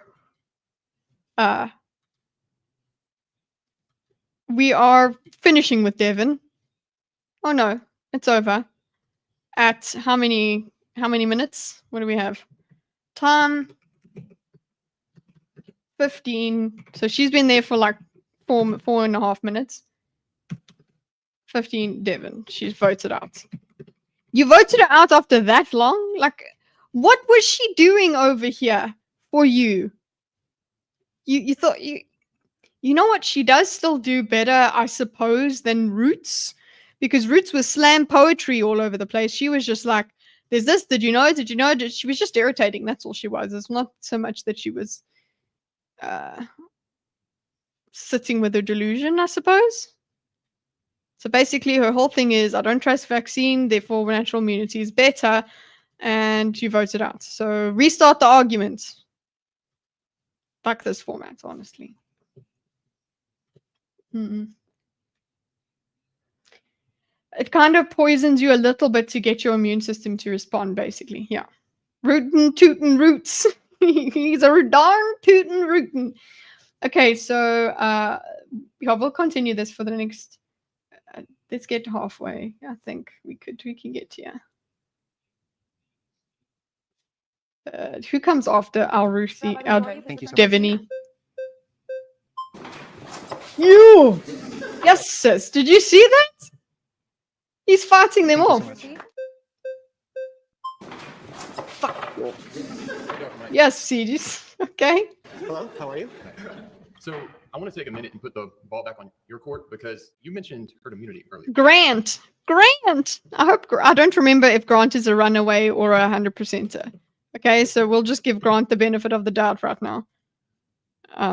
I guess not being remembered as that guy makes him neutral. Correct? Well, was COVID one of the most contagious viruses we've had, pretty much?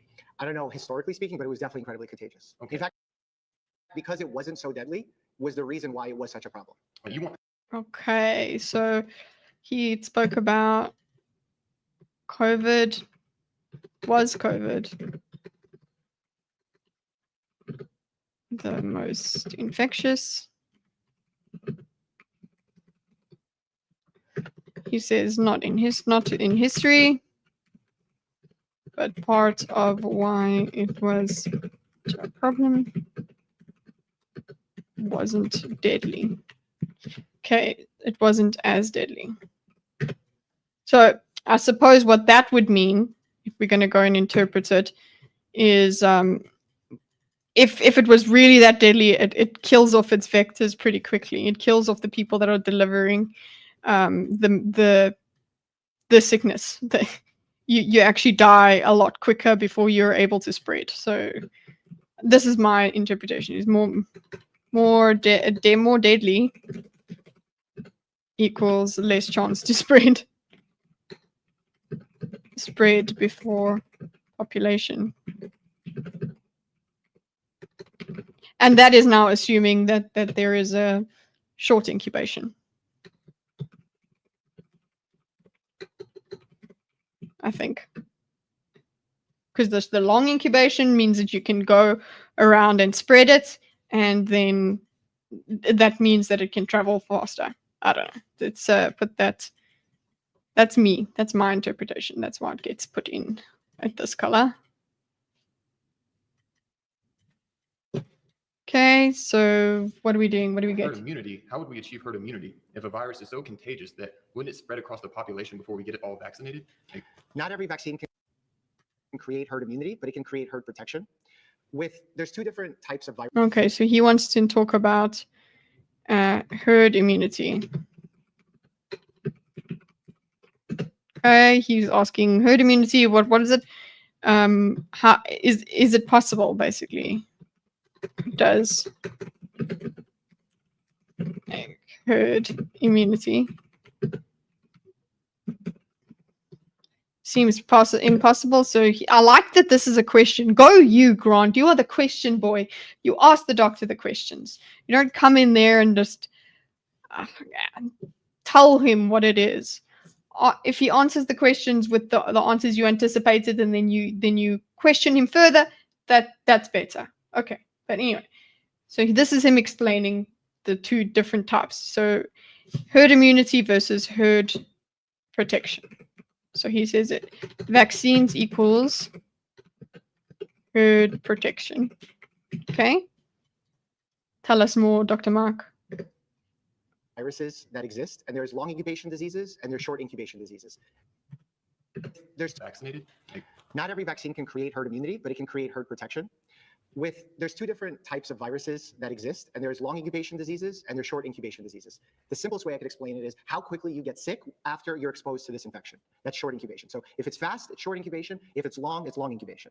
Now, when you look at a disease like smallpox, for example, that's a long incubation illness. It means it gives your immune system a chance to create a response to it. So if you've been vaccinated, even if you've been vaccinated a long time ago, your body has the time to create protection even after it's been exposed. For short incubation illnesses like the common cold, influenza, COVID-19, it's very difficult to create complete protection because even though you've gotten some protection from getting the vaccine in a short period of time, that immunity wanes, and the long-term protection you get is only valuable against serious illness like death.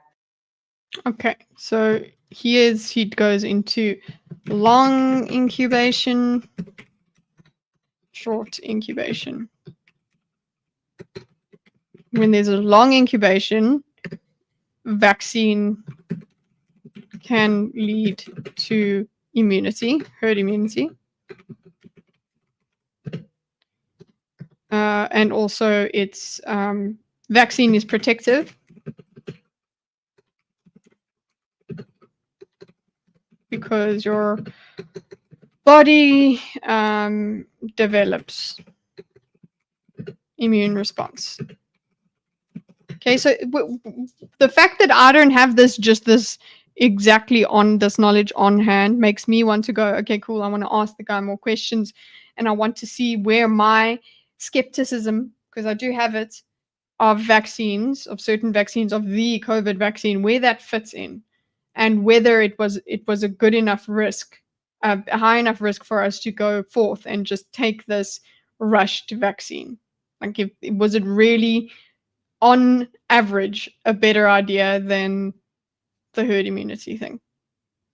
So, and that doesn't also preclude the idea that, man, somebody could have created it in a lab and set it free for their own reasons. But who knows? Short incubation, no, nobody really knows. Short incubation equals vaccine doesn't only offers protection, not immunity. It wanes. Okay. That's not how you spell wanes. Wanes. Okay. So the vaccine efficacy depends on the kind of sickness you're also fighting. Cool, makes sense to me. I've got an intermission food. Drinking yogurt. Have you not had lunch? Oh no, you'll have lunch in the next hour or so.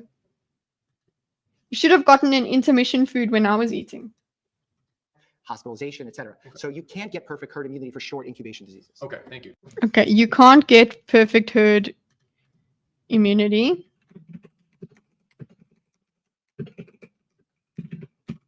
Okay, he's explained that to us because he is the doctor and knows the things.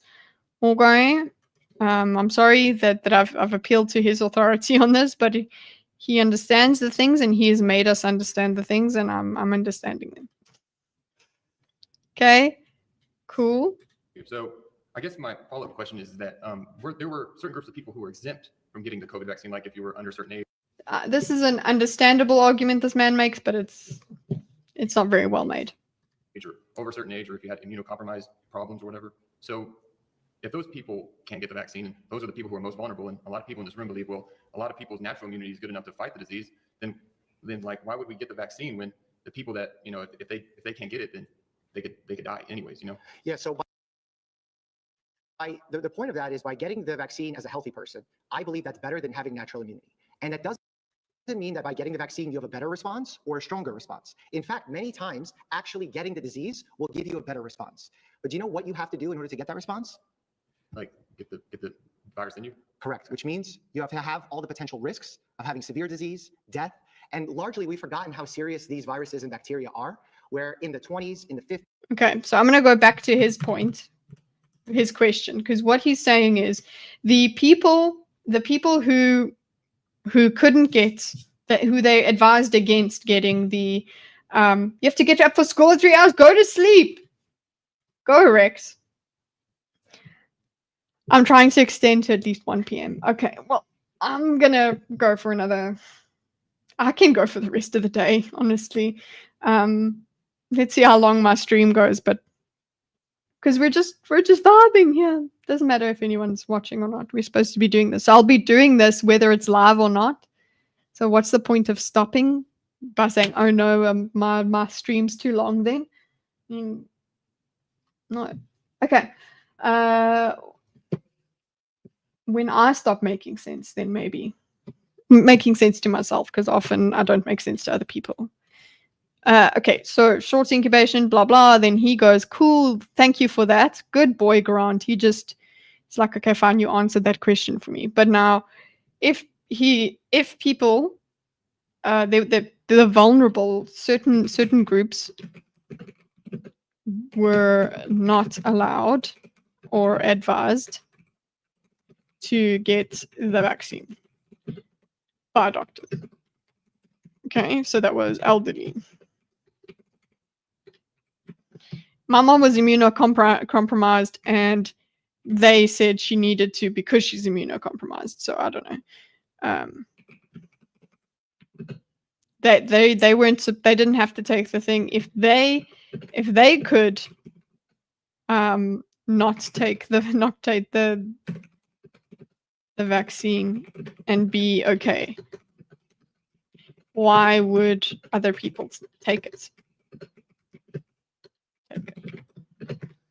So that doesn't take away the benefit. That's why I said it's an understandable question to ask, but it doesn't take away the benefit of the vaccine. It doesn't take away the net positive, which is all that the doctors land up on, is like, oh well, is it in general, overall, does it help save more lives or not?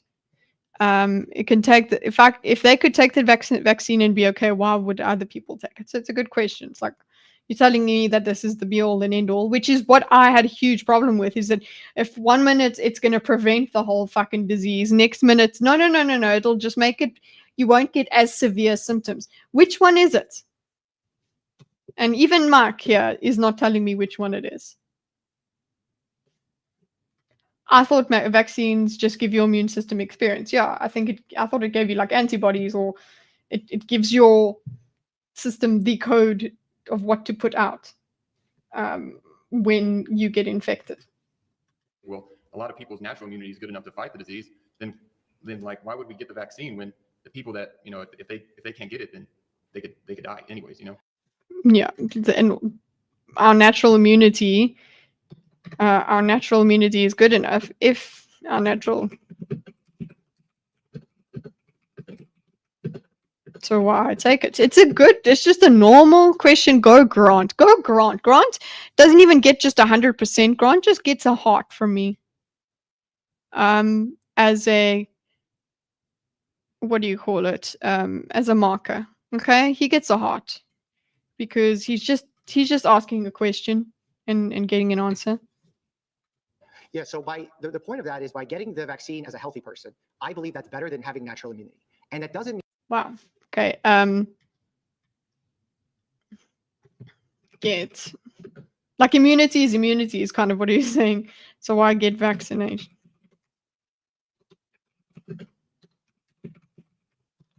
So what's the benefit? So Mike is telling me that as a healthy person, it's better than as a healthy person, vaccine immunity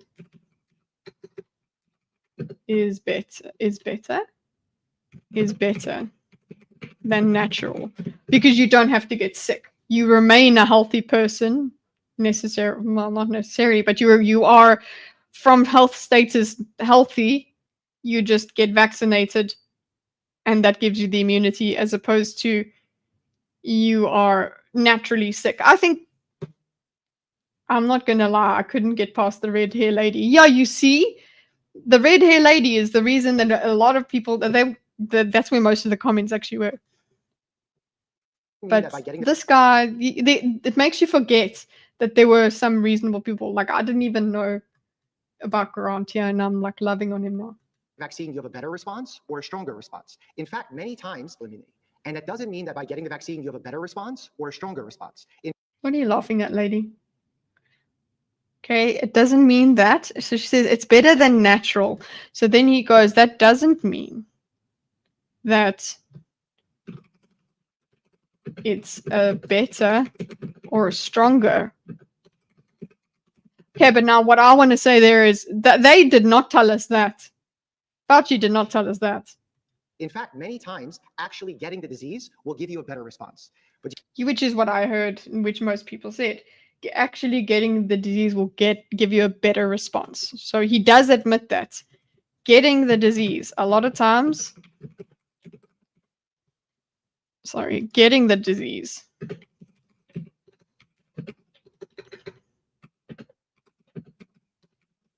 equals better response. Okay, so you're talking about it's your body has a better response. Okay, but do you know what you have to do in order to get that response? Like get the. So in order to get the response, you have to get sick. Virus in you. Correct, which means you have to have all the potential risks of having. So to get that better response, you still have to get sick.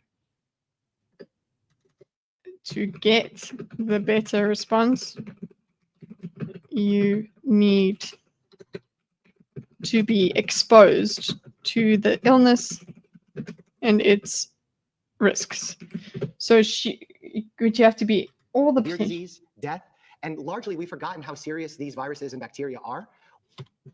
Okay, so like most things relating to humans, everyone is different and responds differently to different things. Yeah.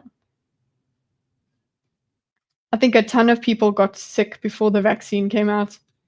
Well, yeah, very much so. A lot more people did. That it was a pandemic before.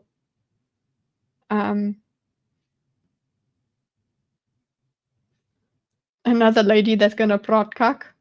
What? There's another one.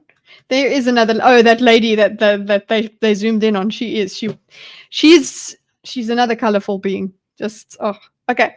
To get the better response, you would have to get sick. So I'm trying to sit with this, right? So you get a better response. That better response doesn't necessarily mean you're cured after you get the sickness, but you're not getting as sick. So yeah, it's like the risk is different. The risk of getting the actual disease is worse than the risk of the vaccine's risk, right? We went into panic mode when there was no vaccine. Yeah, when there was no vaccine, this is what he said earlier. He said it's like it was our only way out of this pandemic. I guess. I suppose so. But yeah, there was panic mode, and that also reduced trust in all the institutions. Like, okay, we can't have open-toe shoes kind of stuff. Like, what are you talking about? Yeah. Panic mode made everything worse. Spoiler alert. So it's a natural immunity. It doesn't mean it's better or stronger response. Lots of times. Cool. He's giving us that. It's still a bit of a roundabout thing. Tell me more. Oh, he actually also gets a little bit off track and goes to other arguments that he probably wants to make in this, but by bringing up, oh, by the way,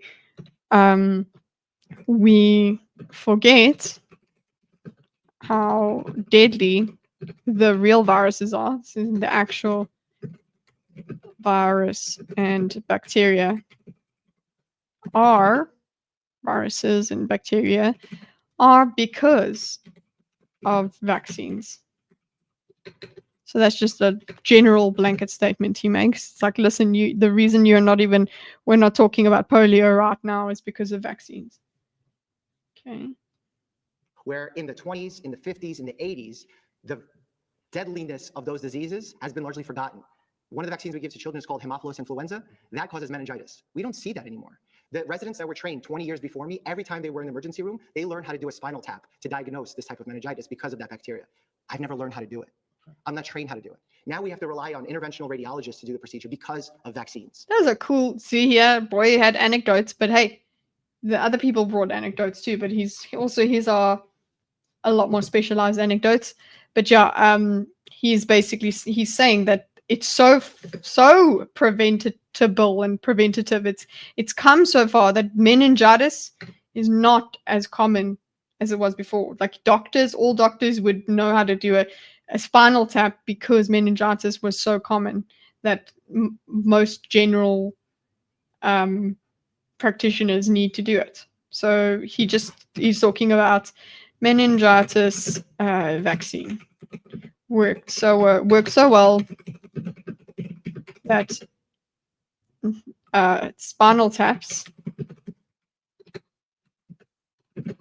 to test for it are a specialized procedure now rather than routine. Okay, that's quite a good point. See, this is where I land on the vaccine stuff. Like, this is the stuff that I'm not against. Spinal taps are so creepy. It scares me to think about it. It seems like the most painful idea. I know someone in my grade that died because of meningitis, tough disease. When did someone, what grade was it? Someone in my grade also got meningitis. She was out for like 2 or 3 weeks, and it was very scary. It is a scary disease. And it was a major thing, like, oh my gosh, she's got meningitis. Like, who gets meningitis? That was the main thing. But I wonder if she was vaccinated. Nobody asked that. But yeah, she recovered. She did a full recovery. She did not die. So luckily, I was in grade 9 at the time, and he played rugby with it. Oof, with meningitis. He played it with, and being, oh my gosh, he got. Ew, take it seriously. Yeah, and he ended up dying. Yeah, that's traumatic. Whoa, crazy, no bore. And that's grade 9. I think she also got it around that time. But yeah, it's one person in our whole grade. So I think it was more common in our generation, actually. Now it's like it was like that was the last vestiges of meningitis. But it's a serious disease, so just think about it. If you don't want that. That is terrible, honestly, Rex. And Rex, you're supposed to be asleep. Okay, we forget the deadly actual viruses, bacteria for the vaccine. So this is what I mean. This is where I'm at. This is the non-anti-vax. Okay, so this is why anti-vax people were crazy to me before the pandemic, and why I got irritated that whenever I questioned anything in the pandemic, I was lumped in with these crazies. I was lumped in with these people that are not against us having vaccines as children. I was lumped in with those people, and that pissed me off. I was like, whoa, whoa, whoa. Just because this anti-vax word has been used does not mean I'm all the way with them. So this is where I stand. I split myself away from them. But it seems like they've merged.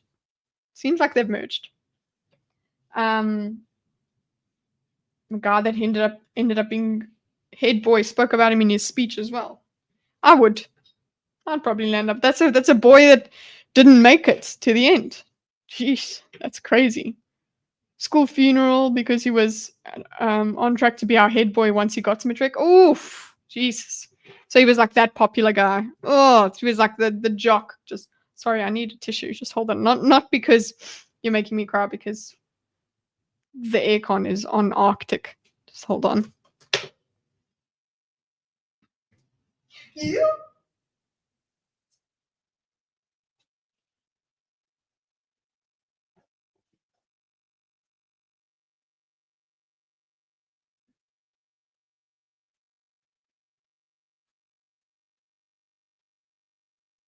Okay.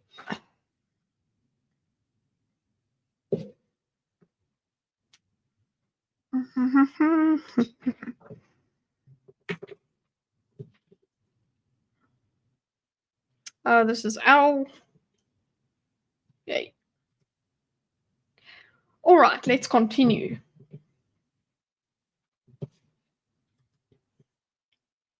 So the reason why I say that vaccine immunity is better than natural immunity is because you don't have to survive the actual illness. Okay. You don't have to survive the actual illness. Look at him actually telling you. We actually spoke about his claim. The reason, he told us the reason is because you don't have to survive the actual illness. Okay? The reason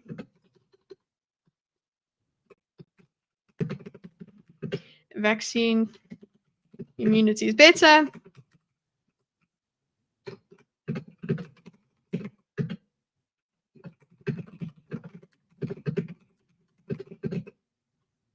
the actual of that doesn't mean you don't get the actual illness ever, though. Well, that was my question. Thank you. They get another guy. Appreciate that. Thank you. I like that he walks away. That's just all his questions, and he walks away. And he walks away at, I think let's note that. Time 11:37. Walks off. That's nice. He didn't ruin the format. He didn't do any of that. And how many people had put their flags up for him? Don't have to survive the actual illness. So the reason why we do it, now we have to rely on interventional radiologists to that bacteria. Before me, every influenza, that cause of those diseases has been largely forgotten. Nobody even put a flag up. One of the vaccines we give to children is called Haemophilus influenza. That causes meningitis. We don't see Yeah. to die. Have to rely on vaccine immunity. Okay, thank you. Hey, Dr. Mike. Eliezer. Pleasure. Nice to meet you. Nice to meet you. I was actually binge watching your video this week, thinking it was going to be you. Eliezer. Okay, so we get our Eliezer. I think he wasn't that bad. That's all I can say. He wasn't completely off the wall. Batshit. Eliezer. You? I didn't think it was going to be you. You are very good faith, which I respect. Can I ask you a question in terms, because as a vaccine skeptic, the burden of proof is on you to show that vaccines do work. So what evidence? So he's like, he's been prepared. He's done his preparation. He's got his lines prepped.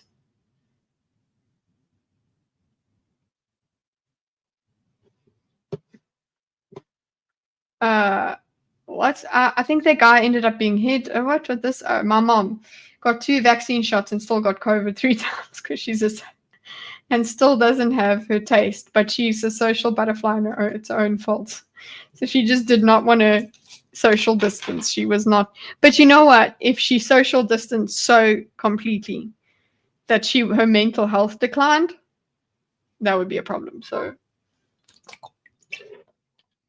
if I had to choose between being able to socialize, as in like talk to people, and my sense of taste, I would rather talk to people. I'd rather communicate. But that is because I'm just such a freaking jabbermouth.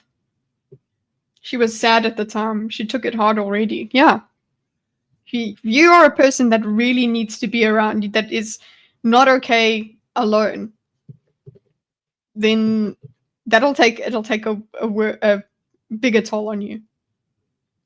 It was the best time of my life. Yeah, so you see, there were other people that were chill as fuck. But then the social people were like, I have to be alone with myself? No, this is not possible. How do people do this? And we were like, yay, everybody left us alone. It was great. Okay, so he's coming in ready to attack this claim. Again, we haven't gone back on what anybody said. We didn't go to Roots' girlfriend, nothing. So he's restarting the argument at what time is it? With 11 minutes left, okay? Restart. Let's close Devin up here, okay? Would you have that vaccines actually work? So, vaccine skeptic, the burden of you are very good faith, which I respect. Can I ask you a question in terms, because as a vaccine skeptic, the burden of proof is on you to show that vaccines do work. So what evidence? So the burden is on him. The burden is on him to show vaccines work. Okay, so what evidence? This is a good thing. You need to take the claim and say, tell me why this claim is true. What evidence shows that vaccines work? Evidence would you have that vaccines actually work?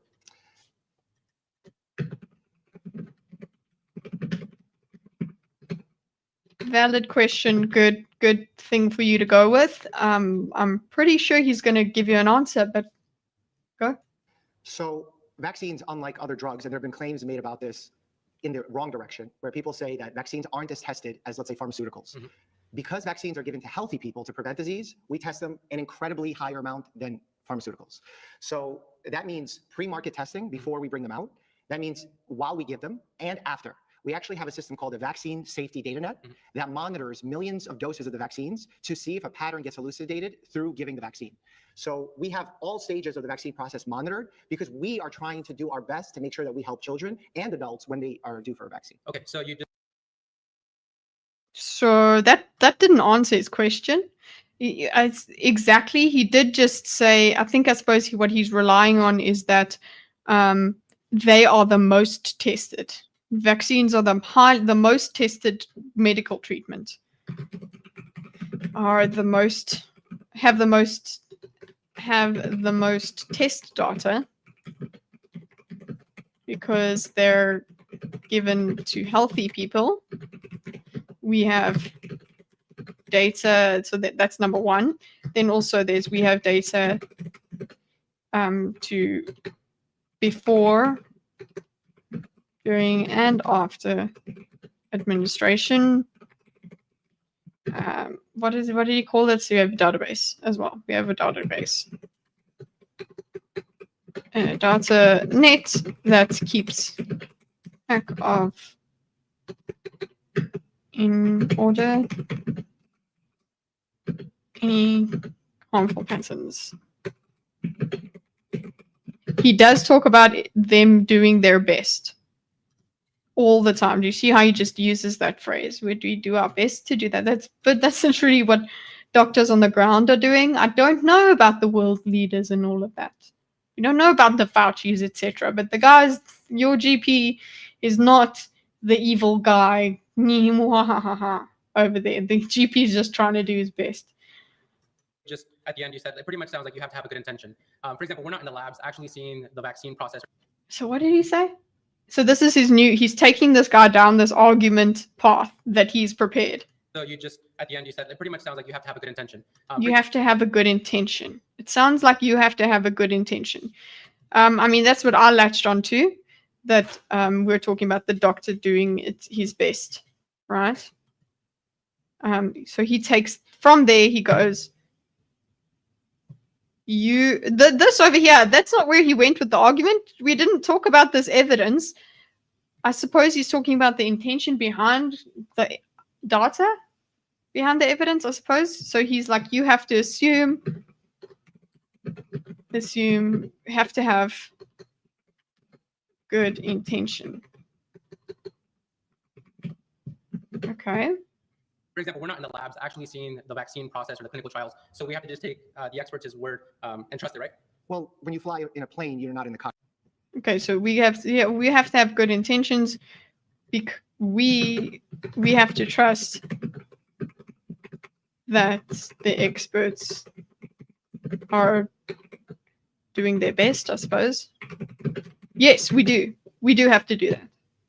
Because that's how life works. Like, that's how anything public, anything collective works. It sucks. I know. We can't all just be the masters of our own destiny, but we're part of a society. We live in a society. So we're fucked.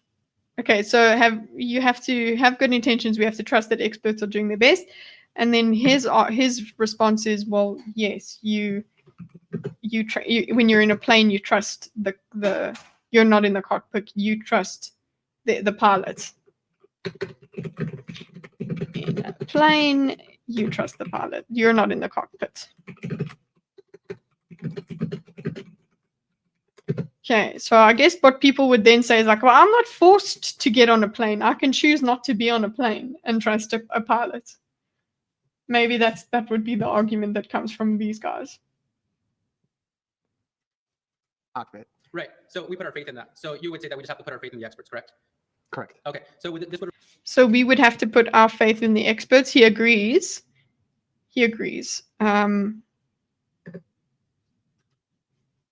We would have to put. We would.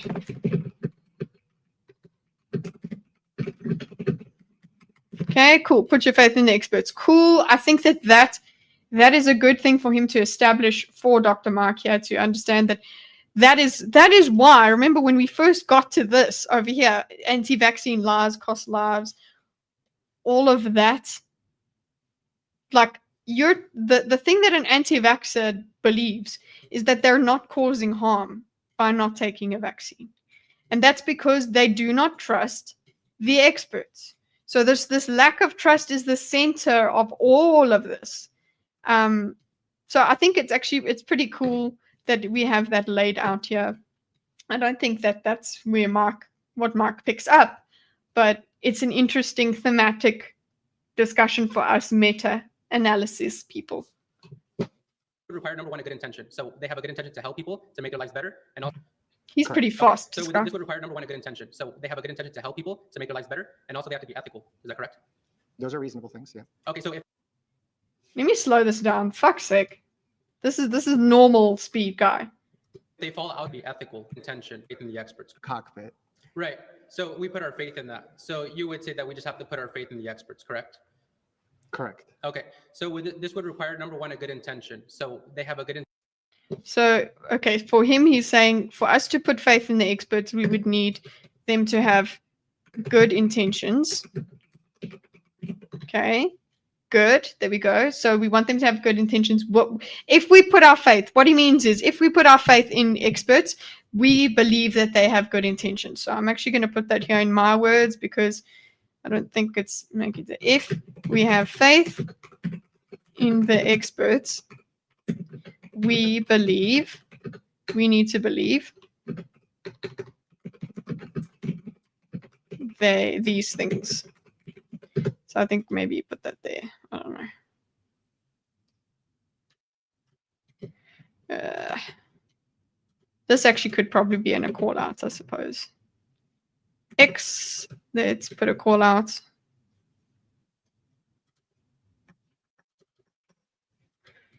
Okay, that's what he means. intention to help people, to make their lives better, and also they have to be ethical. Is that correct? Good intentions and ethical. Is that correct? I love that Dr. Mark's like, yeah, sure. You're asking me questions. That seems reasonable. I'm coming along with you. I'm not doing this. I want to see what you're going to, I want to see what you're going to do. I'm going to try to preempt what you're going to say to me. Just go along with him. I want to nap because I've been awake since 1 a.m. but can't in case I get a phone call. Put the phone like right on your head so that if it rings, you wake up. But I guess you don't want to be groggy for the phone call. So yeah. Those are reasonable things, yeah. Okay, so if they fall outside of the purview of those two criteria, would you say it is reasonable for us to be skeptical? So if they fall short of this, if they fall short of having good intentions and acting ethically, would we be allowed to be skeptical of them? I'm okay with you being skeptical. And I think that Dr. Mark is happy with you being skeptical. But I guess he just doesn't want you to land up not having a vaccine at all, ever. So he's just explaining, I think what Elazar over here is explaining is just the mistrust idea. So we would have to put faith in the experts if the experts don't act like that, or if the experts don't live up those requirements, are we allowed to be skeptical? And I think that's great. Look, I think the fact he is a lot more better structured and logical in his way that he presents this. But then you can see Dr. Mark does go, well, yeah, I actually think you should be skeptical no matter what. So this whole skepticism thing is not an issue. The skepticism is not an issue. The actions you take is what happens. I think it's reasonable to be skeptical at any moment. But taking those two things, if they violate either of those two, would it give someone else more justification to be against it? Sure. Okay. So I like that he said it is be skeptical at any time. But then he does say, sure, yes, agrees, yes, if they fall short, then someone has more reason to be skeptical. So he agrees with that. Cool, fine. Where do we take this? Where are we going with this, Elazar? So when we look at the biggest developers and distributors and sellers of the vaccines, Pfizer, Johnson & Johnson, all these big pharmaceutical companies, when we look at their track record, we see they have been deceptive. They've had big settlements, billions and billions of dollars, fraud, misleading the public, concealing clinical trials that were against their favor from the public. So when we have to put our whole faith and trust in these people that have been through huge billions of dollars of settlements, and they have proven that they have been unethical, they have made more profit through the COVID times than ever before as well. Why should we trust them so lightly, taking into consideration the fact that we're not in the labs with them, taking the fact that they are profiting from our well-being? Why should we trust them so lightly?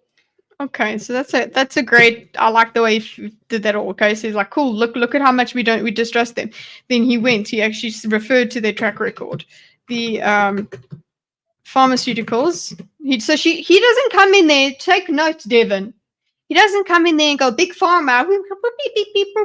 No, he gives him as he explains, like Marcus 5, why he doesn't accept vaccines from these big pharmaceuticals. You're saying, look, they've been shady before. I'm never going to trust them. I'm absolutely never going to do this. No to vaccines. Okay. So big pharma, pharmaceuticals companies are against have been unethical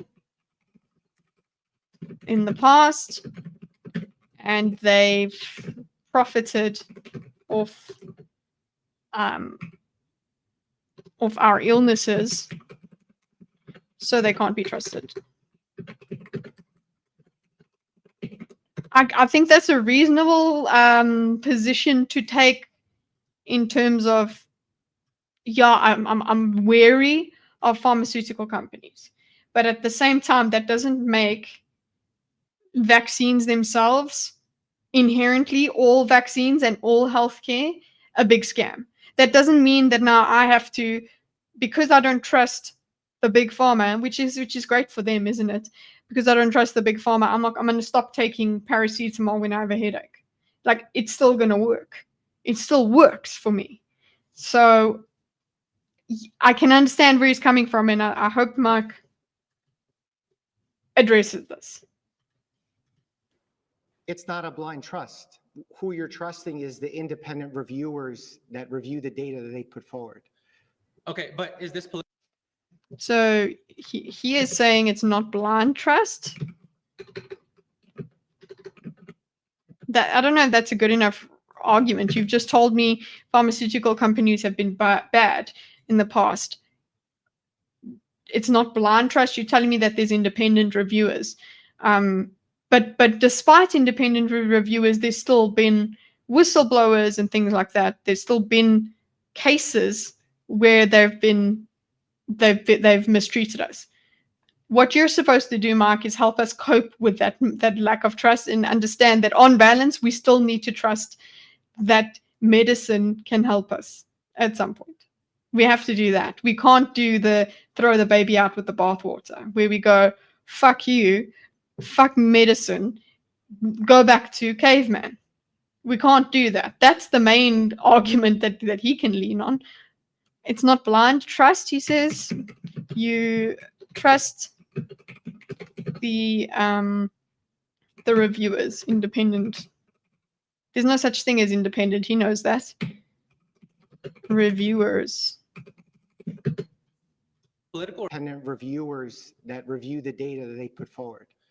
Okay, but is this political or is this science? Okay, so that's not the greatest answer either to that. So he's like, you trust the independent reviewers that look at the pharma data that's put forward. So of course we can, the farmers, they can lie about the data that's put forward, and I'm sure they have in the past. So people do that with reporting their freaking taxes, and you're telling me that these pharmaceutical companies aren't going to do that. So it's not blind trust. You trust the independent reviewers. Okay, cool. They look at the pharma, and now your question is, okay, but is this political or is this science? Huh? Answer his question. Answer to him. Is this political or is it science? Is this political or is this science? Like, there's still a question here. You could still be like, those independent reviewers, how independent are they? How do we know to trust them? We have to wait for whistleblowers. It makes us uncomfortable that we have to wait for a whistleblower to tell us the truth, whereas the company itself puts the best spin on things. That's uncomfortable. How do we deal with it, Dr. Mark? How do you deal with it, Dr. Mark? No. Instead, he goes, is this political or is it science? Then, really, was there a cut here? Maybe they made a shitty cut. Maybe they made a shitty cut. Just check. Our consideration of the facts than ever before as well. Why should we trust them so lightly? Taking into well-being, why should we trust them so lightly? It's not a blind trust. Who you're trusting is the independent reviewers that review the data that they put forward. Okay, but is this political or is this science? Okay, but I mean, we don't know. It is obviously a cut, so I don't know what the okay, but is. We're stuck. Science. Health is as much public health as it is individual health. Okay, but Okay, so we're just platituding here. Health is as much individual as it is public. So it's just like health. I suppose what he means there is health is political and scientific. Health covers both politics and science.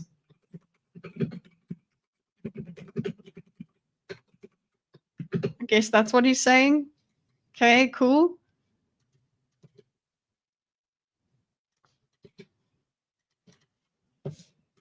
Would you say guys like Dr. Peter McCullough or Dr. Rich, would you say that they are probably not good experts that we should adhere to? I don't know. He doesn't know who they are. So Dr. What? Let's go back there. Peter McCullough. Individual health. Okay, but would you say guys like Dr. Peter McCullough? Peter.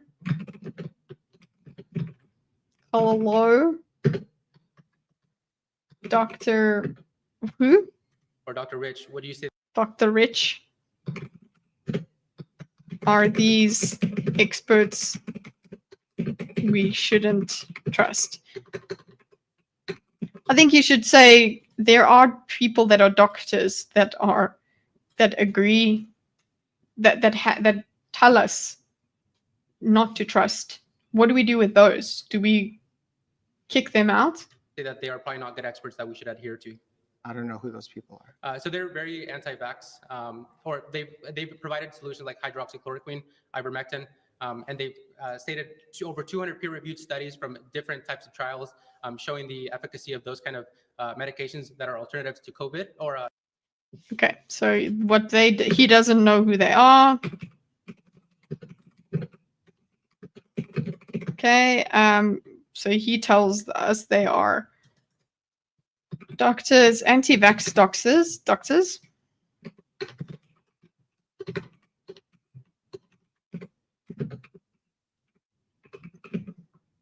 Propose other treatments for COVID, like ivermectin. Okay, and then what's 200 plus peer-reviewed studies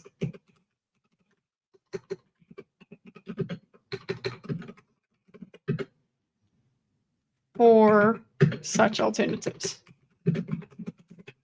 Cool, thanks for that. The vaccination. But what I'm kind of getting to is that we're supposed to trust this specific agenda. So Pfizer, WHO, which once again, if we look at the track record, they haven't had a great track record. So it sounds like to me, it's more of a political thing instead of a science thing. When you guys say trust the science and trust the experts, you actually mean this group of experts. Because whenever big experts like RFK, even if you want to say he's not a doctor, he's not licensed, but his friends, Peter McCullough, Dr. Rich, they are great experts. They've had some of the most reviewed studies in the medical field. I don't see why we have to deny their science and their expertise and go with this set of people. So he's saying there were doctors that brought alternatives. They brought these alternative views in. We weren't saying we're not following the science. We found some other scientists. And what you're telling me, what I'm finding wrong with your argument is that you're telling me I've got to trust, you're telling me to trust certain experts. certain experts on one side with a bad track record. Why shouldn't I trust the alternatives?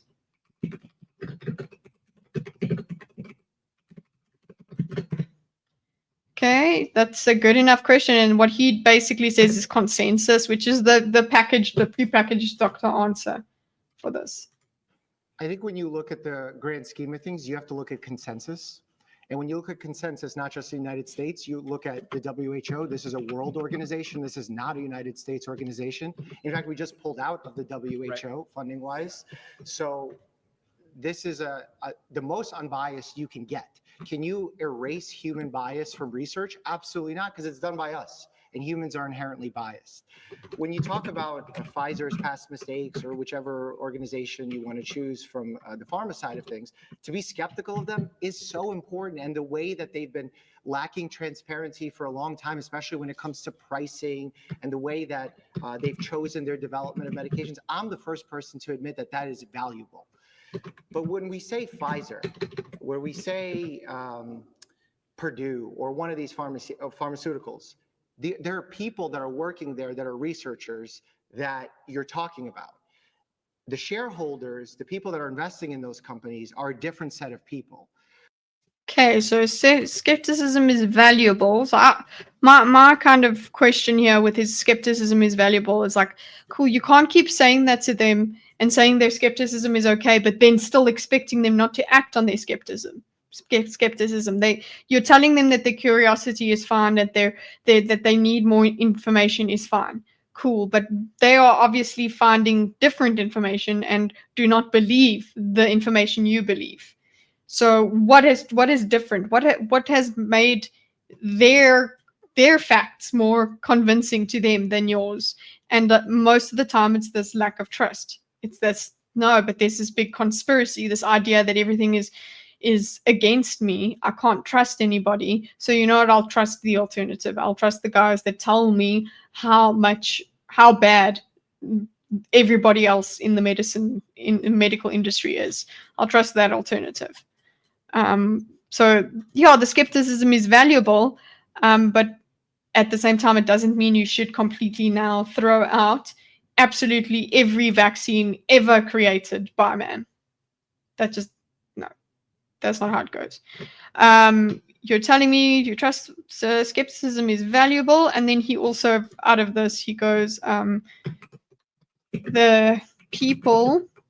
So he's the people. When talking about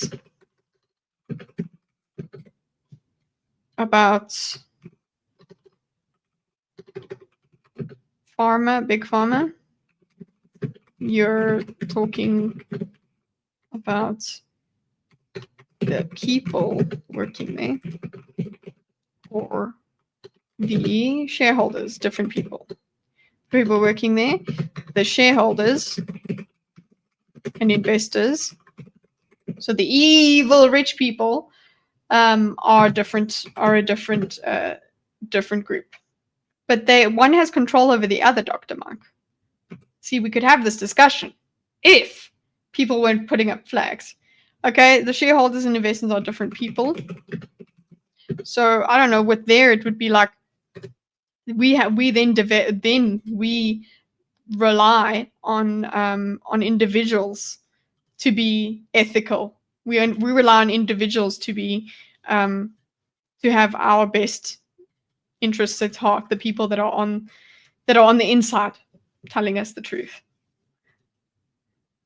Okay, let's go. So when we get data from Pfizer and is brought to the advisory committee in the CDC or the FDA, these are independent bodies that are trying to verify through a peer review process if that is true.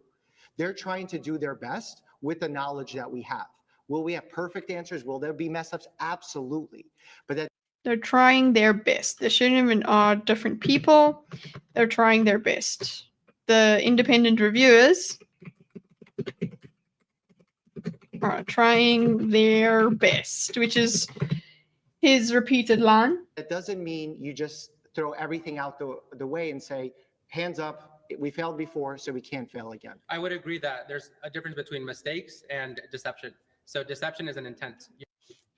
So I think he just didn't word this part properly about throwing everything out. Can't throw everything out. Mistakes have been made. I think he could have just worded that better and been like, that does not erase the fact that we have vaccines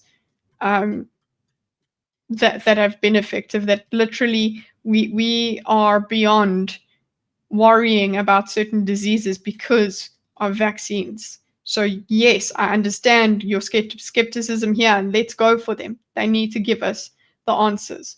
But on the other end, on the other side of it, cool, that doesn't mean return to caveman. That does not mean that.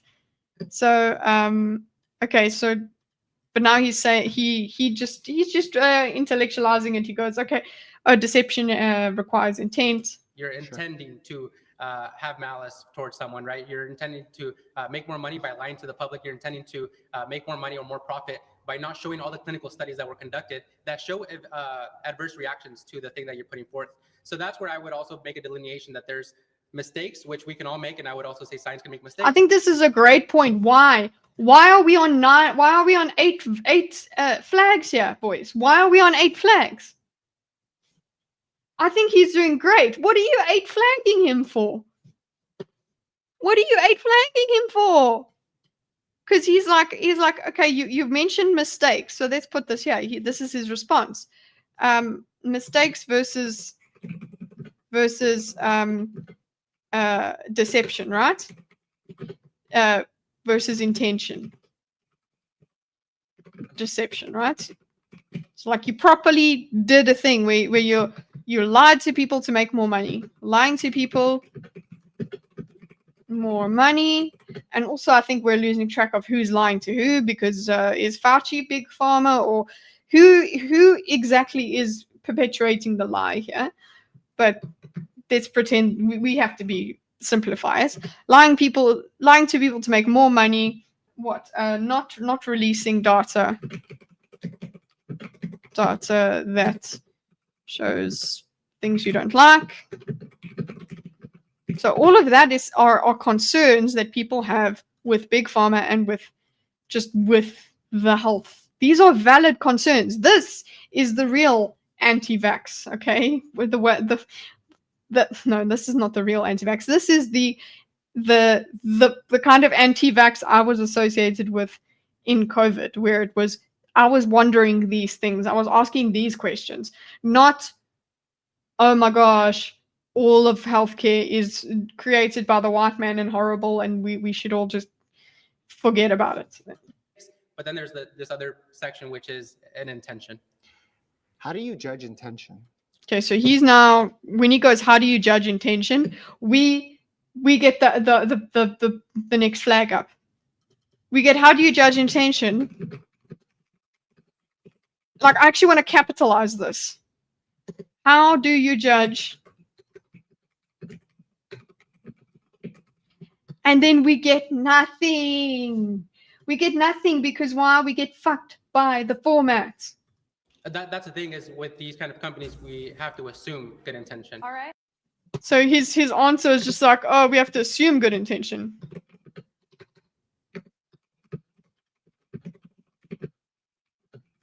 And boom, we get, oh, sorry, boom. That's it, we're done. Major cut line gone. Like, it was just getting interesting.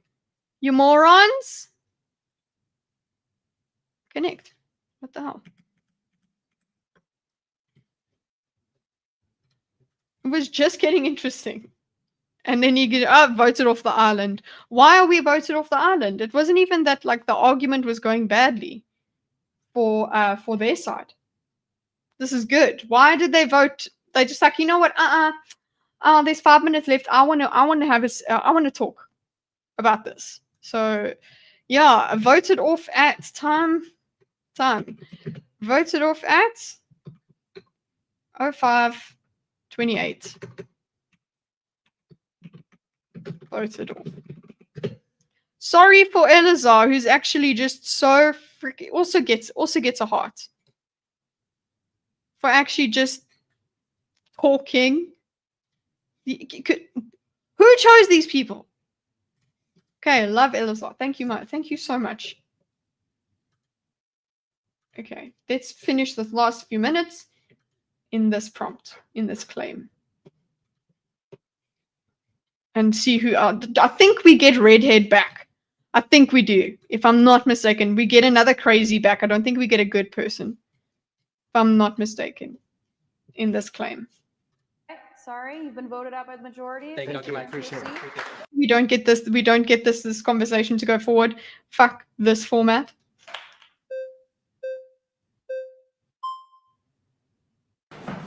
Okay, no, it's not. It's not another crazy. Okay, we at least get someone new. Hello, pleasure. Pleasure. So knowing that there are side effects that do Kyle. Hey, Kyle. Hi, Kyle. So, Kyle. Thanks, Kyle. Knowing that there are side effects. I don't, again, Kyle, are you reasonable? But because we got the redhead and everything, we got Devon before, we honestly got thrown out. Kyle, what are you going to be? Neutral? Let's go. come along with the COVID vaccine, which is irrefutable. It's a risk management, and in any circumstance, if there's a risk, there must be a choice at all times. Would you agree with that? Well, there's always a choice. Well, there wasn't a choice September 9th, 2021, when Biden instituted the OSHA mandate with all federal employees and every business over 100 employees. Would you agree with that? I still think it was a choice. Oh, this is good. Is this the same Kyle as your friend? No. Kyle's a lot more exciting looking than this guy. Kyle's a lot more awake looking than this guy. This guy's like, so you're like, you know, there's like there's side effects. Like, honestly, wake up, boy. So all federal employees. This is one of the toughest things that he makes Dr. Mike sit on. It's really important. Actually, I can't believe I forgot it was just Kyle. Maybe it was because he was just so lackluster in his delivery. Okay, here's Daisy. That's Daisy's hair that's in front of you guys there. Daisy, nice tail, dude. Thank you. Okay, thank you, Daisy. Thank you, dude. Very appreciate that she's showing me her bum hole. So everybody understand. Oh, your drawer. Must I empty your drawer, did you? No. No, there's nothing in there for you. Daisy wants to get hair ties out of there. Okay, come on, dude. We're almost there. We're almost there and you come here. I've been sitting here for 4 hours and 20 minutes and you only come to sit with me now. 4 hours and 20 minutes and this cow over here only comes now. Okay, cool. Let's get back. Oh, wait, sorry, guys. She's just being very cute. Daisy, are you a good girl? Daisy. Little break for you. Didi? Do. Okay. Thank you. Yee. Daisy, give me your answer, do. Go to the camera. Okay, sorry, guys. Where are we at? Carl. So he brought up there are side effects, so it's a risk management proposition. COVID vaccine has side effects. Irrefutable, which is true. Irrefutable.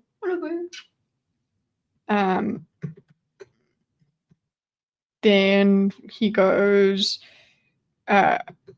it's a risk evaluation, right? Do you believe it should be a choice whether you take the vaccine or not? And he agrees. Yes. But then he goes, was it always a choice? No. Was it a choice? Yes, it was always a choice, is basically what Doctor says. And I think that's where we get the juiciness of the topic, actually.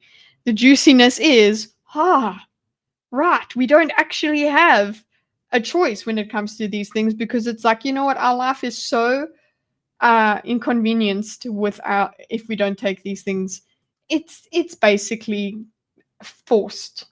You're making it so hard for me to make a certain choice. So what Dr. Mark lays back on here and really makes himself comfortable on it, despite it being very uncomfortable, he basically says, yeah, I'm not saying it was a fair choice, but it was a choice. So he gets to sit on that. That's what he does. So because of this format as well, we don't get to push Mark into going, that's not very nice. That's not very comfortable, Mark. Come on, speak against the people that made this choice very uncomfortable. And then you can also talk about how the anti-vaxxers made that more complicated. No, we don't have that discussion because this format is fucked. Okay. In every business over 100 employees, would you? Sorry, was it?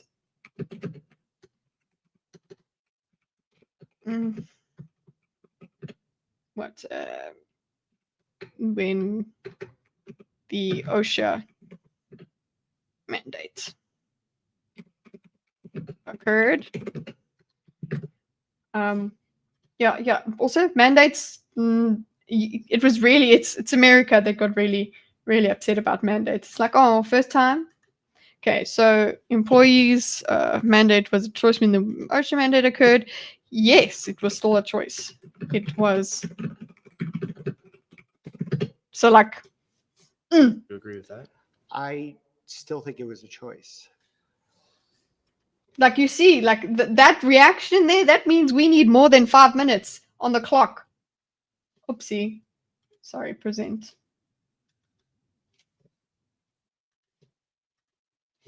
Do. Sorry, bring it back. Still. What? We're over here. There's a risk, there must be a choice at all times. Risk management in any circumstance, if there's a risk, there must be a choice at all times. Would you agree with that? Well, there's always a choice. Well, there wasn't a choice September 9th, 2021, when Biden instituted the OSHA mandate with all federal employees and every business over 100 employees. Would you agree with that? I still think it was a choice. So when you say it wasn't a choice for all the service members that were part of the military that refused the vaccine, they were dishonorably discharged. Did they have a choice? They had a choice. Wow. So he goes, okay, OSHA, okay, and then he goes, dishonorably, those who didn't take it were dishonorably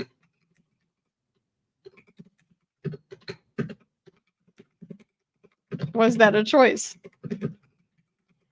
It was still a choice. So you know what? Good on him for staying in with it, but and you know, because he's like, yeah, it was still a choice.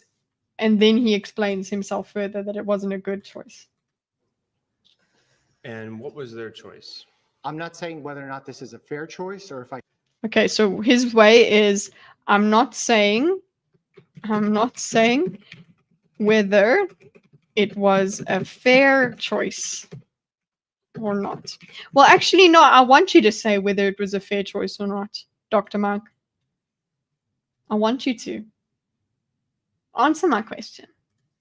I support the choice, but it was a choice. I'm not saying whether or not this is a fair choice or if I support the choice.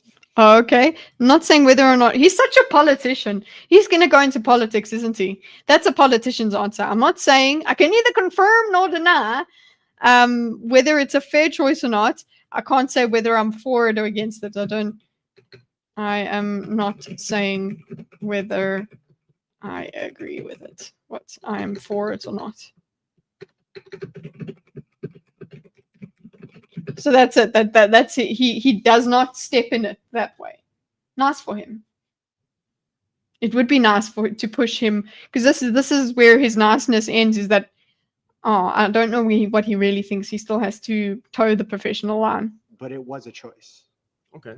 Just like with children, in order to go to a public school, where by choosing to not vaccinate your child, you're potentially putting other children at risk. You could choose not to put them in a public school and therefore not be mandated to get the vaccines. Okay, so he brings another example. So maybe it's maybe he thought that the guy was going to bring it up, Kyle. So he goes just like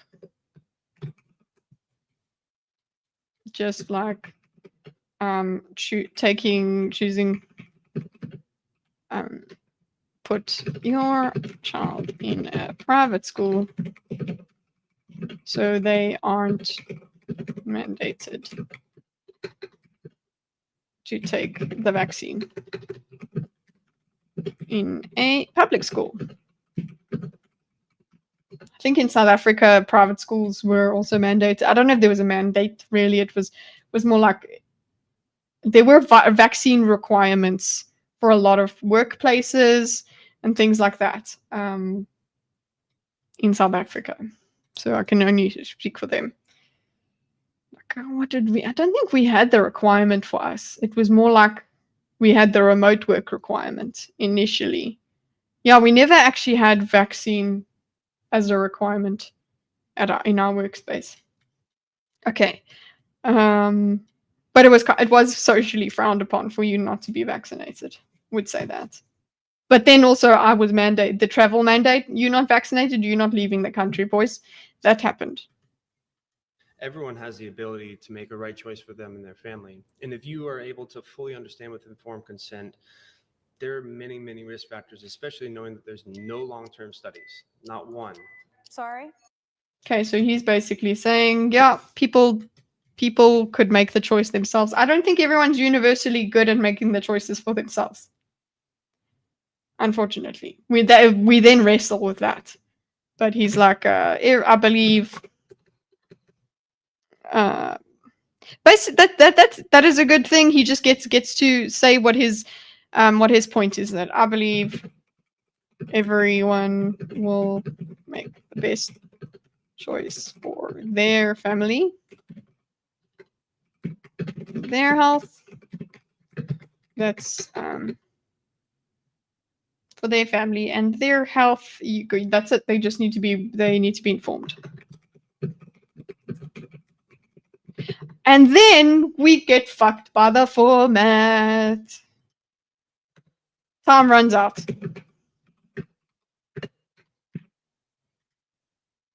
Fucked by the format. So that's 2 prompts we've done in 4 hours. 1, 2, and then the last 3 will happen tomorrow. So yeah, I'll be back same time, or maybe a little bit later tomorrow, because I've got some other stuff to be doing. But that's what I'm going to be continuing part 2. Let's go. So that's Wednesday, and then yeah, Thursday. Thursday, just to keep in mind that our Thursday, the Think, darling, I hope you can still make it. I think you will. The Think will be 12 hours later than it usually is. So it will be my Friday morning, but everybody else is Thursday night. The Europeans and the Australians would probably be annoyed. So I'll see if I can start it maybe at 7 instead of 8 o'clock in the morning. But yeah, just keep an eye on. We'll talk about this tomorrow for the Think time. But yeah, what we've covered today, just in general, is the main thing that the best argument an anti-vaxxer has is I don't trust these systems because of this and this, not the way that we got Roots over here telling us, which was slam poetry Roots. Okay, let's look at all of them. Our favorite ones. Jackie was okay. I think Carl deserves a heart because he came in here and just asked the questions. And actually, I'm really frustrated we never got to talk further on Carl's point. We got fucked by the format, boys.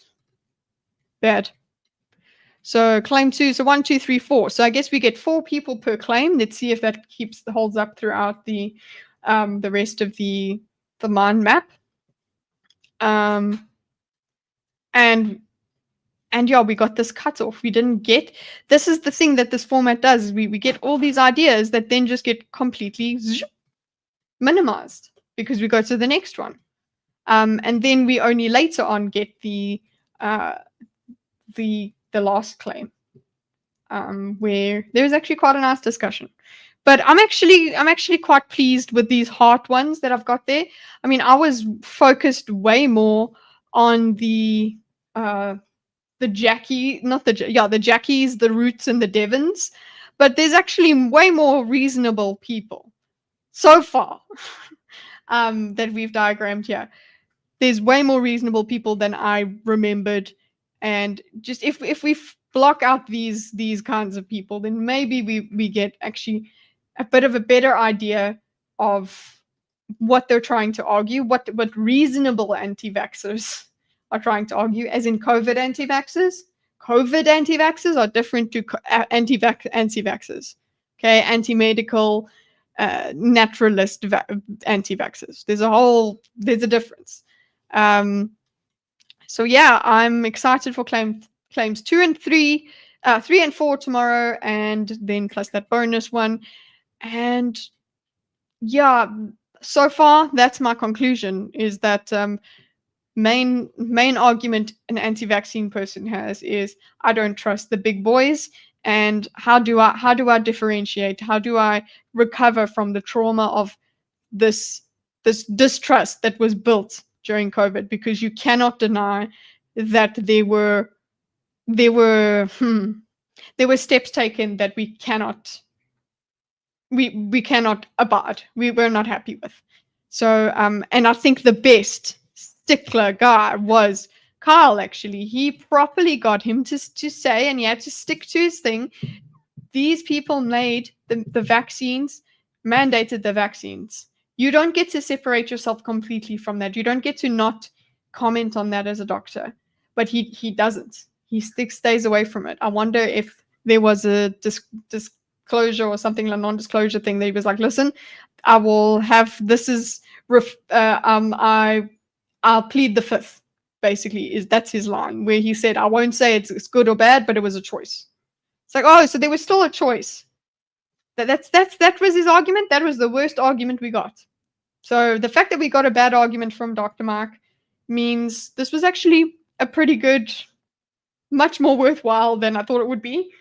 But it was fun to laugh at Roots and Devon. Devon comes back. That's all I'll tell you. Tomorrow we're going to get some Devon.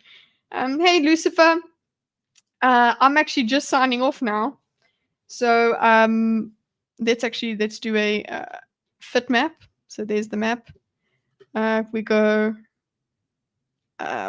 doctor insert floating. No, I was going to say, unfold all sub-branches, unfold all sub-branches. Check this out. And then we go fit map. So that's where our map is at the moment.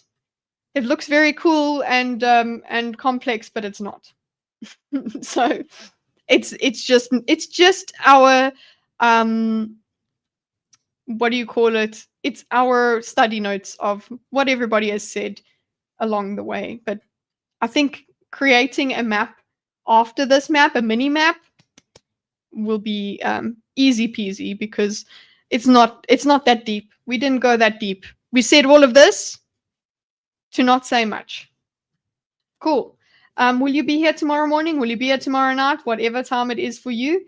South Africans should be. So no bore, who's probably fallen asleep. But thank you so much for chilling with me. Darling, thank you so much for being here the whole way. Really appreciate it. Hope you can be here tomorrow. And yeah, everybody, remember that this is our notebook that accompanies us on our stream. And when we get ideas, we write them in here, and then we schedule them for the channel. And another thing that actually would be interesting for you to hear is that the choice between the things that we come up with, so this list, right? The choice between what we do next, that becomes a members kind of driven thing. So yes, I do become audience captured in the point that like members, I'll have a members only voting thing. So members only can vote on what we do next in a certain at a certain time, and that will be another perk of membership. So look out for that whenever that gets triggered. Have a nice life, and see you tomorrow. Don't get vaccinated. Get vaccinated. Whatever you need to do. Okay. Just have a nice life. Go and subscribe, you shit.